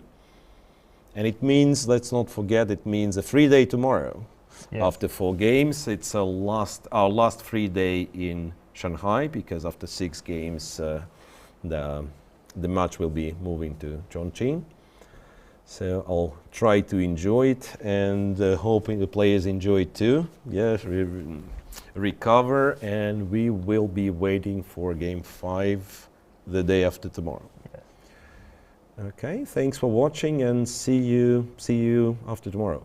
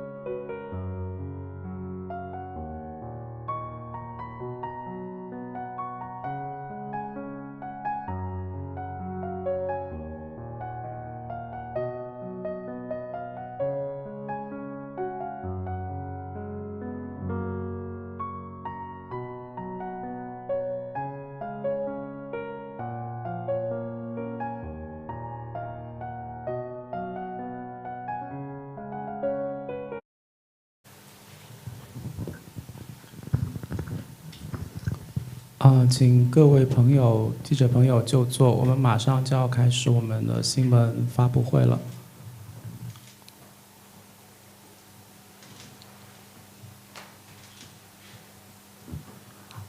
好，那我们今天是第4轮下完，那我们马上就要开始我们这个棋手的赛后分享。Welcome to the press interview after the 4th game. 那今天呢，我们还是请到我们的新闻官 Charles 来为我们先开场。Let's welcome Charles to start our interview. Hi everyone, welcome to Game 4 press conference. It was a draw, but nonetheless an exciting one. Before we get into the chess, I want to ask both players about their impressions of the game. 那今天第4轮呢是比较的漫长，但是也非常精彩。那新闻官想了解一下2位棋手在赛后的感受。那我们先从谭忠义开始吧。我觉得可能下的不太好吧，然后可能在他马 B5之后，我有点草率。确实当时他走这我都没有算，可能应该多看一会儿。总的来说不是很满意对今天的对局。To Tan Zhongyi, this game was not that perfect. Maybe at the time after he retreated his knight, after Zhi retreated the knight, Tan Zhongyi could have fought for a little while and tried to find the best solutions. Anyway, she was not very satisfied about the result. Like Zhi Wenjun. 我觉得这盘棋我前面可能下的并不是太好吧，但是后面我觉得我下的还可以，就是前半程不太满意，但后半程我觉得还可以。Zhi Wenjun believed that the first half of the game she did not played very well, but the later half she actually defended the game precisely. So we had another English, and you deviated from the first game with e6, bishop b4. But then you took some time to think here. What was your opinion of your opponent's response to your preparation? 那我们可以看到大屏幕上，现在是白方走了英国式开局之后，居文君选择了这样的一个应对方法。在这里呢，居文君进行了长考。那新闻官也想问一下长考背后的原因。我在尝试，就是黑棋应该摆一个什么样的结构，然后，我可能觉得，就可能顺序上面想一想吧。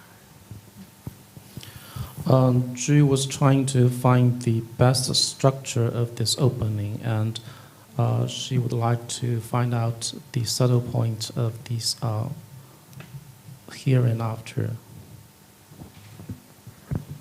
And yesterday we spoke about time management. Tan, you said you feel you're playing too slowly, and Zhu, you thought you weren't playing too slow. What is your, do you guys still think that today, after today's game? Because Zhu, you got into some time trouble, and Tan played very quickly in important moments when thinking was important. 那昨天我们也跟棋手交流过这个对实线的感受。那昨天谭文忠仪有谈到，他觉得是比平时慢一点，然后居文君觉得他跟平时差不太多。那关于今天的这个用时的情况，也想请2位棋手分享一下。谭忠仪，你在前面的这个有几个阶段比较快速，但是也有可能是这个局面有一些其他东西可以这个探索。请问是怎么思考的？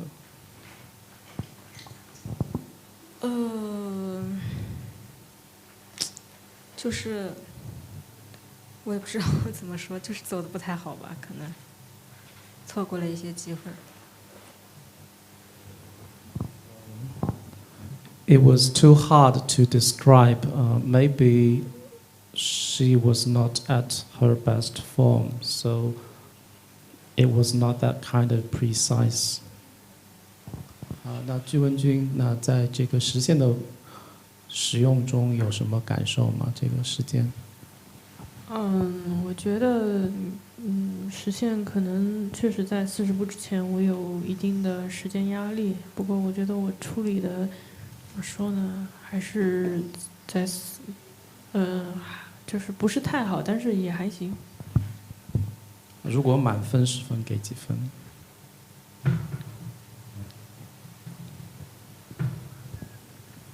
？6分吧。6分。For the first 40 move, Zhi Wenjun was under some time pressure. She thought that the performance was okay, but far from good. Then I asked if you give the performance a 10 out of 10, what would be the number? And she said 6 out of 10. And 10, we have a very important position here that looked like it was winning for white, just capturing on b6, and the game goes on. Bishop pair, beautiful position. But you played a bishop d6. Was your idea to get in a bishop a3? What were you calculating here? 我们可以看一下现场的这个大屏幕。当时呢，白方是有2个比较主要的选项，一个呢就是我们实战看到的象到 D6， 另外一个就是可能是后吃 B6。那白方有可能会在后吃 B6之后有更多的机会。那新闻官也想问一下谭忠义在这边的思考的想法。我就是单纯走快了，然后象 D6之后后 B6再吃的时候马 C8，我就漏看了，就是这么简单，就没有别的事。It was an simply miscalculation or overlook. After bishop d6, originally she missed that knight c8 could be a fork and to simplify the game. So that's why it's an overlook. It's an overlook. And then later on for Ju, here we had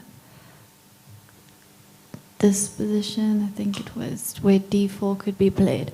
Did you calculate this at all, instead of bishop f5?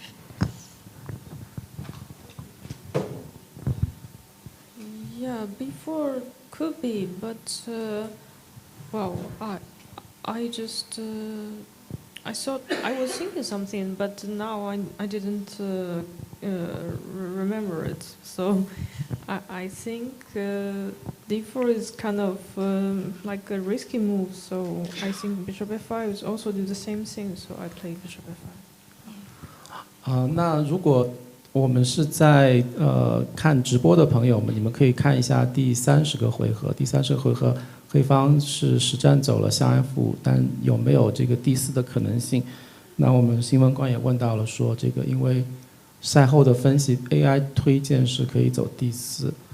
那居文君在这里呢，他是当时可能一闪而过想到了有第4这个，但是他觉得有一点冒险，所以他还是选了这个实战的象 F5第30个回合的时候。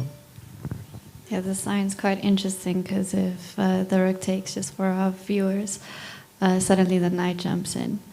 And this becomes tricky. White has to capture, and then we've got this queen b1 check. And yeah, so this looked quite cool from outside perspective because the queen is coming and picking up the rook. And then my final question is to Tan. Later on in the game with b4, there was here a critical moment of bringing the king out first. King activity, very important. b4, very logical move, but to stop any counterplay from black's pawn. What were you thinking here? b4 was played quite quickly. 那在这里的话，白方是比较快的走 b4，而白方可能可以考虑，比如把王先移到中心来。那这是38回合，对吧？39。那想问一下谭忠义是怎么样思考的在这里？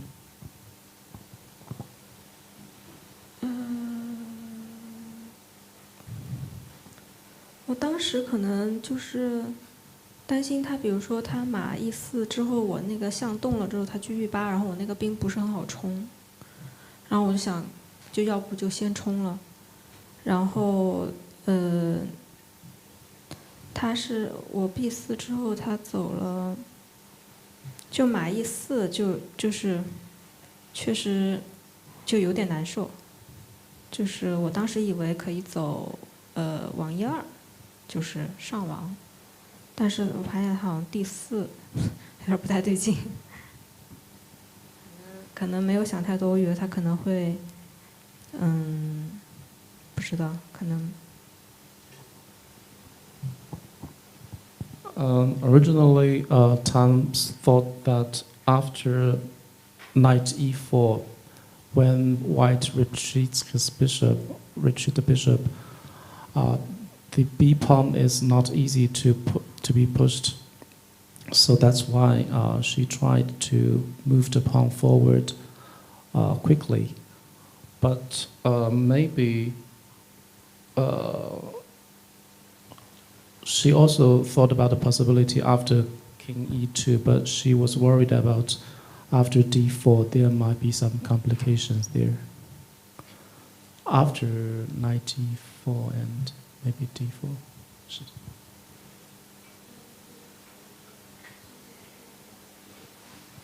After bishop d4 and rook b8.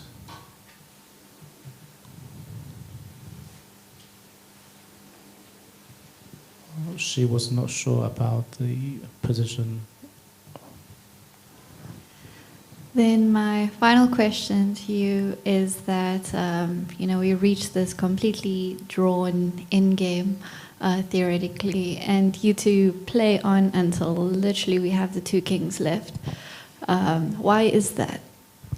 那我们新闻官也问到了说，70回合之后，我们其实看到了一个理论和骑车兵对车兵，那最后双方是下到了这个王对王。那也想问一下两位棋手当时的这个思考的想法。那朱文君先试试看。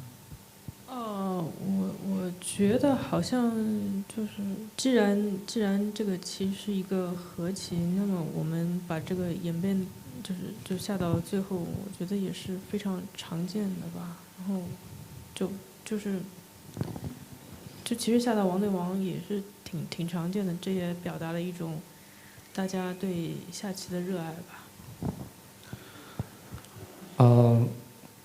Ju thought that it's quite common to have one king against one king because we show the fighting spirit until the end, and this is also a kind of responsible to defense.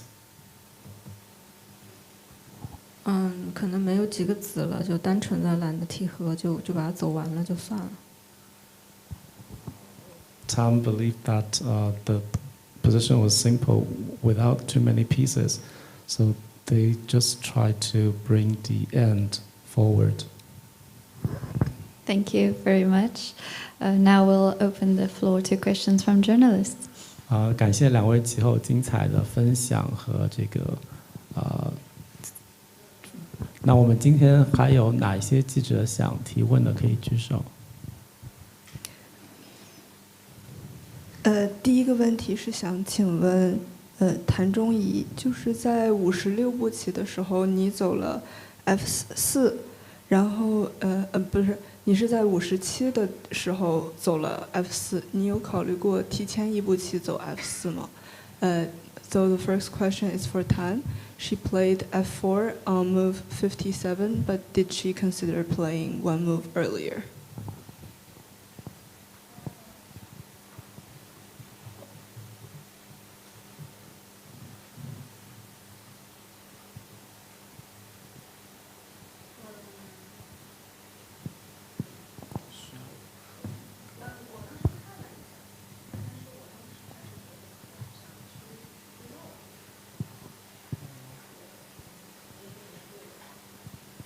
She thought about that, but originally she planned to maneuver the rook first. And she now, after analyzing, she thought that you are probably right. Maybe F4 first is better. 是电脑想出来的，不是我。But it's from the computer, not her mind. Yeah. 第二个问题是想问季文君，就是面对这个时间问题，我们理拆四就是在网上看的观众感觉比您紧张，就是您作为现在的超快棋冠军，就是对时间这个会有压力吗？So the second question is for Ju. So Lee chess broadcasters seem more stressed than her for time pressure. So as the current World Blitz champion, does she feel the same pressure? 我觉得还好吧，因为这个其实，就后面找到思路就还好。我觉得虽然时间有点短，但是，因为棋也没有太大的问题，所以还好。She felt all right during the game. Maybe the position wasn't too difficult, and she already found her way out. So even if the time was short, it could be easily done. 还有没有其他的提问？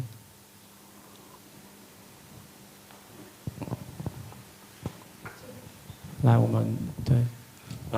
您好，那个在赛前的新闻发布会上，鞠文君被问及那个教练团队的时候说，暂时保持一下秘密的。现在赛程在曼棋的整个赛程结束了1/3，那么您是否可以开始对外公布，或者是公布部分的消息？那同样的问题也问一下，就是谭宗仪是否愿意公布一些他助手团队的消息？During the press conference before the first game, we talked about the team composition for both chess queens here.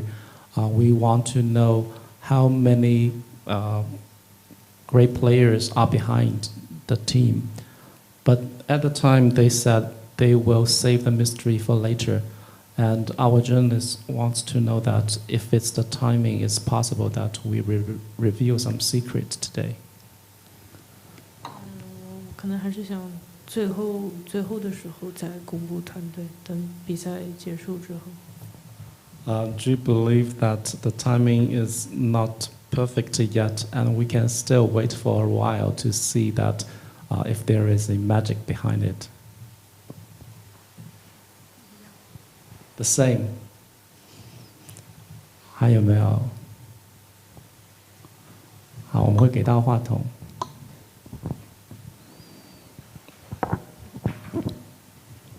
Just want to appreciate the endurance and fighting spirit of both players, and wanted to ask if they have any plans for rest and recovery on the rest day. Are there any kind of favorite foods, self-care routines, favorite musics, etc. that they might use to unwind and relax a bit ahead of the next 2 games? 那这位记者也感谢我们2位棋后带来了非常精彩的这个对局，非常有战斗精神，下得非常久。那明天呢就是休息日，他也想了解一下2位有没有什么放松的方式，比如说美食啊、音乐啊，或者是不是有一些这个美容之类的这个放松身心的这个计划。那可能会做一些放松，比如说休息啊，或者是看看小说啊什么的都有可能，或者是刷刷视频。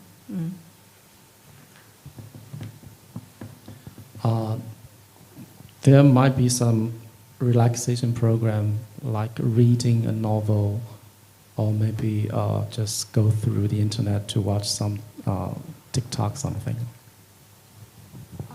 我也会适当的放松一下，不过我现在还没有想好要做什么，所以可能先休息，先今晚过后再。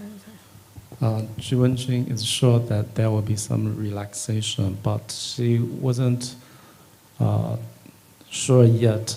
Nothing decided yet. Okay. 好，那还有没有其他问题可以举手？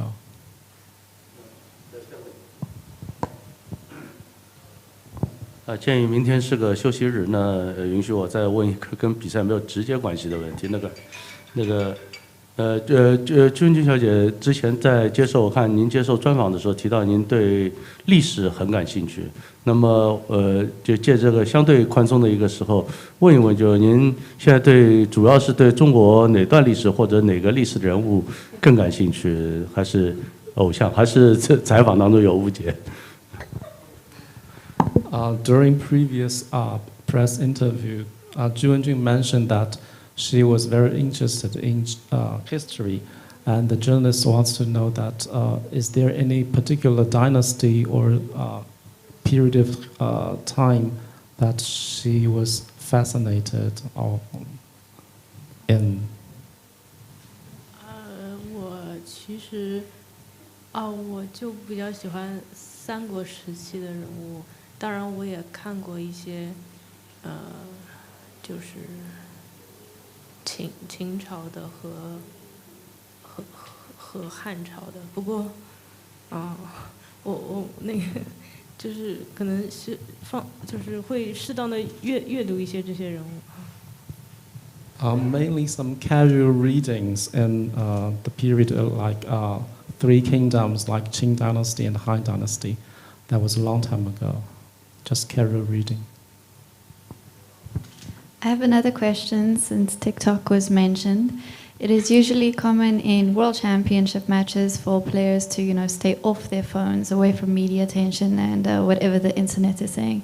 But Tan, clearly you do use your phone.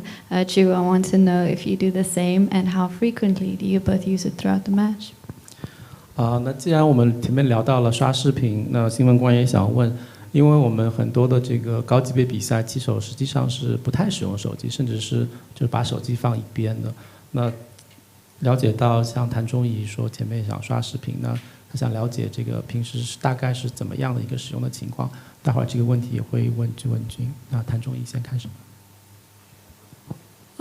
我就是会在做准备期间的时候关闭手机，但是就是我不看棋的时候我是正常的。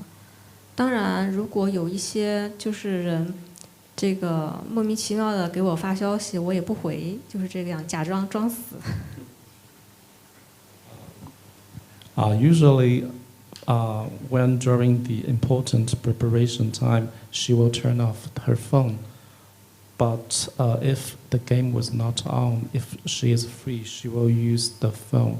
But sometimes there will be some, let's say, disturbing news or spam news.